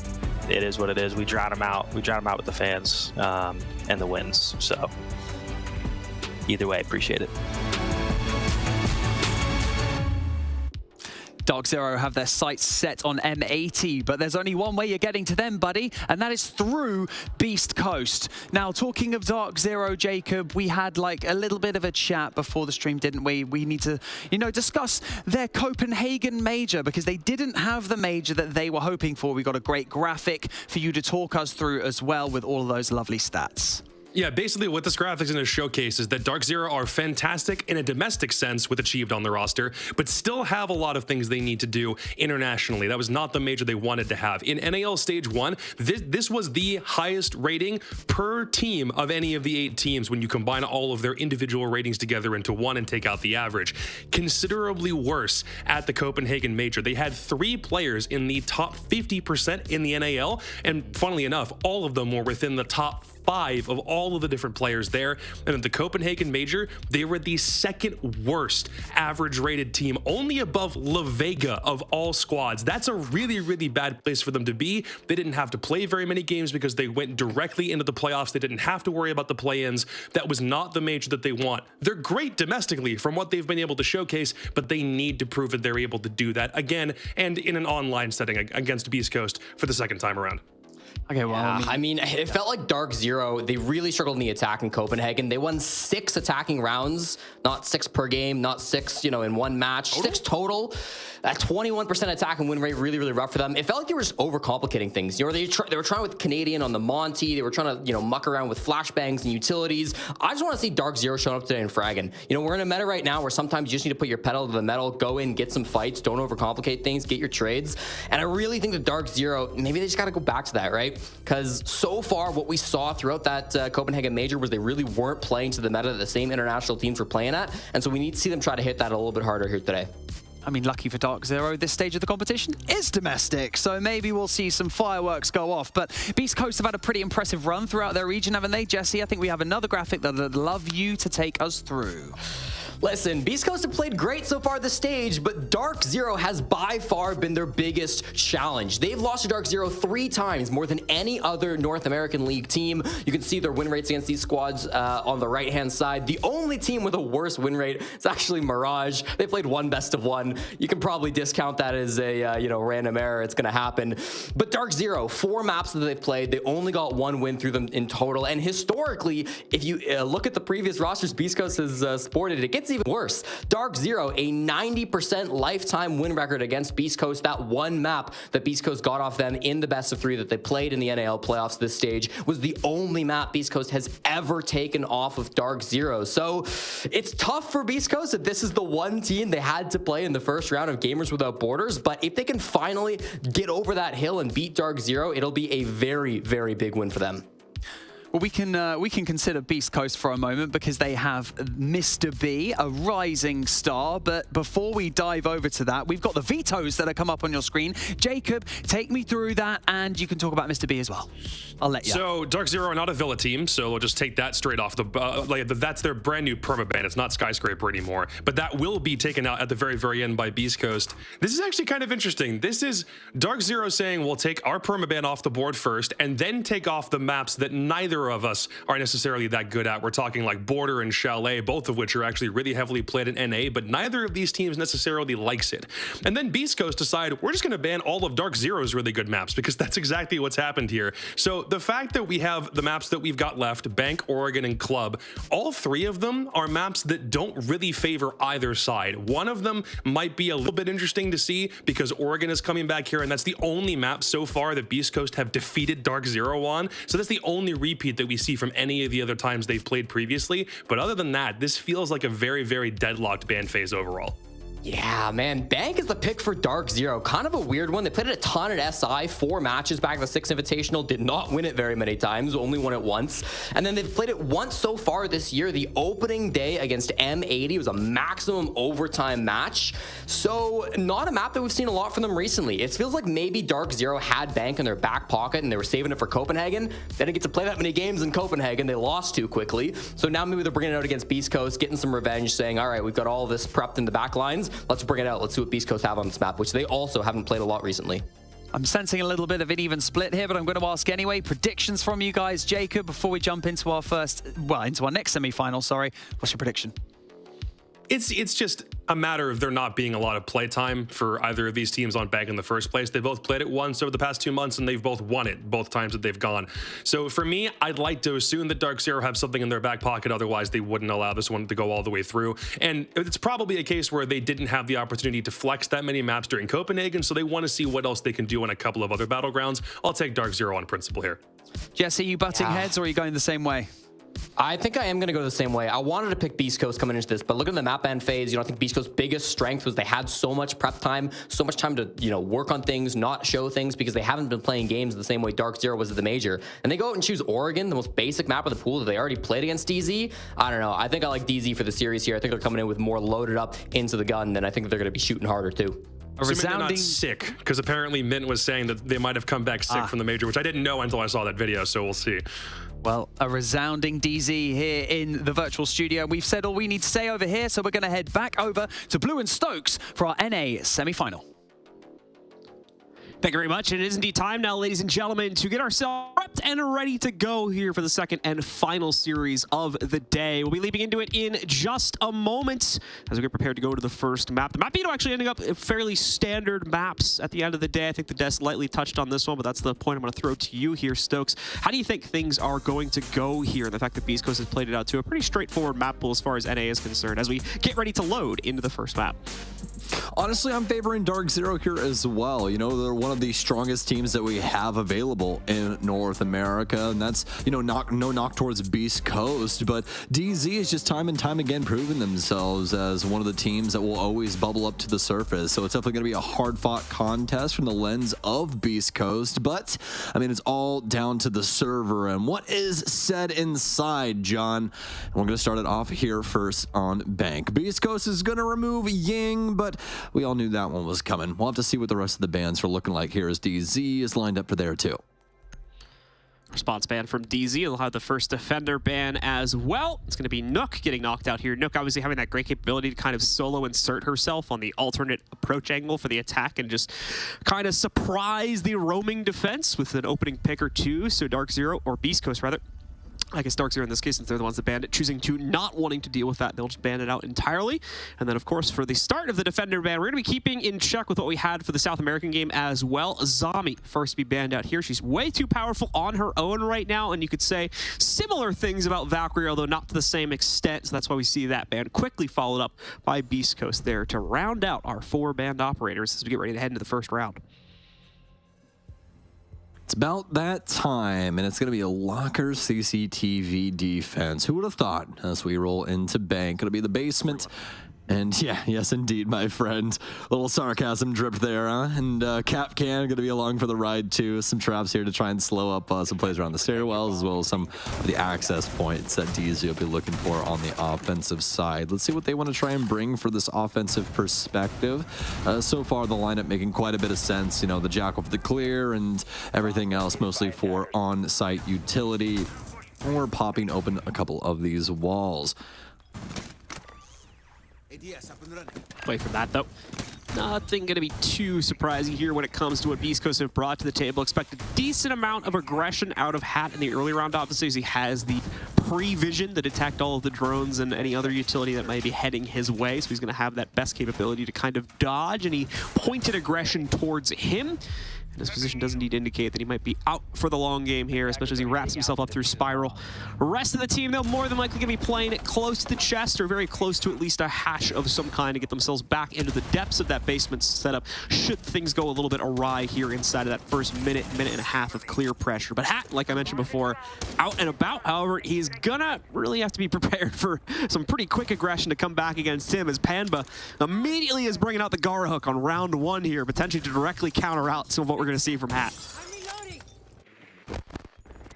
It's actually a drone as well, sitting up on the desk that I don't believe he's caught yet. So that's a big issue. Is that supposed to be the one thing that doesn't happen in Hat's case here? And again, I think a quick switch as he just pulled out the vision cam. Okay, now he's seen it up in the corner here, and he knows he's been revealed as well. So he's going to have his proper wits about him to avoid any early crunch from DZ. They've missed this moment of opportunity, and Pamba will take the safer initial entrance option, over towards top square here. Hat will immediately hear that and start to back up towards vertical, who can support him a bit more directly from that position. Great initial info gain from DarkZero. Forcing some movement out of BC. Nothing to be found from Gavini. East Coast doing a decently solid job of staying alive, though, throughout this. None of these rotations really punishing them, as DarkZero doesn't necessarily have the crosses in order to do so. Gavini's going to open up some walls here for open area and simply pre-fires. Mr. B ready for it. He'll decapitate him on copy window. That's going to be all she wrote for the opener there. Pambazoo's got one of his own, as that almost went awry as well. Obviously a good start to things, specifically for Mr. B there, getting the quick slap back against Gavini for trying to open up some of the copier walls, but just as quick for a reply from our attackers themselves. Have kept them on the right footing to carry forward here without too much of a disadvantage to play through. Keep in mind, of course, this is all just dealing with the natural extension right now. There will be a nice spot as well of the 2 EDDs, so hopefully we won't get tripped up by that on the way down to server if we're going to see play through there. Canadian, obviously, as you will have more than likely seen on the kill feed, has now struck gold for the second time in this round for DZ by knocking out Doc, I believe, this time around, eliminating him from play. So that's the Solus as well as the Capcan now removed. But 40 seconds to go, and this basement setup is still yet to be touched on the side of Beast Coast. All part of the plan from DarkZero, as you can see. Still moving right along schedule here with the entry game, and that's pretty much it. It's just the anchors in play now. One of them has only recently become an anchor by rotating back down here as Mr. B sits in the depths of Red Hall with Vertical holding on to lockers in hopes of stemming the tide against this 2v4 push that they're about to have to defend against here. Smoke goes in, hopefully to allow for a quick default plant in from server, but they still have to open the wall as well. They're not really leaving themselves with any bonus time to come up with a secondary plant if Canadian gets stopped right here. Mr. B tries to go for the heads-up play, but is immediately slapped back down to earth by Achieved, and Vertical as well struggles to do really anything at all because of very well-placed smoke set up there from DZ. Pretty straightforward win for them at the end of the day, and they take the lead because of it. I love the idea. It doesn't work, but I love the idea. It was mostly just a stun that really counted out Mr. B there, the extra utility being applied and catching him off guard, not really able to look away from that in time, ends up stunning him out, making it a little bit easier for them to dispatch him as he exits the smoke there. But either way, that was a DZ round through and through, is just on strong pacing. I mean, really, what else do you expect with a roster with Canadian on it? You know, he's always got things in, you know, strong time and strong synergy. That's exactly what we see throughout that entire round, from the clear to the execution.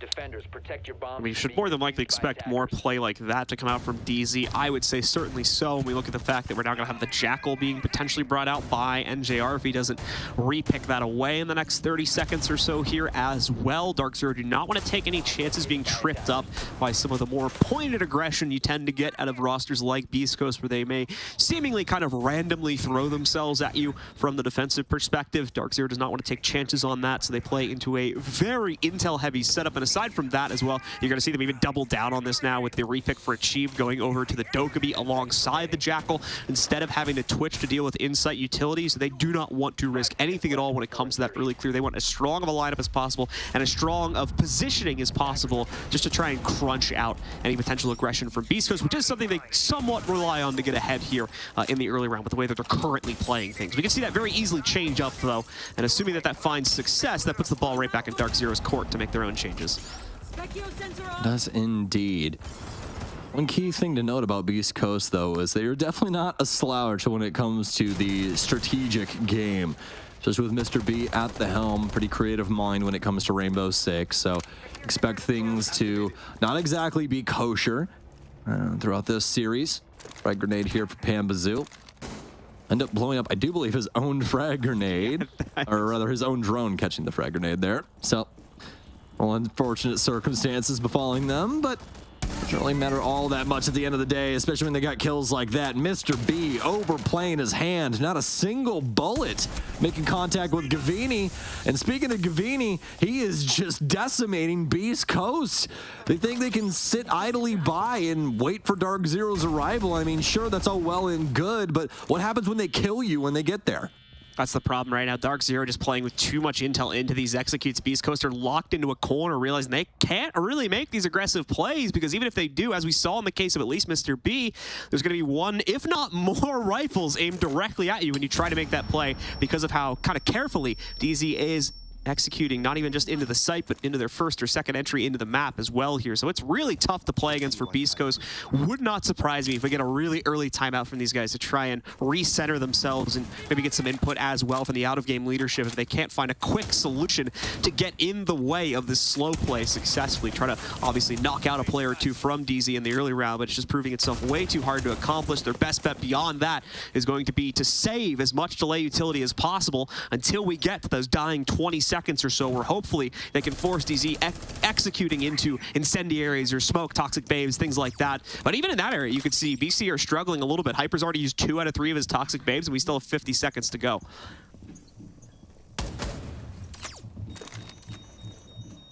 East Coast, staying vigilant. Oh, there's still an opportunity here, just if they play their cards right. Hat with the most of it here. Knows that drone's coming. Or is it? Look to at least dispatch that. And just creak on back towards site. Do not want to try and overplay things here. If they do get that aggressive tendency, that aggressive hair, ends up splitting, will more than likely lose the rest of these bodies, and the entirety of the round will be down the river. This is taking the timer down so low. But again, I always doubt it, but it always seems to work, at least at the start of it here for DarkZero. Hat with a quick rotation to try and patch up the gap left by his now dead teammate. Hyper already knocks out Panba. Second against Cavini. He might just retake the site entirely, but no, finally, those trades come through. And once again, the advantage sustained by DarkZero in the early and mid round. While they risk it a little bit, but their very slow-paced execution onto the site, it is all well and under their control ultimately due to the overwhelming amount of player power they have there to trade those deaths out. Yeah, the way that I've always looked at DarkZero is that they basically are one big old like moving fence, right? They're just gonna move this whole fence line back and back and back and force this team to just get congested. They have to play on site, they have to do these things, and if they don't, if they try to, you know, push against the grain, John, they end up dying to these ridiculous crossfires that DarkZero find, and it works extremely well for them. The other beauty of that fact is that DarkZero usually ends up with a pretty great man count because of that, and that makes it to where when it does actually come down to their execution, they can play every single point of contact throughout the entire site. That's how easy kills come along, like what we saw from Achieved inside of Garage, because people just don't know where to defend from because they basically have to defend everywhere. This site attack usually going to be one where DarkZero strategy might find a bit of a struggle, as it's sometimes hard to really focus this type of execute up into just 1 or 2 points. But they'll try to assist themselves a little bit, of course, by putting Canadian onto the Montaigne here, which will serve to boost that purpose of allowing them to potentially work their way in through 1 or 2 angles behind that shield, of course. It will take some time, as usual, to build up the confidence necessary to go for that type of a take, especially here on open area. So let's see exactly how they try once again to work out these positions that Beast Coast are going to be committing themselves to, mainly upstairs, of course, where DarkZero have the confidence to move into open area itself.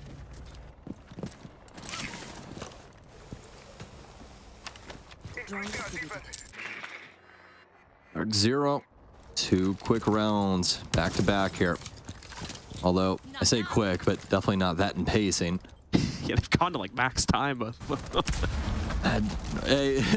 The more things change, the more they stay the same, John. It's quick in the sense that they were pretty straightforward routes for DZ. I haven't casted for basically 5 months. Do you think I thought that Canadian has changed his damn ways?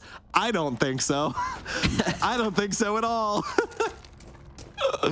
Listen, I sat down. I knew exactly what I was getting. All right. So I knew where this was going.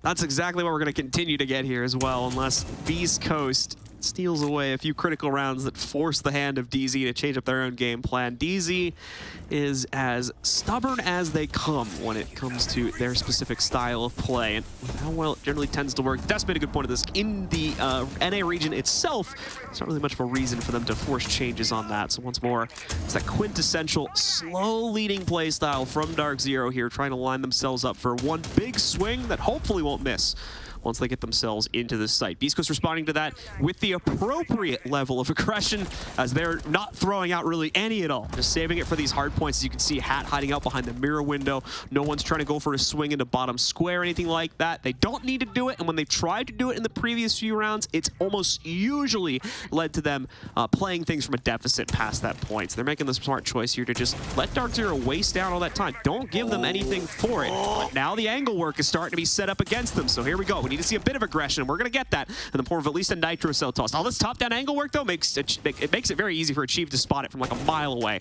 So he just backs right up, barely takes any damage at all from that nitro. The crosses is what is really important right now here for Beast Coast. Canadian, the Monty shield, does it get it done? It doesn't! Oh, and the perfect time timing from Canadian. He sticks the plant. That's why you trust your teammates. Sometimes it's just those close moments. Now Achieved has everything at his disposal. This verticality is so very scary, especially with Pambazoo upstairs here too. Only one Nitro Cell here for Hatton. He's dead. He's gone. Beast Coast gone with the wind, gone with the tide. 3-0 for DarkZero. Canadian breathing a probably pretty massive sigh of relief right there when he sees his team close out on that round. It's like I said, he just barely squeaks off the plant, dies with maybe like less than a second after the plant had actually been confirmed on the ground. Pretty much his death aligned exactly with the plant going down, so beautifully done there, because had that have not been the case, as you may have been able to discern looking at the way the rest of that round went, there really wasn't anyone else on DarkZero that would have been able to drop down there, pick it up, and plant it as well, as most of the bullets that were going on in Canadian were getting eaten up by the back of his shield right there. If anyone else tries that, they are almost immediately going to get turned into Swiss cheese, and certainly will not get that plant down on the ground. Yep, absolutely. The craziest thing about that round is that DarkZero literally have zero business putting that plant down with the amount of bodies that Beast Coast have up. And you know what the craziest thing is about it, John? There's nothing in place, like, for them utility-wise, to actually stop that planter minus trying to shoot him. And that is exactly why it went down. There was no smoke near. There was nothing. There was no Nitro Cell utility. It took one piece of utility. Didn't matter what it was. Could have been a Nitro. Could have even been an impact to break open line of sight on the side of the cubicle. Could have been anything. And that plant does not go down from Canadian. But that's not the world we're living in, is it? Indeed, it is not. Not even sure, in all honesty, if Beast Coast actually caught the plant until he was like 2 to 3 seconds into it as well. May have just sneaked himself in there. I couldn't see the tracers, but that could have just been because my feed doesn't show enough detail to see it. But either way, nice. Casting in 480p over there, bud? Yeah, well, I mean, you know, it's like the tracers are like 1 pixel wide, so streaming an internet connection, it's a little tough to spot this sometimes. But either way, like I said, it was a lot of delay before Beast Coast even started to fire back against Canadian's take right there. And as a result of that, gave him even more free time to avoid being killed there, and just barely squeaked it through. Nicely played by him. Bit of a leap of faith play, but it pays off in huge dividends for DarkZero, as they now lead 3-0 over Beast Coast here, looking to make the full run, of course, all the way up to 7 if they can do it. But now it's Beast Coast's chance to respond, and they just took that tactical timeout too, so we're gonna hope they've brought something a little different to the table here for this next round coming up here. And I've always loved the way that Canadian plays the game, because it's one of those styles where it's like, I could give a damn what happens to me. I just care if I win the game. Like, if I win the game, I am a happy man. Otherwise, I could have all the kills in the world. It doesn't matter to me. It literally does not matter. I want the dub. So just showing that in spades there in that last round. See if they can do it again here in round 4. But Canadian won't be piloting a shield this time around. Instead, it'll be Dokkaebi with a few logic bombs. A drone game for Canadian and Gavini right now as they attempt to clear out some of the more high-flying positions that we see out of Beast Coast as they're strung along and defending this top floor. Achieved literally has the angle to kill a player right now. There's just a pillar or two in the way, unfortunately, so really doesn't have the angle, unfortunately, but so close to it. I think he's even aware of it as well, so just flash dumps in. Canadian is going to be found out, but it's actually Hat that takes the majority of damage as we're just going into it now. This is a sudden change up from DarkZero as they're able to take a lot of very forward map control very early on in the round. We're talking like top square, as you can see here. The top main stairs position, I believe, as well, also has a player from DZ on top of it, so a lot of progress made. Now they just need to capture 1 or 2 more of these inside players, and they could realistically already go for a site execute, although they push the envelope just a little bit too far with the Finka. Achieved gets found out, so does Canadian, and Beast Coast reignite their potentiality. Still close down this round. Panba gonna retake some of that control now. 4D's even, he can't hold on to it. Hyper with the flank through main stairs gets the better of him instead. Gavini and NJR detached from each other currently as well, though not by a huge margin. Could try to sync this together pretty quickly and make the rest of this take work, but they're going to be limited on angle options. That will be their biggest problem, aside from intel too. Beast Coast obviously is still able to move those players around quite a bit, and Hyper has been mobile this entire time, so not an easy way to scout him out, and Hyper indeed will strike with his 3rd kill of the round, knocking out Gavini. NJR falls just a few moments later, and with some great play in the middle of the round, Hyper and the rest of BC are finally on the board here at 1-3. The crossfires through the walls. able to find quite a few members for Hyper, as he's able to fell so many DarkZero members over and over again inside of round 4. And in fact, 4 kills for him inside of round 4 as well. Staff room, open area, the next defense here for BC off the back of Hyper's efforts that will at least make it to where DarkZero cannot have a flawless half. The bad news is, though, is that DarkZero haven't really showed any signs of slowing down, and minus the Herculean effort that we just saw from Hyper, it has been dead silence across the entirety of the Beast Coast roster. A bit of a bump in the road potentially here for DarkZero, but we'll have to see if it's a sign of greater change as well. As we return to the open area site, we did see a little bit of struggle from DarkZero, mainly to get in-site positioning. Thankfully, Canadian sneaked off that plant back on round 3, if memory serves me correctly. As a result of that, they were still able to win because they had all of the top-down positioning prepped and ready to go for a post-plant scenario. So DZ will have to give themselves a little bit more strength to potentially find a second plan, as Beast Coast will be more than aware of that potential hatch drop play from Canadian this time around. So I doubt he'll be able to get away with it twice, but we'll just have to wait and see as usual.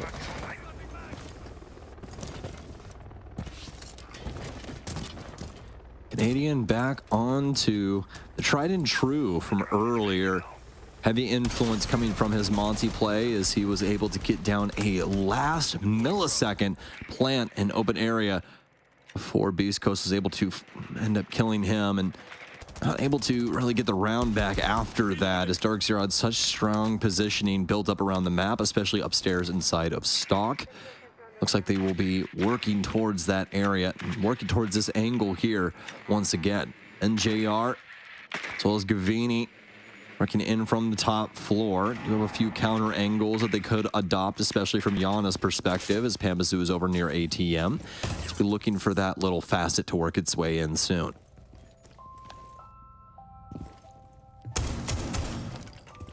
No kills found just yet. Sheed will sneak off a bit of damage on the hat there, but now Mr. B striking back through the opening that was made by Achieved himself. He'll regret that, obviously. Now he'll have no play contention. Still quite a bit of a contained group of players from Beast Coast on the inside of Tellers 2. That nade, just so close to doing some serious damage, if not outright killing Mr. B. Once more, it looks like he is able to catch it on the way over. As a result, it dodges the majority of that damage. DarkZero now, as of this round and the last, struggling to make that opening kill opportunity that really was not much of an issue at all for the previous 3 rounds prior to that. East Coast may have found their winning strategy to try and rebound here and give us that even half.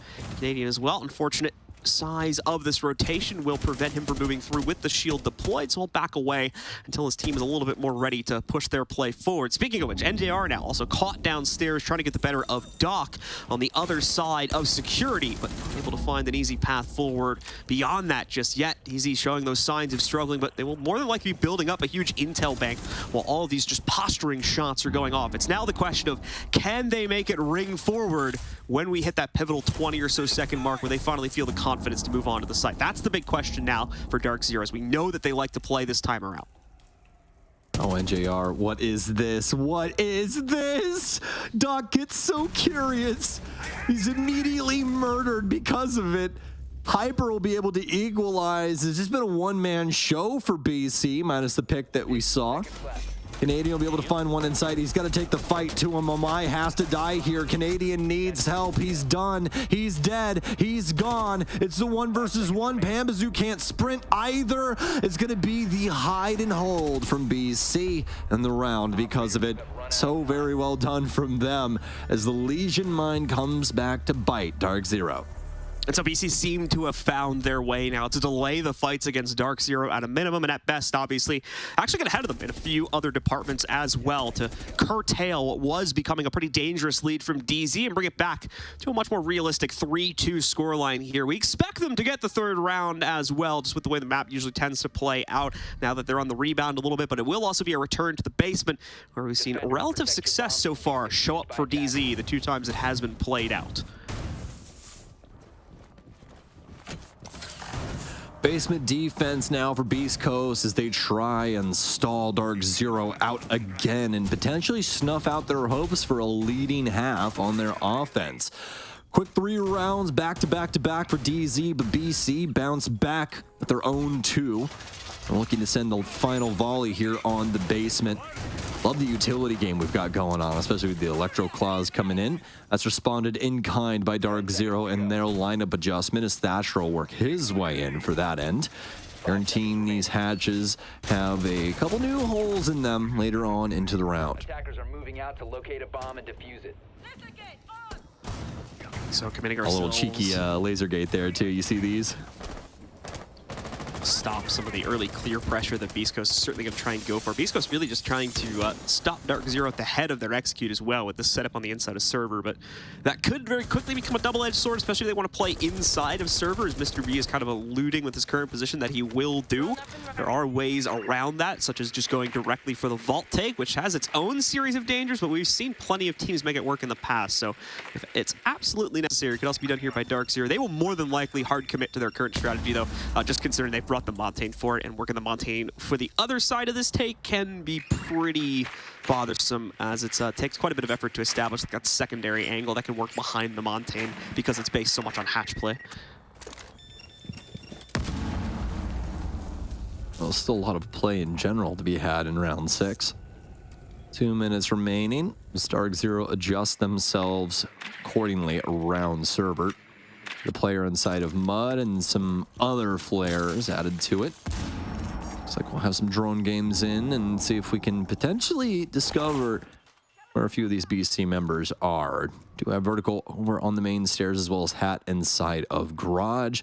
BC trying to do a bang-up job of shutting down DarkZero on these main entry points, especially around these stairwells, as DZ does still have some hatch work to do. They haven't gotten towards these hatches. They are going to have to give over more than likely a stun out of Achieved in order to get the laser gate freed up and off of this, unless they want to take some damage from it. It's really up to them. They just have to make sure that these do end up getting opened at the end of the day. See them pop open the hatches in just a moment here. Like Stokes was mentioning, there's a bit more work that needs to be done in that process because of the laser gates that have been placed down near some of them, so it's a little bit annoying. I love the strategy they went for here. That was really strong. Not impossible to still work their way past them. Just takes a little bit more effort and potentially. Oh no, that one rolled. Oh, it'll still work.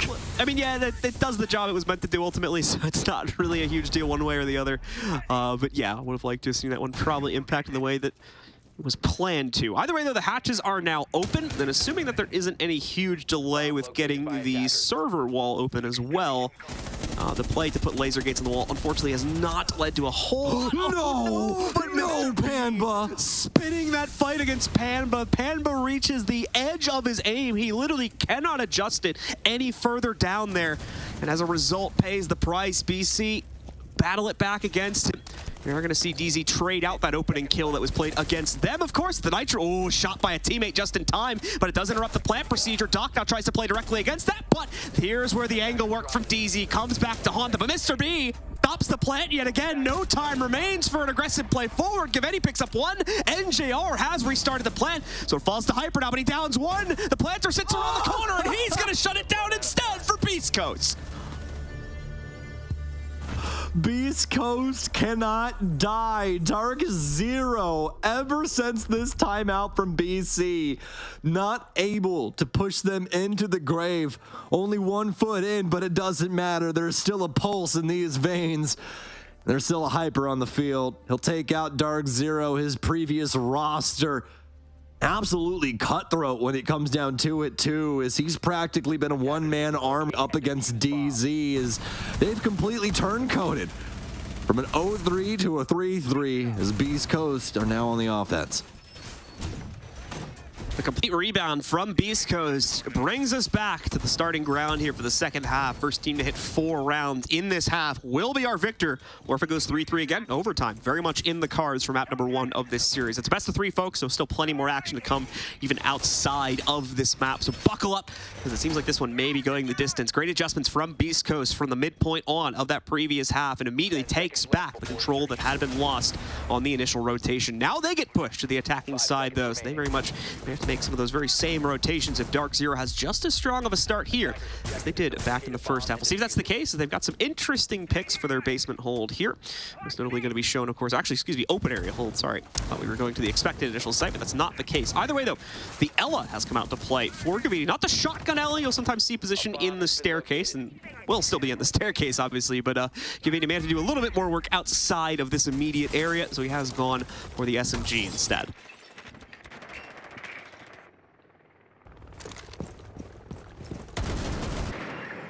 East Coast getting the initial tidbits of info necessary to push them through round 7's very first minute without any bumps in the road that could potentially be the obstacle that ends up ending their reign here. Looking for the lead for the very first time in this series. Some nice strategies built up inside of the teller's office for DarkZero, and a few little angles adopted into this top level as well to try and slow down Beast Coast, although not doing exactly the greatest job of that in the current moment.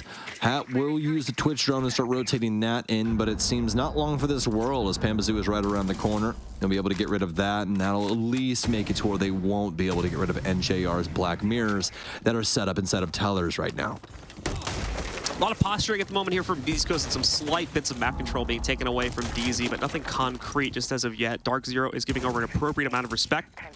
Oh, these next 10 seconds or so could potentially see Beast Coast force a fight against the extended positions from DarkZero, mainly inside of Archives right now. They're rotating it around very quickly, as you can see, to areas like Open, and as well, the blue staircase. Constantly keeping Beast Coast guessing. That's the good news of what DZ are doing with this movement right now. They slowly shift themselves back over towards the site, but that is meaning that Beast Coast, of course, are being given full second floor control and the capability to kind of wind up these top-down angles to really punish DZ and any movement they may make when Beast Coast are ready to get to the real action phase of this round here. That may be very soon, as they're starting to investigate the bottom of Square. We'll deal with that mirror window, so there's no surprise peeks from the other end of it. Looks like it may have gotten countered, actually, though, by the defense and potentially by a clutch little electrical or something similar. However, they'll deal with that directly. Canadian will now be found out by Hat, so no more of that to worry about here if they still want to try and pop that mirror window open. Well, Canadian dead, but with 30 seconds remaining, this might be one of the more scary positions for him to be, as he does have that complete oversight of the squad now.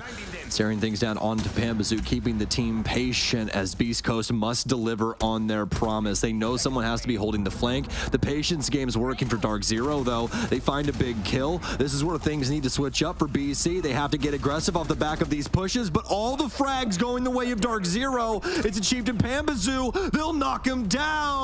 Beast Coast can't get the first round playing into staff in open area. DarkZero on top of it when it comes to their defenses. It's only one round being played out, so I do want to make this point without being too harsh to Beast Coast, but you can see there the big difference between Beast Coast trying to execute in a DarkZero fashion versus DarkZero doing it themselves in the previous half. When they're ready to move at like 10 or 15 seconds, the plan is set, and normally it's just a massive sea of DarkZero kills coming onto the feed, as everybody knows exactly what they need to do, and if somebody gets interrupted, they have someone pre-planned for that to interrupt their own duties to go and support that now a vulnerable position. We didn't really see that at all with Beast Coast, just a jumble into bottom square. They're trying to make the best out of a tense situation as they've been forced into a low time execute, and unfortunately kills just going off all over the place. The comms weren't as synchronized as they should have been, so very, very quickly you see that Beast Coast attack fall apart, where that same thing wasn't really happening that much when DZ was going for similar style attacks in the first half. Many will imitate, but there is no replacement for the real deal. DarkZero able to play the timer down perfectly, knowing what the, that kind of a situation looks like, especially since a lot of their offensive play style ends up working out that way. They do have some more aggressive tendencies, and it's not that they can't switch up their pacing, it's just that they're very, very strong with their clearing and making sure that they don't misstep, and they're willing to use that full timer in order to do so. For Beast Coast, definitely not the same, right? They play it down to the wire, but DarkZero end up fending off a lot of the important map control. We don't really see any Beast Coast members upstairs trying to apply verticality to any of the positions. BC mostly forced into a square take, and not only that, John, but they don't have really anybody to cover the flank. It feels like every single person on BC is watching 3 different angles all at once, and you just can't have that. It's like you said, or it's like I was saying before, the plan is just not as well... You can give me the credit. It's okay. It's all right. Yeah. The plan is just not as well planned out as far as we've seen here. But again, like I said, that's only one round, and Beast Coast were kind of forced into that situation, whereas DarkZero oftentimes want to execute in that method. So it's a pretty big difference there, but just wanted to point it out. Either way, Beast Coast, we'll see if they can either speed things up or better capitalize on the kind of tense amount of control that they are going for here. With DZ, of course, now shifting up their own play into the basement now, looking to lock away the second site for themselves, but still keeping quite a bit of presence alive on the first floor, mainly in this open area position, as well as the hallway leading towards it. Panba playing directly into open area, and then, of course, the elevator also being taken on at the moment. Nitro out from Panba, but it doesn't sound like it's going to lead to a whole lot at the moment. He pretty much immediately blows it up. The explosion just does not go as nearly as far as he would have liked to from that scenario. So still have DZ with a little bit of that pressure being held upstairs because of that.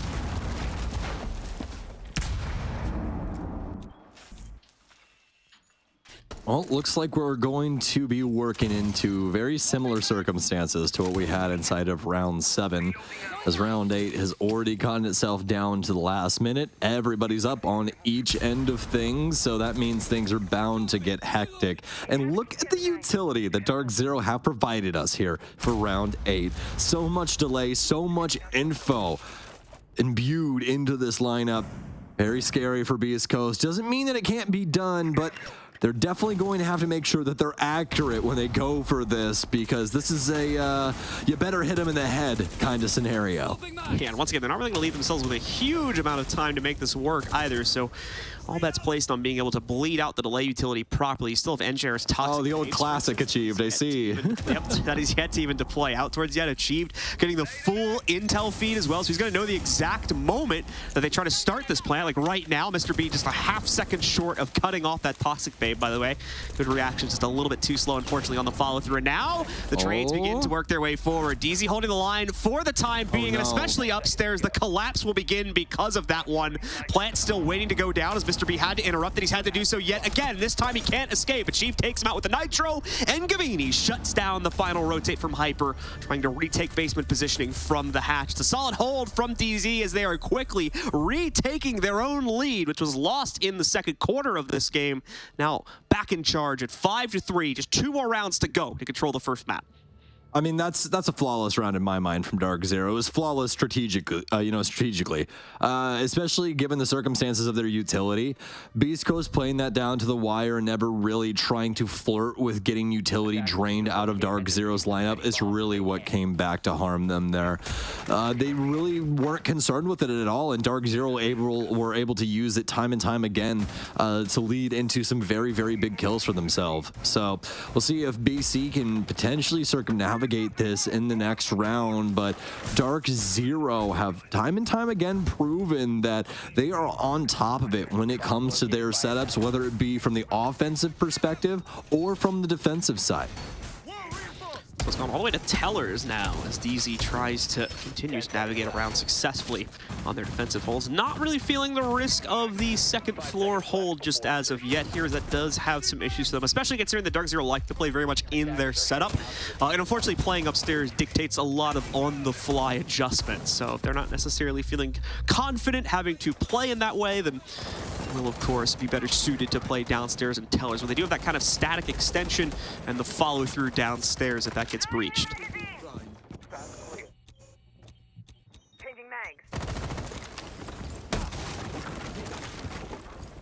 Solid op choices here from Beast Coast.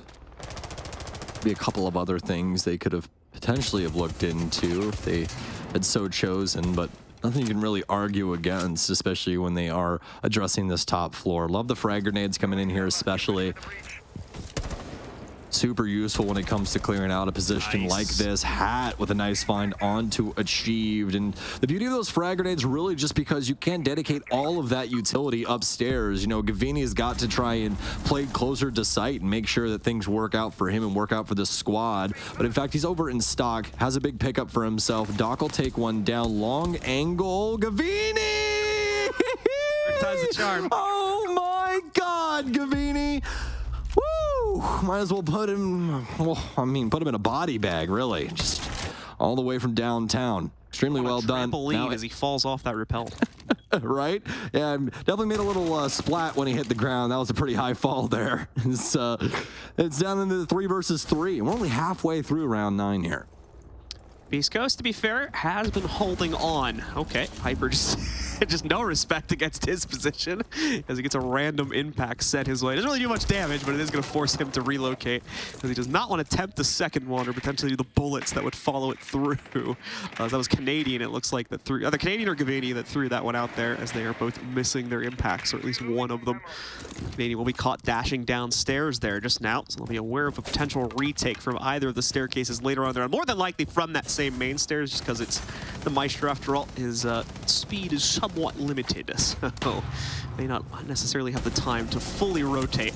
Either way, though, beastcoast starting to get pressured as we're down to the final minute yet again. BC's going to try to open up a rotation path in through Teller so we can avoid the usual cutoffs here. Canadian has reascended and now gone up another level as well, retaking the second floor position. I don't believe beastcoast are aware of this or even necessarily expecting it right now. They do expect pressure to come from Square, but oh no, Canadian now not ready for the challenge. But ironically enough, Canadian survives the encounter kind of due to his teammate getting the kill from below. Instead, NJR now picks up another kill out of this exchange, leaving it on to Hyper in what is basically a 1v2 at this point. Oh, and he nearly makes it a 0v2 as he nearly dashes through those EDDs. That's what he saw on the bottom left side of his screen. But either way, gets forced into the expected rotation angle and is quickly shut down by this DZ defense that continues to find its presence on a round-by-round basis. Now, as you can see, pushing them to match point. Man, I'm sure they were so happy about that opener right here, Hat getting this nice big pickup, but once again, DarkZero not only able to find the equalizer, but they're able to drag beastcoast to the depths and beat them at DarkZero's game. This is what they thrive in, these low time execution periods with everything on the line. DZ get it done yet again. All of these players, I mean, shooting very well, but you gotta give it to Gavini. 17 and 5. Bank has been his world, and we're just living in it. Yeah, I didn't even caught on to that as of yet, but Gavini just quietly going. Dude, he's just been idly just filleting beastcoast, man, like gills and all. They cannot breathe. Just farming those mid-round trades, basically, it looks like here is time after time again. DarkZero are just able to pull beastcoast right into their fishing line and net them up hook, line, and sinker as well. Beautifully done so far by DarkZero. Like we said, a little bit of a bumpy road as they got to the second go-around of sights on the attacking half. But now there's no pause for beastcoast to fall back on here to have that same effect a second time. We're going to have to hope that whatever strategy they bring to bear on this second half of rounds in the second half is going to be something magical. As any one of the next 3 get picked up by DarkZero. This map is done and dusted. And it's just one more beyond that for DZ to close out the series and knock out beastcoast from this tournament entirely.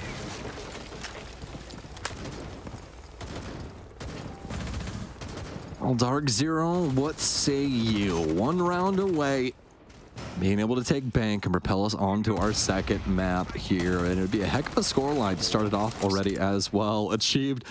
He's gone fishing. He's got the hat on, John. He's ready, lures and all. Won't be able to find him initially, but definitely looking for it down the line. Already some destruction to the drone game as well, and Doc feeling himself. He's going to swing in the top floor, 1 and 8, but this could be a sign of the times for him. He's looking to get a little bit more aggressive. Scoreline might be bad, but if he can get some big kills here, this could be the start of something beautiful for beastcoast and the start of something beautiful for Doc. Canadian's going to take down Hat, though. That makes this a little bit easier for DarkZero to try and argue their way back into this. And I mean, with that being said from Gavini, what say you in your defense, beastcoast? There's really nothing they can do at the current time. They need to try and reassess this, but John, the drones are gone. They have to fly blind into this with half the round left. Only 1 drone that can... Oh, Hyper. Oh, he gets him! Hyper, he's a little busy as he's trying to execute into the site. Gets 1, but it's immediately traded. And now, like you said, all the drones are gone. They literally don't have any movable ones left as far as I'm aware here. So down to the 2v3 at this point. Just working off of those 2 preset ones, and that'll be it. DarkZero, obviously, not really much of a reason for them to get aggressive. Oh my God, Vertical's in small. He is sitting in small. This could potentially still go the way. Oh, but never mind. Just hold on. Vertical finally with his chance to strike. He's lost his teammate now, but is at least battled out from the inside of, like you said, that small position right there. The res going up. The impact through. No, the desk eats it instead. But Cavini finds the cross to knock out Vert. The full HP player is gone. He gave a second chance to Mr. B. Obviously a very long talked about player on this roster, but is he going to be clutch in this scenario? No, it's the double peek from DarkZero instead, and they shut down the map. Beast Coast time and time again with opportunities presented, but DarkZero constantly slamming the door shut. They want to make sure the AC stays in the house, John, because DarkZero's looking cool, calm, and collected. What a map from them, as they will quickly forward us to map 2. Obviously, again, just your straightforward DarkZero playstyle that gets them that win. Nothing flashy when it came to the individual strategies and whatnot, but when it came to individual performances, okay, there was a little bit of an outstanding outlier there when it came to that. Either way, though, impressive performance from top to bottom, in my view, from DZ. So we're going to have to see if they can keep that momentum rolling swiftly onto map number 2, which is going to be just around the corner. Ladies and gentlemen, do stick with us. We'll be back in just a few minutes with your analysis desk to break down map number 1 and get you folks ready for the second map of this series. As UNICEF and I need you by our side for a real-life mission. A mission to protect the rights of every child. After news cameras have left, UNICEF is here. Every day, everywhere, but particularly where it's needed most. Did you know that more than 170 million children need UNICEF's humanitarian aid this year? At Gamers Without Borders, many of you have already chosen UNICEF, and I thank you for that. Choosing UNICEF is the easiest and smartest decision you can make, because you're investing in a child, and investing in a child guarantees lifelong returns, not only for that child, but also for their community and for our world.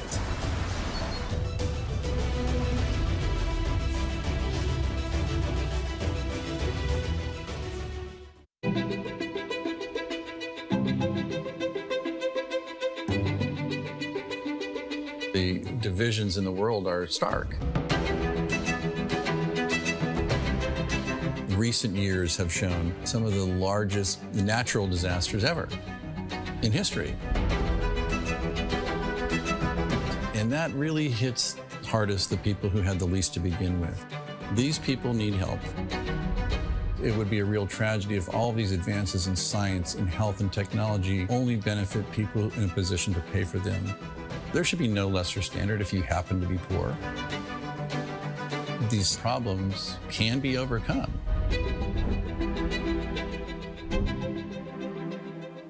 Direct Relief is a humanitarian, nonprofit health organization. The focus has been on the least fortunate, most vulnerable people. On a good day, things are tough for a lot of people in this world and in this country. And what we can do is mobilize private resources for their benefit and make it available free of charge. We're the first nonprofit in the history of the United States to obtain accreditation just like a commercial distributor. And it's been expanded geographically to every country in the world and every state and territory of the United States. What's now Direct Relief officially was started in 1948 as a private effort of a war immigrant businessman named William Zimden. The basic guiding principles of a war immigrant businessman really influence what Direct Relief has done ever since. And they begin with just serving the people who need help. We have this great privilege of engaging with people who come in from very different backgrounds, but with the same purpose of trying to just do something good. It doesn't matter if you're typing or talking on the phone or working on the warehouse floor. They're all part of an effort that means something bigger, and that is the fuel that kind of keeps you going. It gives you some sense that there is a way to make meaningful progress, even for a little organization that started at a kitchen table, but that's what provides motivation in life. The notion that many people, just by virtue of where they're born, the color of their skin, the country they live in, they're going to get sicker, they're going to stay sicker longer, and they're going to die sooner. That's pretty good motivation.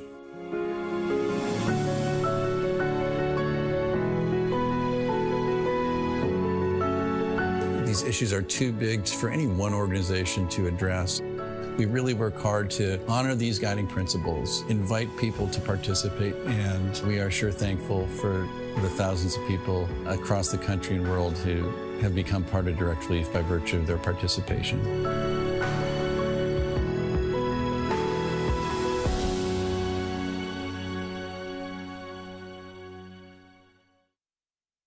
Progress is a race that has no end. After every finish line, another challenge awaits. How can we continue to push innovation in a sport at the forefront of technology?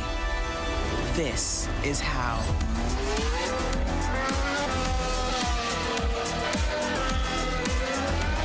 Discover how Aramco and the Aston Martin Formula One team aim to meet Formula One's sustainable fuel targets. Aramco, powered by How.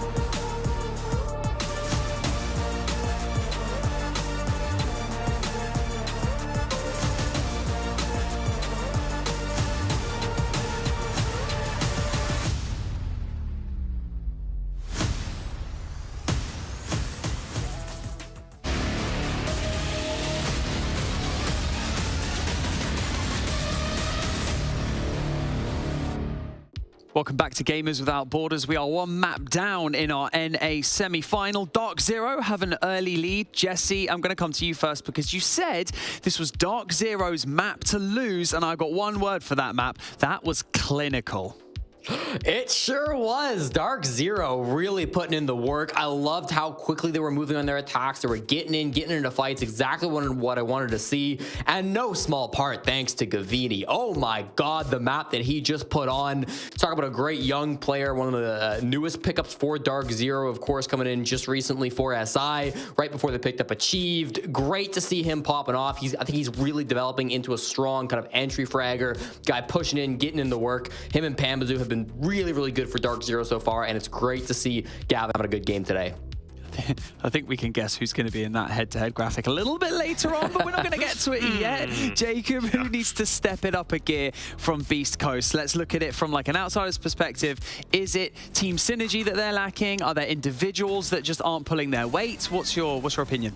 It's a combination of two things, I think. I don't think Beast Coast are a phenomenal bank team. I think that's a map that they really need to stretch their legs on more if they want to have a chance to do anything on this domestically or internationally. But the other part of it is Hat. Hat was undisputably a massive reason for why they were even in contention to go to the Copenhagen Major in the first place. He had the most kills of anybody in NAL for Stage 2, and yet he's down here at the bottom of the scoreboard, not a stat line that a guy like him needs to have, especially if he almost has like a Solotov complex. I feel like a huge reason for why M&M succeeded Solotov.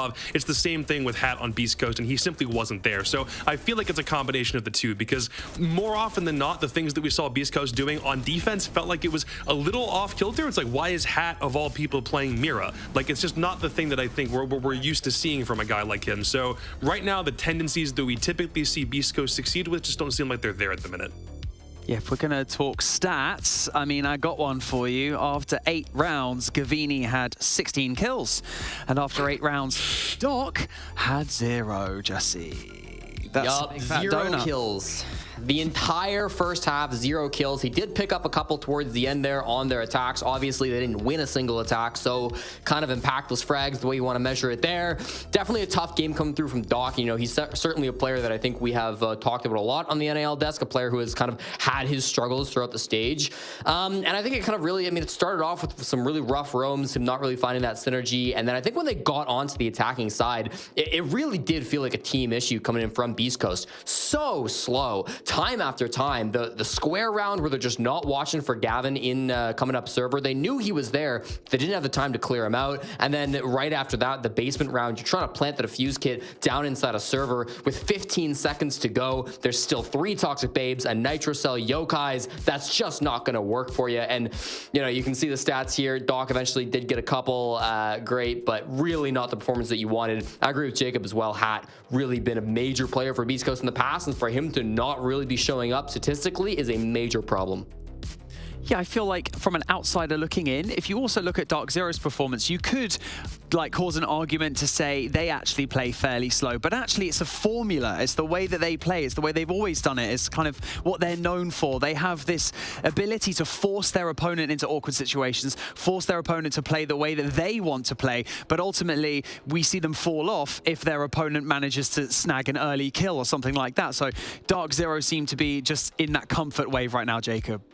Yeah, definitely so. I think there's not very much I can criticize DZ for on that one map, other than Monty still seems to be an enigma. That seems like something that they want to tackle, that they want to incorporate into more schemes. And more often than not, it feels like they could do a lot better if they just had a 5th weapon, if they had another gun, rather than having somebody with a shield. And the only rounds I think they lost were ones where somehow Monty didn't work, or when Hyper actually had a really good flank and got a multi-kill. Those were the only times when they lost a round in Bank where I was like, what in the world is going on here? I don't think that problem is going to make itself manifest in map 2 at all, because if they're starting on defense first on Oregon, then you're going to get the opportunity to set the tone early. They did in the first 3 rounds of this map, and I have every expectation that they'll be doing the same thing in map 2. Well, Jesse, we've talked about how Beast Coast was struggling in those opening rounds. We actually have a little replay loaded up so that you can talk us through it. Let's have a look. Yeah, I think you've got to put a lot of the early blame onto, unfortunately, Doc and Mr. B not working together on the roams. I'm going to show you the first 3 rounds. The first 2 are classic, just not really having the brain in your skull. I mean, some of these roam moments, unfortunately, Hat sprinting across, that wasn't Doc, that was Hat. Really not finding any success there on the roam. And then Doc is also trying to roam up here with his teammates. No possibility for trade because of the positions that they're trying to play. And Doc's also going to, we'll see it soon, struggle to find any impact, which has been an unfortunate theme throughout these first couple of rounds. There he goes down to Canadian through the printer window, again questioning the positioning there, a minute on the clock. We see the same thing happening in round number 2. It's the same bomb site. They're both trying to play inside of servers this time. Mr. B goes down. Doc also going to try to go for something here, but unfortunately just being caught out. And then by the time he gets to round number 3, it looks like these players are starting to play kind of scared. What you end up seeing is they're, you know, in positions to stop this plant. Canadian's planting. Doc is down on the stairs. He's in the basement. He could come up and try to put pressure on him. Mr. B as well, inside of Tellers, able to go for that flank, but instead of trying to test Pamba, instead of going for that push together, they're scared. They're letting that plant go down. They're putting their team in bad positions. And I really got to credit, I know it was a tough game for Beast Coast. I got to credit Fettuccini. Called that attack timeout after those 3 rounds went down, called exactly what was going on, moved Hyper into a more aggressive position where he could get some rounds off. Hyper played incredible rounds 4, 5, 6. Absolutely insane, 7-0 through those 3 rounds.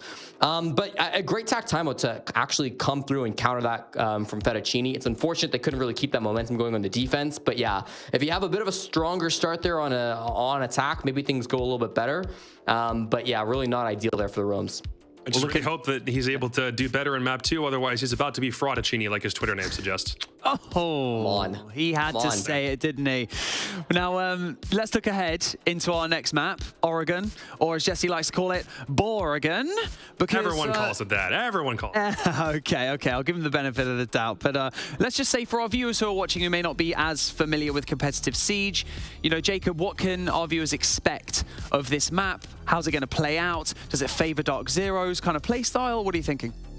I want this to be more competitive because this is the only map in this series that both of these teams have played against each other before as of this year with these current lineups. So I fully expect this thing to go maybe 12, 13 into overtime. We should have a long game here. DarkZero starting out on defense also means if they are as good on defense on Oregon as they were on Bank, then we'll probably see them set the tone. Probably the first 4 to 5 rounds. I think if DZ walks away with a 4-2 half, then they're probably going to take this whole series and we won't need a map 3. So it's up to Beast Coast to do something really, really special with these first couple of Oregon attacks. If they're able to make it a dead even half, if we go into the other half at a 3-3, it's a much different scenario, and I think Beast Coast have a much better chance. But I'll look at 3-3 to 4-2 as the ways to help predict what the rest of this map's going to look like.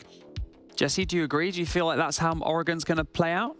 Yeah, I think if you go down 4-2 on attack, it's not the end of the world. You can definitely battle that back, right? You just win your main sites. You win basement, you win top, and you should be okay. Last time these two teams played this map, it was an 8-6. It was very, very close. I'm a little bit surprised that we saw Beast Coast bring it back here for the series to be able to pick this map over DarkZero. They won it, but it was a shaky map. It was a very fun map. There were a lot of crazy plays, but like that's not exactly confidence inspiring. As a team, you generally don't like fun, crazy maps where you barely win. You want to see those dominant score lines. That's not what we saw from Beast Coast last time against DarkZero, who are coming in very, very hot with momentum. I'm worried that it may not be the map that we get for Beast Coast this time either.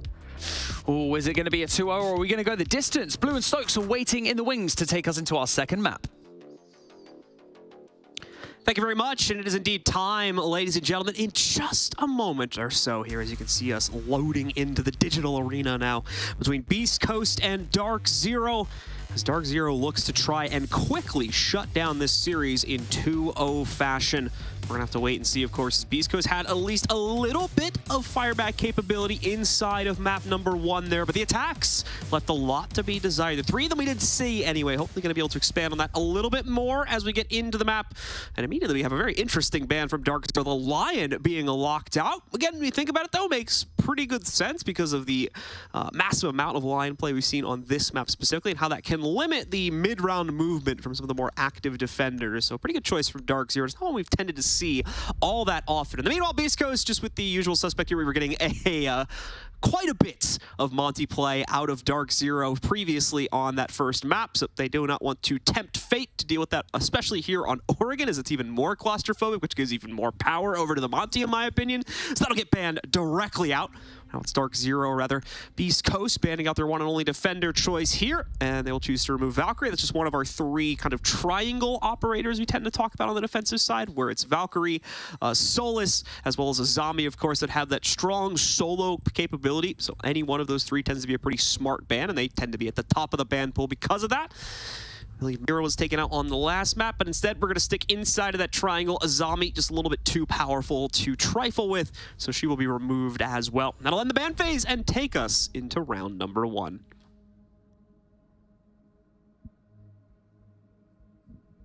All right, so inside of the basement hold, looks like this is what we're going to see from DarkZero to start things out in the first round. Nothing too perplexing when it comes to the composition that they're going to be bringing to the table for this. We'll talk more about the attackers in a moment. Obviously, they have their repick capabilities, so we can see that change up a little bit more. But for the defenders themselves, big emphasis on the delay. And that's really no surprise when it comes to an overall basement site. Just consider, of course, Panba going to have those toxic babes to hold things back. The rest of the team should be able to trigger the 3 Goyo canisters at will, of course, to get the 20 seconds of delay that come from that. That stacks on itself ad infinitum, essentially. And then the rest of this is basically just going to come down to if DarkZero can delay out the first and potentially second floor clear from Beast Coast all the way down to that like 10 to 20 second mark, where Beast Coast are probably not going to have the same proclivity to take control of the sites as we were seeing from DarkZero, who to some extent thrives in that environment and will certainly do so here on Oregon, a map where it's played very close to the chest. By the way, let's get ourselves into it as we have Beast Coast on the board for the first time in this map. No, apologies about that. I do have a good excuse, though, so I hope you'll hear me out. No, you're all good, yeah. I didn't even mention that you weren't I here just yet. got my wedding photos, man. I just got my wedding okay. photos. Nice. Congrats to that. I'm sure we'll be seeing you post soon, so... Yes, indeed. Yes, indeed. Me and my wife look fantastic, dude. I was very, very happy with the outcome. And I got a little lost in the sauce, lost in the emotions there for a second. But I can clearly see that DarkZero has not gotten, too far up that creek with me. As they're on top of the ball here, aren't they? Indeed, they are. But here we go, ladies and gentlemen. This Beast Coast once again looking to try and make their first entry point here. Going to be trying to take that white stairs control and conversely pressure out any of the DarkZero presence still alive here on the second floor from the silhouettes. It looks like it's already evacuated down to either the kitchen and potentially the basement itself here. That certainly seems to be the case, as Beast Coast are double, if not triple, checking some of these points just to make doubly sure. Canadian? Okay, this is a weird addition to suddenly throw at us here at the 2-minute mark, but Canadian just went up the ladder to T3. So we're gonna have to wait and see what his potential plans are from up here. Oh, you know what his plans are. Chaos. I am simply an agent of chaos. I'm like a dog chasing cars. I wouldn't know what to do. Know what to do with one if I caught it, Blue. Wouldn't know what to do. We'll see what Beast Coast can do. They got to catch the car first. I mean, that's the big thing. Guy's all the way upstairs right now, and I think he's going to stick it out. This is a beautiful position that he's adopted, and something that you really, really want to look to like adopt into the fold later on into your rounds here on a map like Oregon. If you can try and get into one of these more creative positions when you know for a fact that, you know, things have already been droned out or that the offensive is looking for something a little bit different, well, then you can probably just get some free kills because people don't check things. They just completely forget about your existence, and then you get a free kill like Gavini here, and he's still going to be able to get Pamazoo back up. That's going to make this a 5 versus 4. Given the play he had on map 1, it's not surprising to see him making these moves, but it's bold to say the least. What's up? Oh my, I said he's still here, he's still going. He didn't stick around T3, he's playing it active. Canadian now going to be moving into this one. He may not even reel it. Okay, now he's going to be needed here. Hat with a double kill turns around the fates of Beast Coast here, potentially opens up a workable angle from Freezer's side as well. So Canadian won't immediately be able to crunch on that from his current position playing the back end, but could still work his way over there. Finally meets his match. Unfortunately, not to a whole lot of success, but it does at a minimum interrupt the plant procedure from Beast Coast and hold things back. This is a very awkward setup for both teams right now. This is essentially just going to come down to who wins their fights and takes more control because of that. Hat swinging out, but it's Pan, but actually strike next. Hat, though, gets the response. The 3rd kill on the round. He's down to his sidearm for this one, but he's making it work as a 2nd kill potentially still to come here. The plant needs to be locked on the ground, and thankfully Mr. B reaches the corner just in time. Retake, we're going to sway through, though. The pressure, no! As he leaves his teammate out to dry. Not going to be able to shut it down. Hat fails to defend the planter, and the round goes the way of DZ.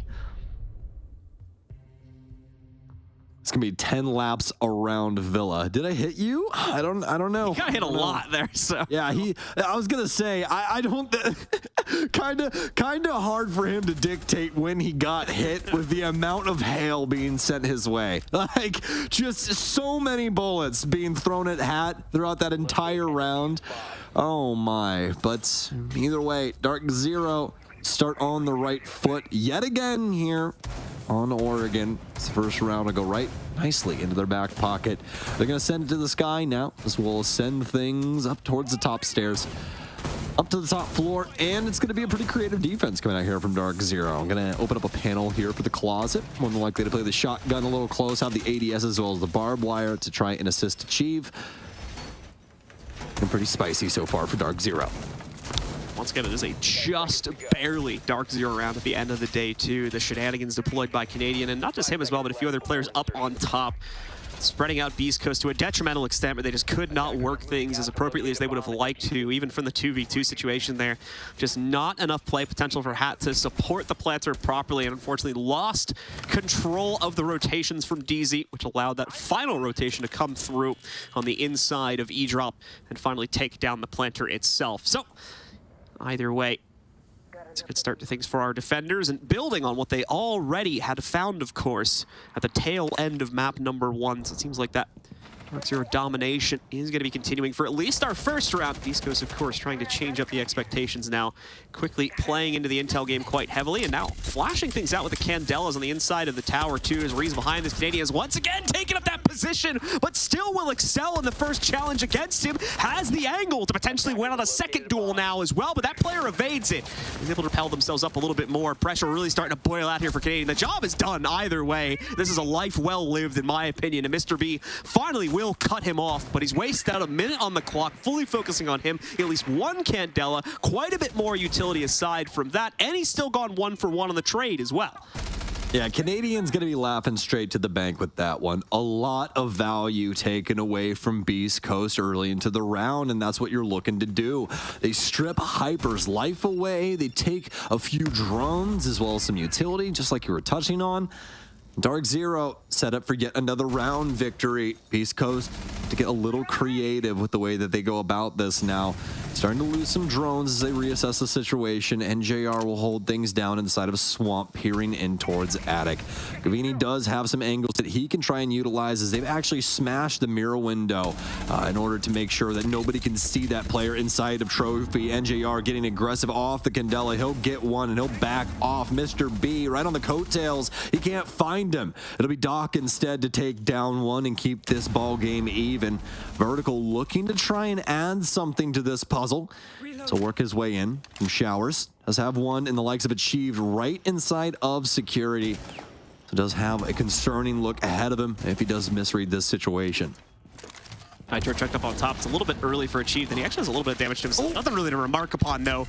But there's the big issue. He's still blocking off White Stairs Ascent for anyone on Beast Coast that wants to move up that. It's another very awkward setup for our attackers, and it gets even worse with the swing from Panba. Knocks out Mr. B. Doc is the only one currently upstairs that can make up for this, as Vertical is obviously hyper-focalized on the security player downstairs. He cannot worry about the site setup, but a flank can easily kill him. Now he's got to, though, as his only other teammate has gone down, and it's ultimately, ironically enough, the player from Security that ends up killing him as he was unable to deal with them. Has the vertical angle to shut down the White Stairs push and lock in round 2 for DZ. What else would you expect except a perfect patience play from Achieved and DarkZero in general? They are outclassing Beast Coast at the current moment. Beast Coast are attempting to go for their plays, you know, no mercy, no sign of respect in those moments for DarkZero, just trying to get, you know, what is necessary done, but it's really not working for them. There's really no extra angle, no extra layer for them that's reinforcing the strategy that they're going for, just like what we saw there with the fly-in from Hyper. There isn't somebody else on another window or something along those lines to kind of assist him with the situation going on, you know, inside of T3. So just some unfortunate circumstances right now for Beast Coast. So hopefully there's something in the cards for them. Round 3 starts right here, right now. Only a couple of seconds left for them to switch some things up. So they are going to drop the Ying. We'll see if they try and pick that back up. We know it's been a mainstay operator here, you know, for the last handful of months in Rainbow Six, as she usually does make her rotation in on a year-to-year basis. Hyper is actually going to go back to what we just saw. Not exactly true, but surely tried to get things done for round 2, but see if it's a better affair for round 3. So hopefully be the best chance that Beast Coast have had yet to close out on a round is obviously it's the tertiary site from DZ, the one that they'll definitely be the most exposed playing from the inside of here. So Beast Coast hopefully have some better luck picking the angle work in the early round, which that hasn't necessarily been a huge issue for them. It's more that they need to take greater capitalization upon that pick or two here in the first few moments of play. We're going to see a quick attempt to open up at least the right side of the connector walls here. Achieved in position to trick it. Will he be able to do it, though, as there is pressure coming directly against him from the connector itself via a frag grenade. Did they get the wall open? That's now the bigger question here as we go away from all of that, and I believe they did, but the priority was more to get Achieved out of position. And there we go. We can see the Selma has been opened up now. It's a bit of a crouch hold that they'll have to work their way through, but they do have it open. So Achieved's attempt to trick this one out has failed for now. Could still potentially hold the line on the left breach if they do want to play into that one, but it's now going to be Achieved just striking. And Gavini as well. When one falls, another seems to not be too close behind for Beast Coast here, as Beast Coast feel that that's going to be it in terms of the aggression. No, a second player is always waiting in the wings from DZ, ready to jump out in the face of this clearance. They do it 2 more times with the same players that got the opening 2 kills, striking for a second time each now. Hyper is all that remains in a 1v5 scenario. Pretty much already over in terms of his prospects to come back and clutch this one out, and will not even see the player that eventually takes him down. Pamba with, I believe, a 3rd kill on the round right there. Locks in a flawless hold from DZ on their tertiary site, and now they get to head right back down in the basement, where arguably they had their worst hold yet, but still should be able to feel nice and clean and patch up those issues on the second rerun. Would not be surprised at all if we get a tack timeout from Beast Coast here, but it looks like they're going to keep on rolling for now. I think DarkZero might have dinner reservations here soon or something. They are just, they are running over Beast Coast right now. A single thing they can do is practical pond water to DarkZero's incredible abyss that we've been seeing from them. A plethora, whole swath of strategies that they've taken, a whole bunch of different looks as well. A much more aggressive front from them inside of that last round, and time again able to exploit the positioning of Beast Coast. There's nobody home to trade, John. There's nobody there. Every single one of these kills coming from DarkZero. Not a single person close enough to even try and get that gunfight with the DarkZero member. And, well, we're already on 3 rounds. Beast Coast feeling, though, as though they can potentially change up their fate with this basement offense. The tack timeout hasn't been taken yet. We'll see what they can get done going into this. They really need something out of Vertical and Hyper here. Hyper will be blessed with a Nook on this round, so will at least have the solo capability to make something happen. Will he individually be able to manifest it? That's now the big question, where beastcoast have been struggling quite a bit inside of the early and mid rounds here, trying to make their mark and make it without an immediate trade or just an outright kill working itself against them in the process of that. So they can keep numbers even. They just haven't necessarily had the best of luck trying to push an actual advantage here. And that's something that'll be very, very welcome if they can get it forward a basement assault. NJR, as you're seeing here, does try to step out and get a little aggressive against the top main stairs play currently being made by Doc. Nitro included in that, but the Nitro unfortunately is a big swing and a miss, so no real damage done to the Beast Coast clear.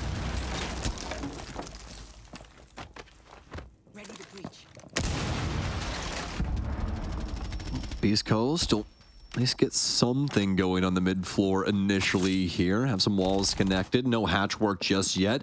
Some drones given over to the drone gods, though. Please move. 3 of those will be off the board. Yeah, you know, Hat, that's just good practice to not stand in the doors on cams, man. All right, come on here. Come on here, bud. What are we doing? That's the kind of guy that walks down the busy public street with his phone in his hand. That's all I got to say. And then he gets mad at you when you look at him, and you're just like, "What, man? Come on!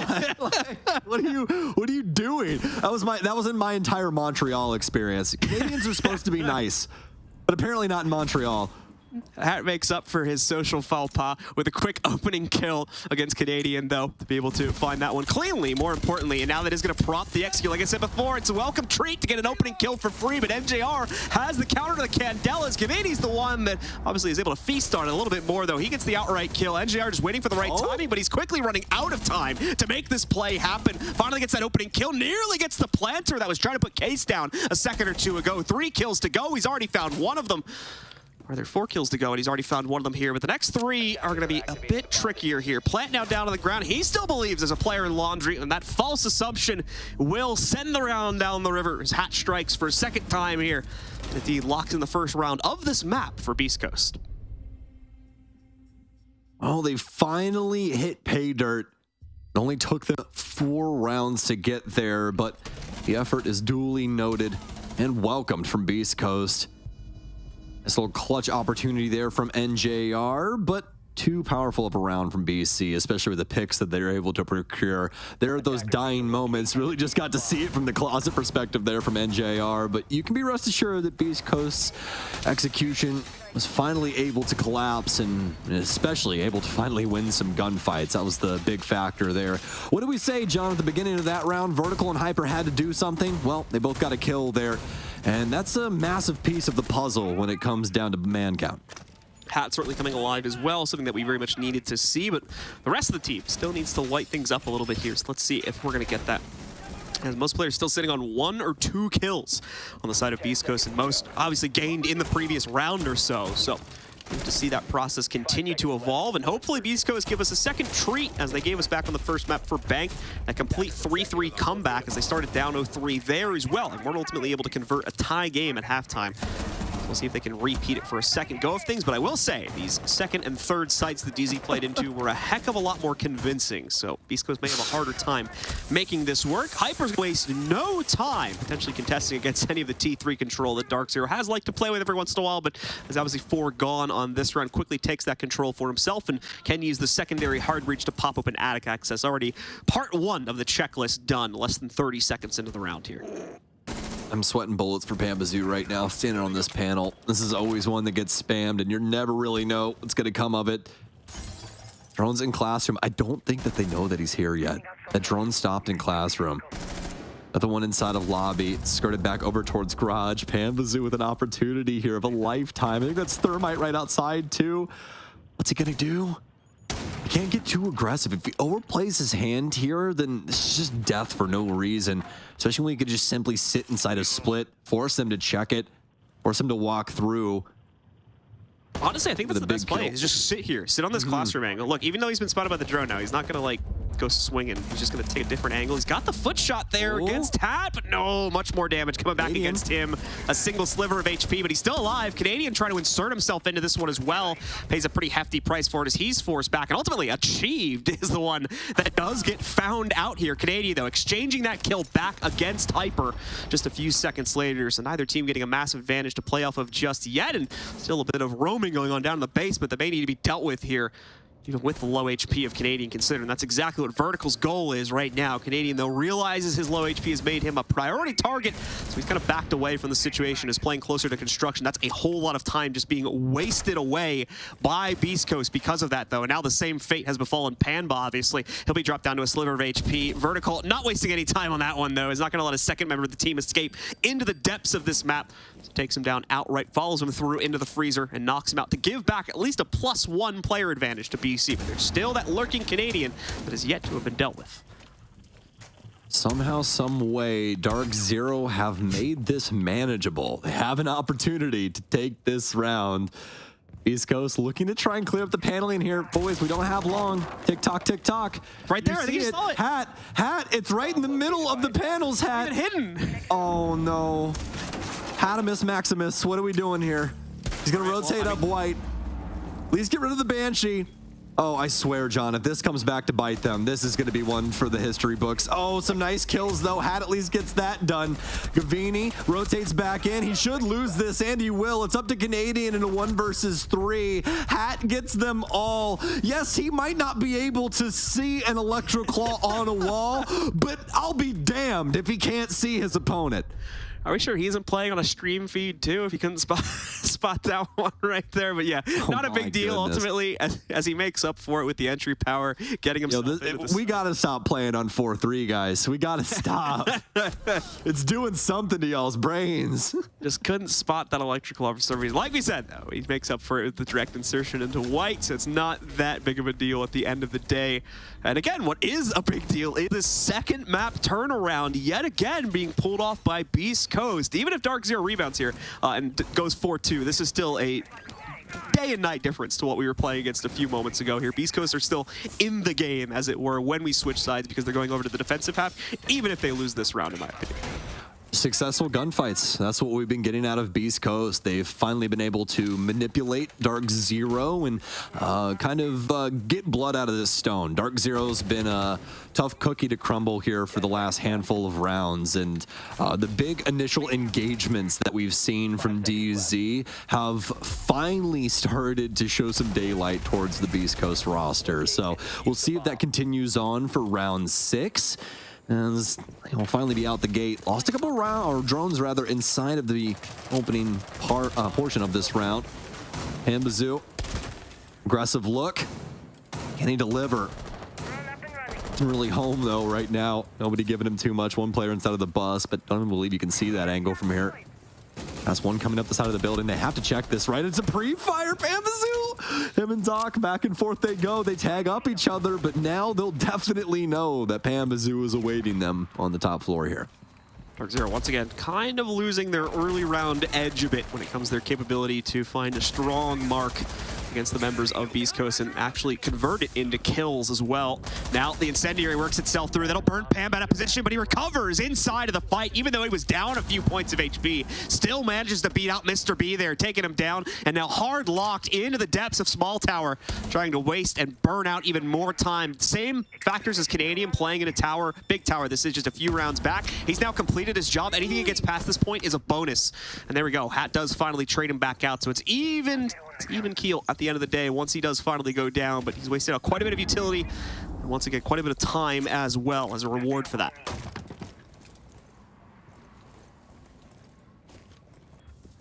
Halfway through the round, still so much left to decide what actually is the outcome. SMS Crossfire is still adopted outside. Hyper with a great find. Just saw the tip of the spear there from Canadian and removes it. Gavini! Such a strong player the last map, and he shows up yet again. And a full house with Hyper and Doc still available as well. So need 2 more for the quad. Oh, a frost mat. He's down. Hyper, he's got to manage 2 things. Gavini, he gets it done. Oh my. Beast Coast. They've put together such a good case these last couple of rounds, but Gavini, he's just better, Blue. That is going to be a full world tour from DarkZero, spread out over the course of the half, but they do get it done. All 4 sites locked in at least 1 point during the course of that half. Very well played out by them to achieve it, but they do let those 2 sneak through from Beast Coast as they have a mid-recovery, just like we saw on Bank. So time to see if the defensive side is going to give them that little bit of a boost needed to rebound back into this game entirely, just like they attempted to do on Bank. Unfortunately, at the house switch, it was DZ taking full control. To be fair, it was to the other side. They switched to the defense back on Bank. Now they're switching to the attack. That same storyline could very well come true, and that DarkZero shows up ready and more than willing to execute a fully formed plan against Beast Coast, and Beast Coast is just unfortunately not ready to contend against that. We'll see, though. As like I said before, Beast Coast does have the benefit of the defensive side to play into, at least now. 10 seconds left before... This is a really scary prospect, though, because just looking across the board at both of these teams, yeah, Hat has an amazing scoreline right now at 9-3, but all things considered, you know, considering the last map as well, if this was NBA Jam, Gavini has fire all around his character model right now. This guy has been going off, man. And I honestly am scared because this guy now has one of the mainstay operators in his arsenal. He's going to be so comfortable on this Yana, and Beast Coast, they've got to stay aggressive. They have to have the ability to slow down DarkZero here or face their wrath.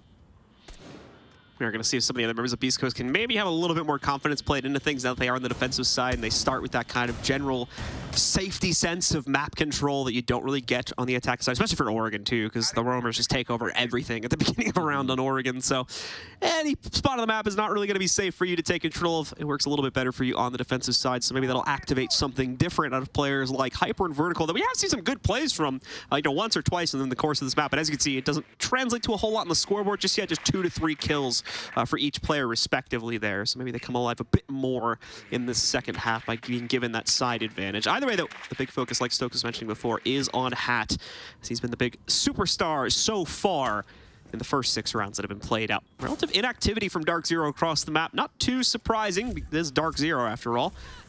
But still, it wants to build up towards something eventually. We are going to start to see that now over by Freezer Stairs, where they begin to make their descent, or at least Gavini begins to make his own personal descent to start.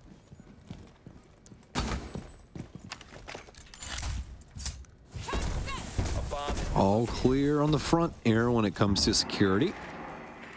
Really, when it comes to the entirety of the mid-floor, as Beast Coast is entirely dedicated to the downstairs as of now. Canadian on Mav duty.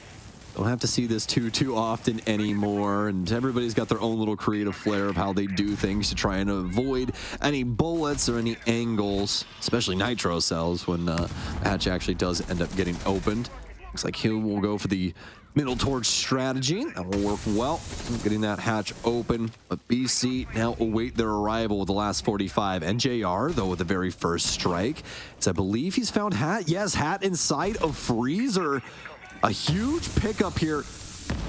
Now for DarkZero, minimal time remaining. Lots of Candelas still to be had for Pambazoo. So toss these in. These will be the sign of the execute. So they'll send it into sight. Not going to leave them any time whatsoever for mistakes here, but that is how DZ plays the game. So this is the expected result, not necessarily a consequence of the advances from Beast Coast. But even past that, 10 seconds and they're still not in. Plenty of members of the defense more than ready to fend off a push. Unfortunately, Gavini's cut from construction is just way too slow. And as a result of that, it's a shutdown from Beast Coast to take a defiant stance in the first round of the second half. Well, it's a tale of 2 sides there, and that's the side of the coin you're not really looking for when it comes to those low time executes. Everybody knows that the inevitability of the round looks something along those lines, right? You have to take those big gunfights, try and get that swing, try and create some space in order to get the plant down. And the more and more that timer dwindles, well, the more and more the defense is extremely aware that you have to push something. Beast Coast very ready for what DarkZero about to throw at them when it came down to the wire this time around. And DZ not able to get too much done. Stunted for growth in the dying moments and snuffed out at the end of the day, as there was no real potential for them to reclaim anything with such minimal time remaining. Beast Coast are going to head upstairs now for their very second defense, as DarkZero just had on their defensive half. We'll see how things go. As a couple of different flares from what we had seen before, but one thing is true. It does seem as though we are going to have an SAS operator downstairs playing inside of security just to make sure that nobody can try and work things from down on this base level too easily. DarkZero at least has the benefit of the 4-2 half still to play on, so this one additional round will be given to them to attempt to adjust things a bit more here and look for a successful defense upstairs instead. We'll see, of course, if they can, rather a successful attack, excuse me, upstairs instead. We'll see if they can get it for themselves, as Beast Coast now has been forced to rotate themselves, and Mr. B going to see if he can channel some Canadian-esque play that we got in the first half there. He'll go for the T3 position as well. Not been necessarily priority targeted by DZ yet, but they do have to give some respect over towards that, especially if they want to use the tower side windows on the kids' dorm as part of their attack here. Pretty much going to be forced to stay away from that entirely until that T3 player is dealt with, but I have seen executes work this before while still kind of just ignoring that player, especially if they're going to push from master bedside, which looks like it's kind of what we're getting from DZ at this point, so it's really up to them and how they want to play this.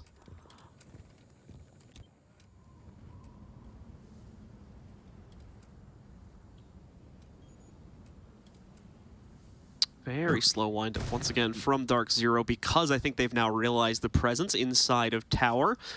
So working on getting a lot of their player count on the inside of Arsenal right now. Gavani obviously here and has been pretty actively droning things out for a few moments now. The ex-Kairos are going to try to pop open access over to Trophy. And again, should go off without too much of an issue. But past that point, Trophy shouldn't be too big of a problem to maintain. But past that point, you've got the usual site hold where Beast Coast are actually playing very passive versus what we were used to seeing from them. Mr. B finally given a chance to strike. Either he goes completely unnoticed here in tower, or Canadian tries to challenge him solo and now pays the price for it as he goes down outright. And Mr. B continues to be able to have that harassment capability from the inside. As far as I can tell, I don't think he was just properly noticed in any sense. I think he just gets away with a free kill right there, and now that's going to be tower side and attic pressure completely dead because of that oversight from DZ. Yes, indeed. That's a huge issue, especially because Canadian was on the floor, as that helps get rid of a lot of the utility on site that is holding things down currently, especially when it comes to the barbed wire. Not so much when it comes to things like the mute jammers, obviously. Not nearly as helpful in that sense. But NJR now trying to springboard off of his earlier advances. You still have a chance down here, an opportunity, and it's going to be able to at least get one. 30 seconds remaining. DarkZero, they're knocking on the door here again. Pambazoo looking to try and springboard through white. They have to worry about a mirror window, and they'll get taken out immediately. Nitrocell outside. It's going to get eaten up, though. 3 versus 2 in favor of BC. This mirror window's getting it done. Hyper goes down, achieved. The only one that remains. The plant is getting stuck. He's going to hop off, though. Has Mr. B to win up against, but it's going to be a trade in between the two. Beast Coast tie things up here on Oregon. Coordination at least on point to prevent disaster for Beast Coast there. They just double peek the 2v1 and make sure they get the shutdown against DZ. DZ making a huge blunder in either not catching or not respecting the T3 position from Mr. B, though. Could have been a very different round had that been handled appropriately, but at the same time would have seen probably a bit of a different build-up from DZ to get to the site, and there's a lot of variables that play into that one. Either way, though, great pressure from Mr. B, not just on the inside of his T3 position, but further into the round when he realized he was safe. That came from attic side as well. Constantly a thorn in the side of the execute from DZ, and although DZ, as they usually do, make it a scary one in those final few seconds of the round, they unfortunately just did not have enough control over that situation to try and force their way into a plant, and as such, Beast Coast collapse upon it in the 2v1 to complete the tie. 4-4 now, 3 rounds for either team will net a map victory, and in the case of DarkZero, can still win in the series, but it seems like that's becoming less and less likely as of the most recent spree of rounds. It's starting to feel more and more like this is either going to be max regulation or a little dance inside of overtime, doesn't it? Beast Coast starting to hit their stride now, but still plenty of time for DarkZero to at least hit one adjustment to see what they can get done with it. It'll have to be pretty sweeping from what we've seen so far. Beast Coast able to at least start to win things out when it comes to these engagements. That's been the biggest portion of their victories coming through here to really damage the man count of DarkZero. Mr. B gonna do so yet again as we have a few long angles dedicated out towards the bottom of White Tower. Small action over here. But for DarkZero now, looking for the drones and just seeing what they can get going on, especially when it comes to this top floor hold that BC have. They want to make sure that they don't try and overstep their bounds and end up giving a kill that could be extremely beneficial for the defense. A minute gone and pretty minimal progress being made so far by DarkZero. As I mentioned before, though, that is partially by design. They'd take it if they were given the opportunity to, but DZ loves to play close to the chest. Unfortunately, a little too close there. In the case of Gavini, gets clipped off by a barely peeking Hat. Canadian is able to convert a separate kill, though, against Vert. So at least has that to work with. But the rest of this entry power is not really primed from decent positioning to work their kills at this point, though. Achieved, as you can see, quickly battled back from his spot. Hat finally bled out from his upstairs position. The nade utility is chucked his way. And with that on top of the opening pick that the team got, no longer feels the need to maintain second floor positioning against the rest of this DZ clear. Panba now stalwart, ready to cut off that showers rotate if we get it again, and also supporting the second cut from NJR. I think Mr. B realizes that he is contending against a pretty rough set of angles, so he's going to bait them into it, trying to see if he can bring this fight a little bit further into the round, and he's certainly at least attempted to do that. Panba doesn't bite on it whatsoever, though, as those tracers go back in his direction. This remains rock solid on that angle, hoping for an overpeak, but you're not going to be able to hope for your opponents to make a mistake for much longer here. DarkZero running it down to about 40 seconds left to go. Need to make the right moves and ones to pick up kills here. Otherwise, they just won't have time to make any moves at all. Mr. B finds the isolated player in Pan, but trying to make a push against him. NJR with the immediate conversion, so numbers are staying even, but where's the push into the site? Like I said before, they wasted out a good 30, 40 seconds trying to build up the confidence just to take down that one player, and then even get an advantage at the end of the day from that. So now with the breaches being opened into the site, it's Doc's turn to potentially put a stop to the rest of this clearance, and indeed he will. One pickup from him against Canadian, and immediately dashes into the inside of security here where DarkZero go blind. They don't have the intel in terms of where he's playing from. They can only guess, but guess correctly under these circumstances. Once more, though, an immediate exchange comes in, and not just one, but two from Hyper to shut it all down and give the round and the lead now over to BC. Beast Coast are going to be so very hype about this as they take the lead away from DarkZero on Oregon. 5-4. Really starting to feel themselves on this defensive end. They've been able to thwart the game plan of DarkZero over and over. Mr. B with a huge kill there, though. Yes, he gets traded out, but a huge shutdown, as that would have been an easy position for DarkZero to start attempting to overwhelm some of the more fringe positions of the defense at that point in time. So Beast Coast now will throw it downstairs and try and make some adjustments to what they had done previously. I think we'll get the rotation here unless somebody's going to build that with a shotgun there for Laundry. Got to be worried about those impacts potentially destroying that shield, but Hyper should have that, so don't have to worry about that too much. Yes, indeed. I'll put that up there. Get the panel slapped up on the back end as we prepare for round 10. 10 seconds to go. DarkZero losing their capability to get a quick 2-0 closeout on this series, pushing us closer and closer to a potential third map now, as it's Beast Coast that's found their solid footing and is really excelling upon it as well, especially with the ascension of Hat and Hyper here over the past few rounds. Other members have been stepping up when the opportunity has arisen as well, but those have been the two highlights, especially inside of this half, and are going to continue to build on that strength unless someone else from DZ can't necessarily rely on the massive KO from Gavini, although he's still slaying out right now as the leading player on the team at 10-7. Just isn't doing as much of the heavy lifting, but quickly shuts me up as he instantly takes down Vertical at the start of this round.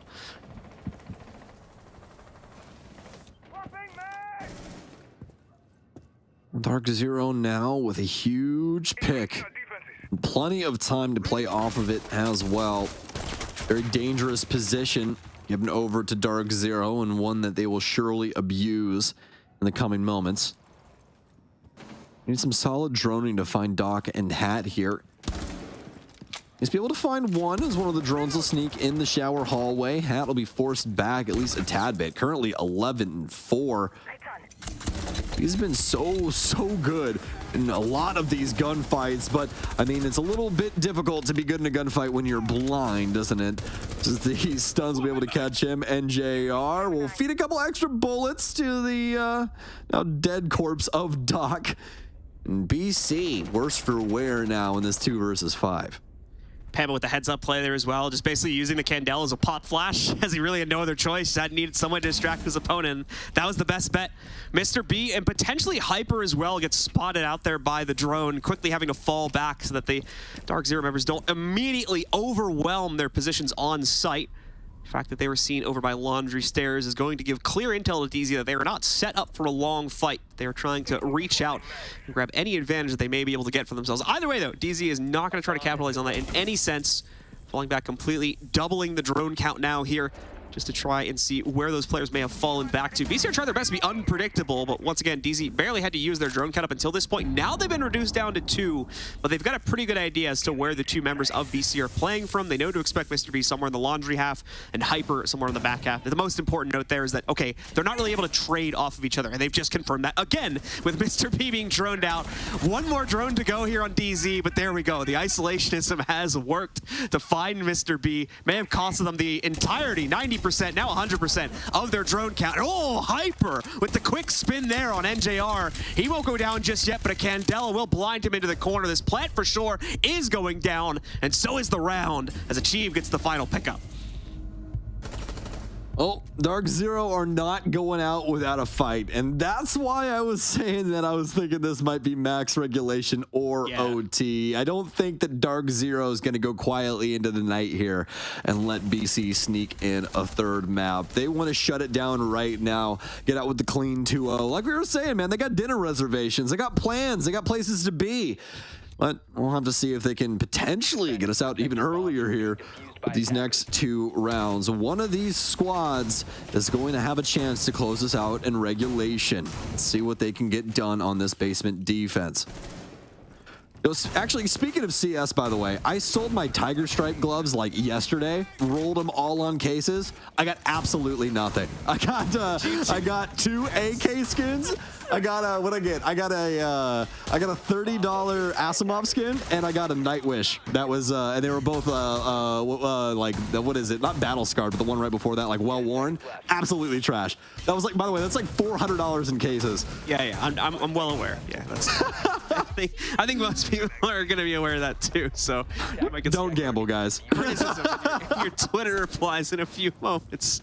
Either way, though. Oh my goodness. Beast Coast looking to still grapple this advantage that they've had since the start of this half, but obviously you're now at risk of losing it. DZ just 1 round, a battle back against the 1-round lead that Beast Coast themselves had grappled towards here. And now a very pivotal round, really for both teams, as they will set themselves up, have the relative safety of at least a guaranteed overtime by winning this round, and then the bonus of potentially being able to end at 7-5, of course. We'll wait and see if either team can now capture that opportunity, or if OT is going to be in the cards yet again. Jesse mentioned it, that this was a very close map the last time these 2 teams played, and it did go not to full OT, but I think 14 rounds as an 8-6 scoreline for the winning squad there, so expect similar things to happen here. So we are on a bit of a teeter-tottery nature to these rounds right now. As we continue to wait for DZ to make their first move here, still stuck on the drones, it looks like, trying to get a good handle onto at least 1 member of Beast Coast they can try to target out. As you can see, though, Beast Coast are being busy bees right now. They are not really staying in one position in any sense of the word. And even when one maybe, still another one will start moving around. So it's very difficult for DarkZero to lock on to like a single target and try to actually take them down with things evolving so quickly on a moment-to-moment basis. And Beast Coast definitely have their feelers out. Look and see where DarkZero are going to try and work their way into the map. But as we know, this is going to take a minute. They want to try and clear out the utility around the site, get these hatches open, make their job easy when it comes down to the execution. The Banshee down low here, they're going to have to deal with around Doc's position and pillar. Canadian does have some hatch plays still with the X-Kairos to exploit, so we'll get on top of that as DZ look to try and push themselves over towards the freezer section. This is looking like it might be a frontal assault as they start breaking down some deployable shields. Surprised Laundry is as undefended as it was with the amount of Rotero drone play we've been seeing here They would have liked to try and deny that and maintain the more powerful out-rotate position, but thankfully it still has some natural benefits if someone wants to swing into it deep and potentially try to check into the corner. They just have to prevent a cross angle from being established on the inside of the freezer area for that to happen. Now, DarkZero's original plans have been thwarted. Unfortunately, there is going to be that toxic bay being thrown. EMP is going down on the top level just to try and deal with any utility they might be able to snatch down below. That has a pretty wide circle, but as they work their way in, Pam, it takes a massive amount of damage. Doesn't go down outright, though, and somehow recovers in a duel versus Hat. 2 more kills roll out for DZ. Just the one trade onto Panba coming from Hyper and the rest of BC. Gavini slaying it out in the meanwhile. Didn't even think he could get that many kills that fast, but he continues to surprise not only me, but our audience at home and potentially BC as well, with just how well he can play out these rounds. Another one, and plenty of kills for him as well, going right into his pocket as DarkZero are the first to get to map and now match point. I told you, man, this guy's like Shaquille O'Neal. He's just slamming it home. Like, any opportunity where he can just dunk all over the opponent, he's there. We'll see that spray one more time where he just gets a whole boatload of kills here. I think there was one more right before we cut that replay as well. Beautiful stuff from Gavini, taking command of the 2-0 KD right now as well. 14 and 7. He's playing Thatcher. Like, just get out. Just stop it.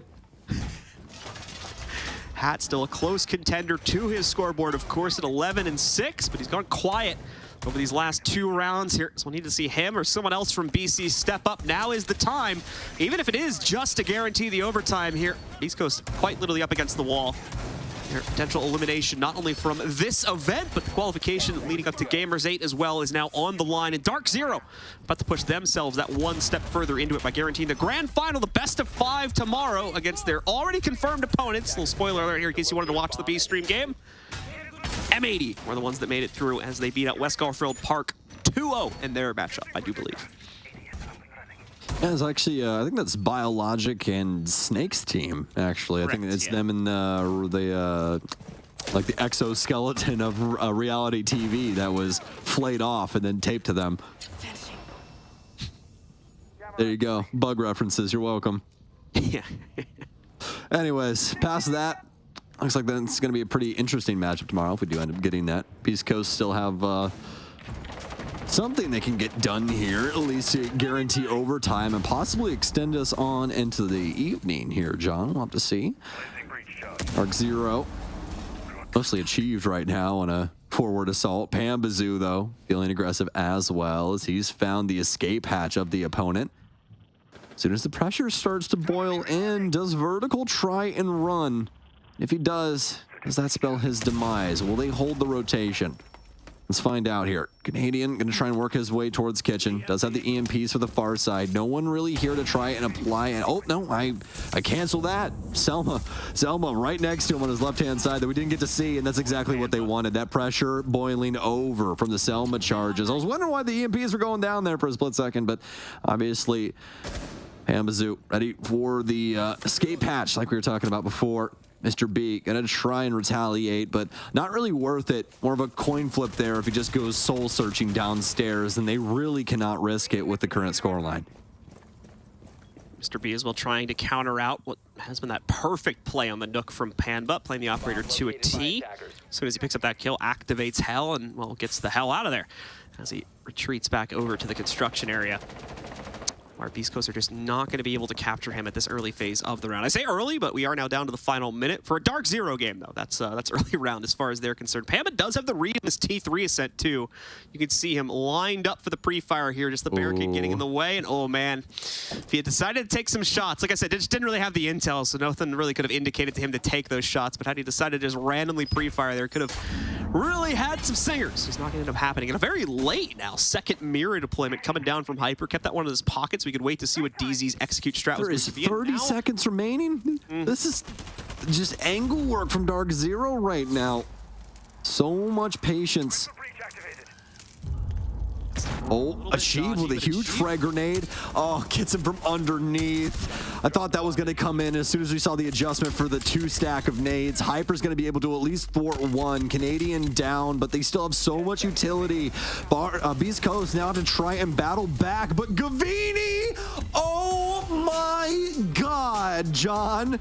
He can cannot be stopped. It doesn't matter what op he plays. It doesn't matter what gun he has. There's only one thing that's sure. He's laying down Beast Coast bodies. It's a DarkZero day, as they'll be headed towards Championship Sunday. I have several words, but they're all the same to summarize my thoughts on this. Gavini, ladies and gentlemen. That is the tail of the tape for pretty much this entire match. But obviously, there's plenty more to expand upon, and we'll be going back to our analysts in just a second to touch on that. But what a lights-out performance. Showing up in the late rounds here as well. Gone just a little bit more quiet inside of that first half, but really came in these last 2 rounds and just slated the heck out. I think something like 7 or 8 kills just in the last 2 rounds alone. So what a performance for him, and that's on top of the already impressive like 17 and 8 or something along those lines performance he had back on bank. Definitely check out the full series stats for him, as it's going to be something to gawk at. But either way, ladies and gentlemen, that does it for myself and Stokes this evening. We're going to go to a quick break. When we come back, we'll have your analysis desk to break down this final game of the day and get you prepped and ready for the finals tomorrow. Gamers, UNICEF and I need you by our side for a real-life mission. A mission to protect the rights of every child. After news cameras have left, UNICEF is here. Every day, everywhere, but particularly where it's needed most. Did you know that more than 170 million children need UNICEF's humanitarian aid this year? At Gamers Without Borders, many of you have already chosen UNICEF, and I thank you for that. Choosing UNICEF is the easiest and smartest decision you can make, because you're investing in a child. And investing in a child guarantees lifelong returns, not only for that child, but also for their community and for our world.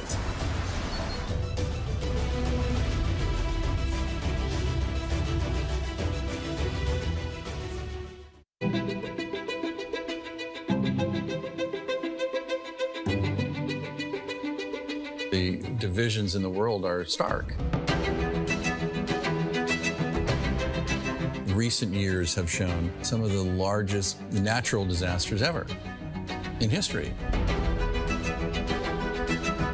And that really hits hardest the people who had the least to begin with. These people need help. It would be a real tragedy if all these advances in science and health and technology only benefit people in a position to pay for them. There should be no lesser standard if you happen to be poor. These problems can be overcome.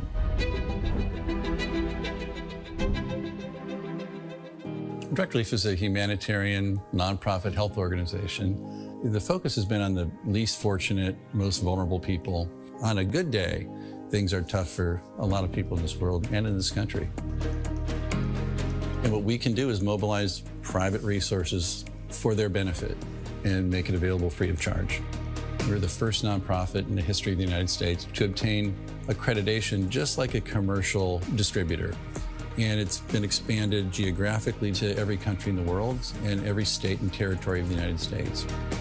What's now Direct Relief officially was started in 1948 as a private effort of a war immigrant businessman named William Zimden. The basic guiding principles of a war immigrant businessman really influence what Direct Relief has done ever since. And they begin with just serving the people who need help. We have this great privilege of engaging with people who come in from very different backgrounds, but with the same purpose of trying to just do something good. It doesn't matter if you're typing or talking on the phone or working on the warehouse floor. They're all part of an effort that means something bigger, and that is the fuel that kind of keeps you going. It gives you some sense that there is a way to make meaningful progress, even for a little organization that started at a kitchen table, but that's what provides motivation in life. The notion that many people, just by virtue of where they're born, the color of their skin, the country they live in, they're going to get sicker, they're going to stay sicker longer, and they're going to die sooner. That's pretty good motivation.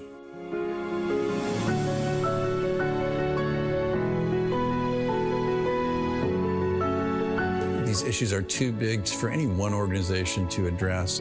We really work hard to honor these guiding principles, invite people to participate, and we are sure thankful for the thousands of people across the country and world who have become part of Direct Relief by virtue of their participation.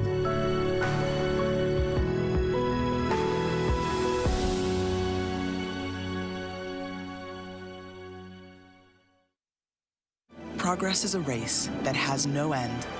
After every finish line, another challenge awaits. How can we continue to push innovation in a sport at the forefront of technology? This is how.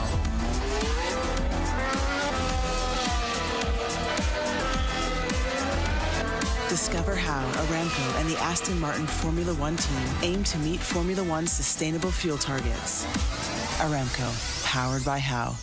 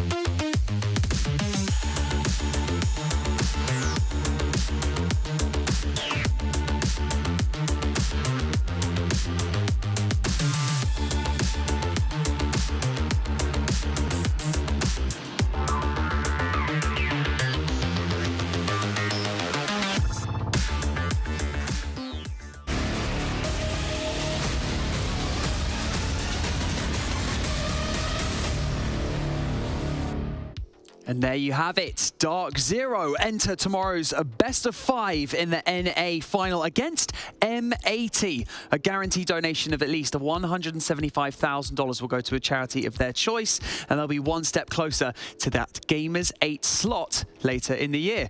Jesse and Jacob are joining me in the virtual studio, but I am also joined, very fortunately, and we get the chance to now chat to NJR from DarkZero. NJR, congratulations on your win. You've made it to tomorrow's final. You know, what's the general vibe? You've looked like you were extremely comfortable throughout that match. I mean, I think our approach to the match was just kind of like finding ourselves again after like a very rough showing at the major. Yeah, I mean, NJ, I'd love to dive into that a little bit more. The major, surely a disappointment. I know you guys wanted to go a lot farther than you did. What do you think as a team was like the biggest problem that you faced when you went to Copenhagen and you faced that international competition? A big problem was probably in our prep, just because we didn't have like the best teams to scrim. I actually think beastcoast might have fallen into that a little bit going into this match. And I mean, like, we have a bunch of other issues like within the team that like are specific, but I think that played a big part. Nick, give me the sit rep on what it's like been playing with Achieved so far. You've had 2 months or so now to figure out how to incorporate him into the roster. What's it like playing with him, and how is it having both him and Canadian on the same team at the same time been like? I love playing with Matt. I think Matt's brought like a lot to our team in like every way you can think of. Like, I know people give him shit because he hasn't like, I mean, he hasn't been playing the best, and like I think that's fine. Like, you don't notice it, and it's like he's coming from a system that he was a part of for like 4 years or 3 years. Well, you have an absolutely fantastic community who have been supporting you throughout and been following you throughout this entire competition up to this point. Is there anything that you would like to say to them before your best of 5 final tomorrow? Oh, I think we've lost our connection. You know what, NJR? I'll give you a digital fist bump over here.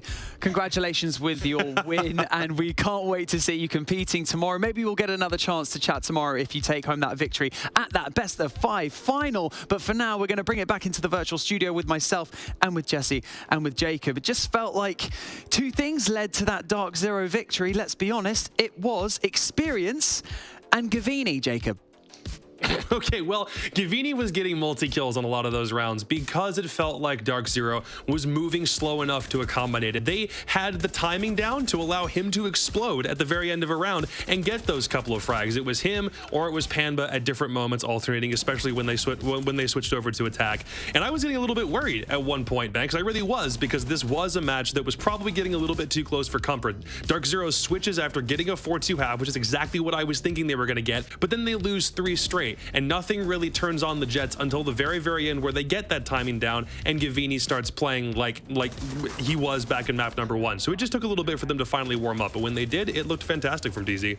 Yeah, I mean, I think individual timing, you said it, Jacob, I 100% agree. The timing from Gavini in these late rounds is insane. How consistent is this guy where every single round you see them pushing in, the team is getting forward, they're throwing in their candelas, they're making things happen, and then out of nowhere, Gavini just slips in through a side angle, comes and hits him from the back, gets like 3 or 4 kills. It's incredible how consistent he is at being this kind of pinch player, coming in beside the push, coming in a little bit later than the rest of the team and finding that impact. He has been so good in that situation.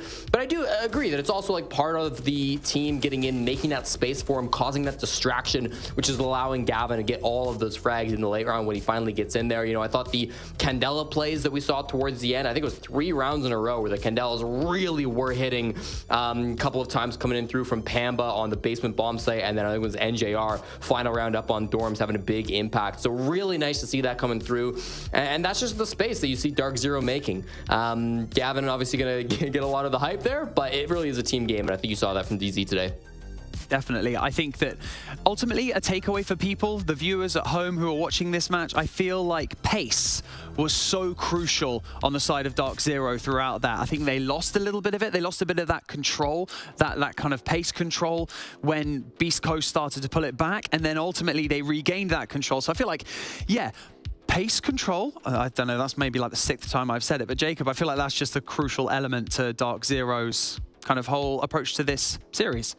No, you're not wrong. I think we can even make that specifically a new term and throw that into Siege caster vernacular, because why not? It's not terrible. So for Beast Coast, that was the persistent problem throughout the entire game, and it's a really weird thing when you try to figure out what an execute looks like, and then you have a couple of people die and they're never getting on flank cams. I think passively I keep on watching what happens when someone dies, and you can tell who you're spectating or what you're looking at cams wise.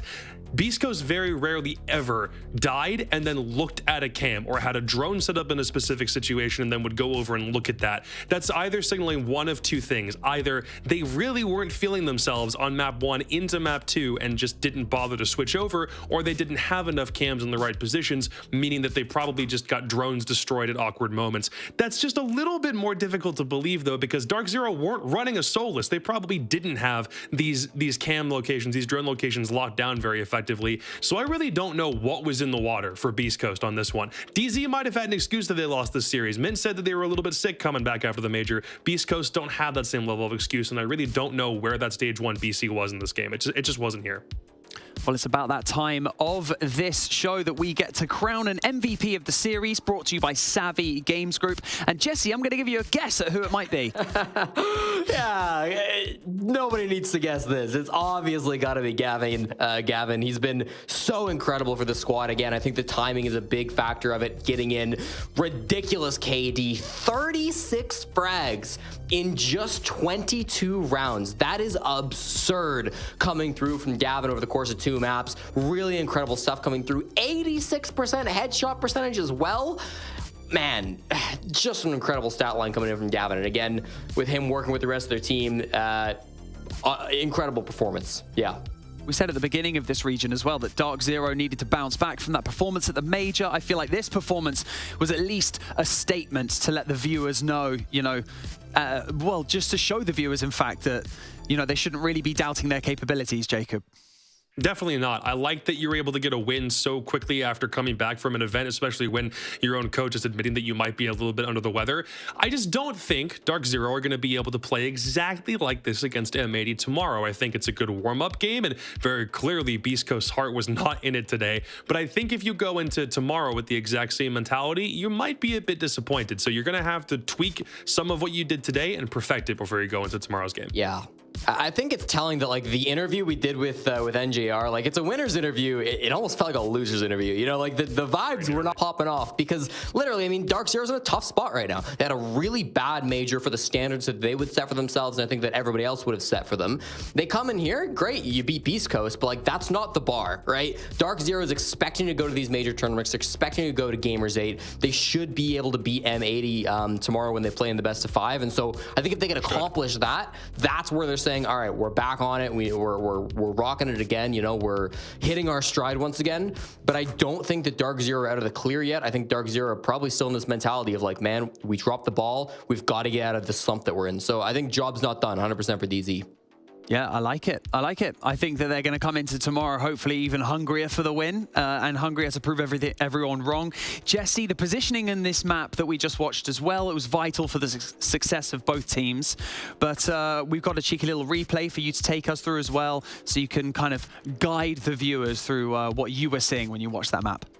Indeed, Banks. I just wanted to watch some great tower frags. Small tower, big tower, I don't know. Take your pick. We saw both squads utilizing these positions to extreme effectiveness. And what I really want to highlight is the clock. You know, Canadian's going to get a frag up here in T3 to start us off round number 2. But just look at that timer, 2:14. It's going to tick down quite a ways before we finally see Canadian go down. I think it's really interesting how these two teams both dealt with the different tower holds. Beast Coast tried to hit it directly, and they used a lot of resources on it. They're using their Candelas. They're losing a body in Hyper. Small tower now coming from Pamba. And it's the same story. Here come the flashbangs. You know, you're gonna have 2 players walking on this. Capital bolts. You still lose a body. So much being dedicated to this, and still every time it seems like DarkZero is able to waste a full minute off the clock and get a frag. And so it's very important. These positions are to DarkZero. It's clear that this is like a really big part of their game plan. And yeah, maybe you clear them for Beast Coast, but it takes a lot of time, a lot of resources. And then when we switch things up, when we go take a look at how Beast Coast try to play their tower roams, you just saw it in the top right. Mr. B gets a frag on a Canadian, like a minute 30 in the clock. DZ just ignore it. They say, screw it. We're not going to bother with this guy. We're not going to spend all this time, resources clearing out T3. And neither approach works. Every single attacking team lost in those 3 rounds that we just VOD reviewed. And especially with Mr. B in that last clip, he ends up returning back to site, gets 2 more frags in the push. So tower, whether it's big tower or small tower, very strong positions. And if you've got a good fundamental player playing up there, it's very, very difficult to dislodge. Well, if you missed any of today's action, we have an updated bracket for you. We have 2 teams who have been sent packing and 2 remain in the fight for dominance for their region. That is M80 and DarkZero Esports. M80, in fact, going 7-3, 7-4, a convincing win. So DarkZero definitely have, you know, some work cut out for them. But hey-ho, we will see. Tomorrow, we will also have the 2 finals, and these are your times. Here's your schedule. 1 will be in the region of LATAM, and then 1 will be NA straight after. We're going to kick things off at 9 p.m. CEST, and remember, it is a best of 5. Liquid going up against NIP, and then at 1 a.m. CEST, another best of 5 M80 versus DarkZero Esports. An absolutely cracking set of best of 3s today. Thank you so much to all the Rainbow Six talent for joining me on this stream. It's been absolutely phenomenal. Thank you so much to all the players for absolutely smashing this game. Absolutely loved it. And thank you also to all the production for putting all of this show on. It's been so brilliant to work on the entire time, and tomorrow is going to be our final day of Rainbow Six Siege action. But most of all, thank you to everyone at home for watching and supporting your favorite teams throughout this whole competition. Tomorrow we're going to crown 2 more regional champions, and $1.25 million will be donated to charity. My name is Banks, and I'll see you tomorrow.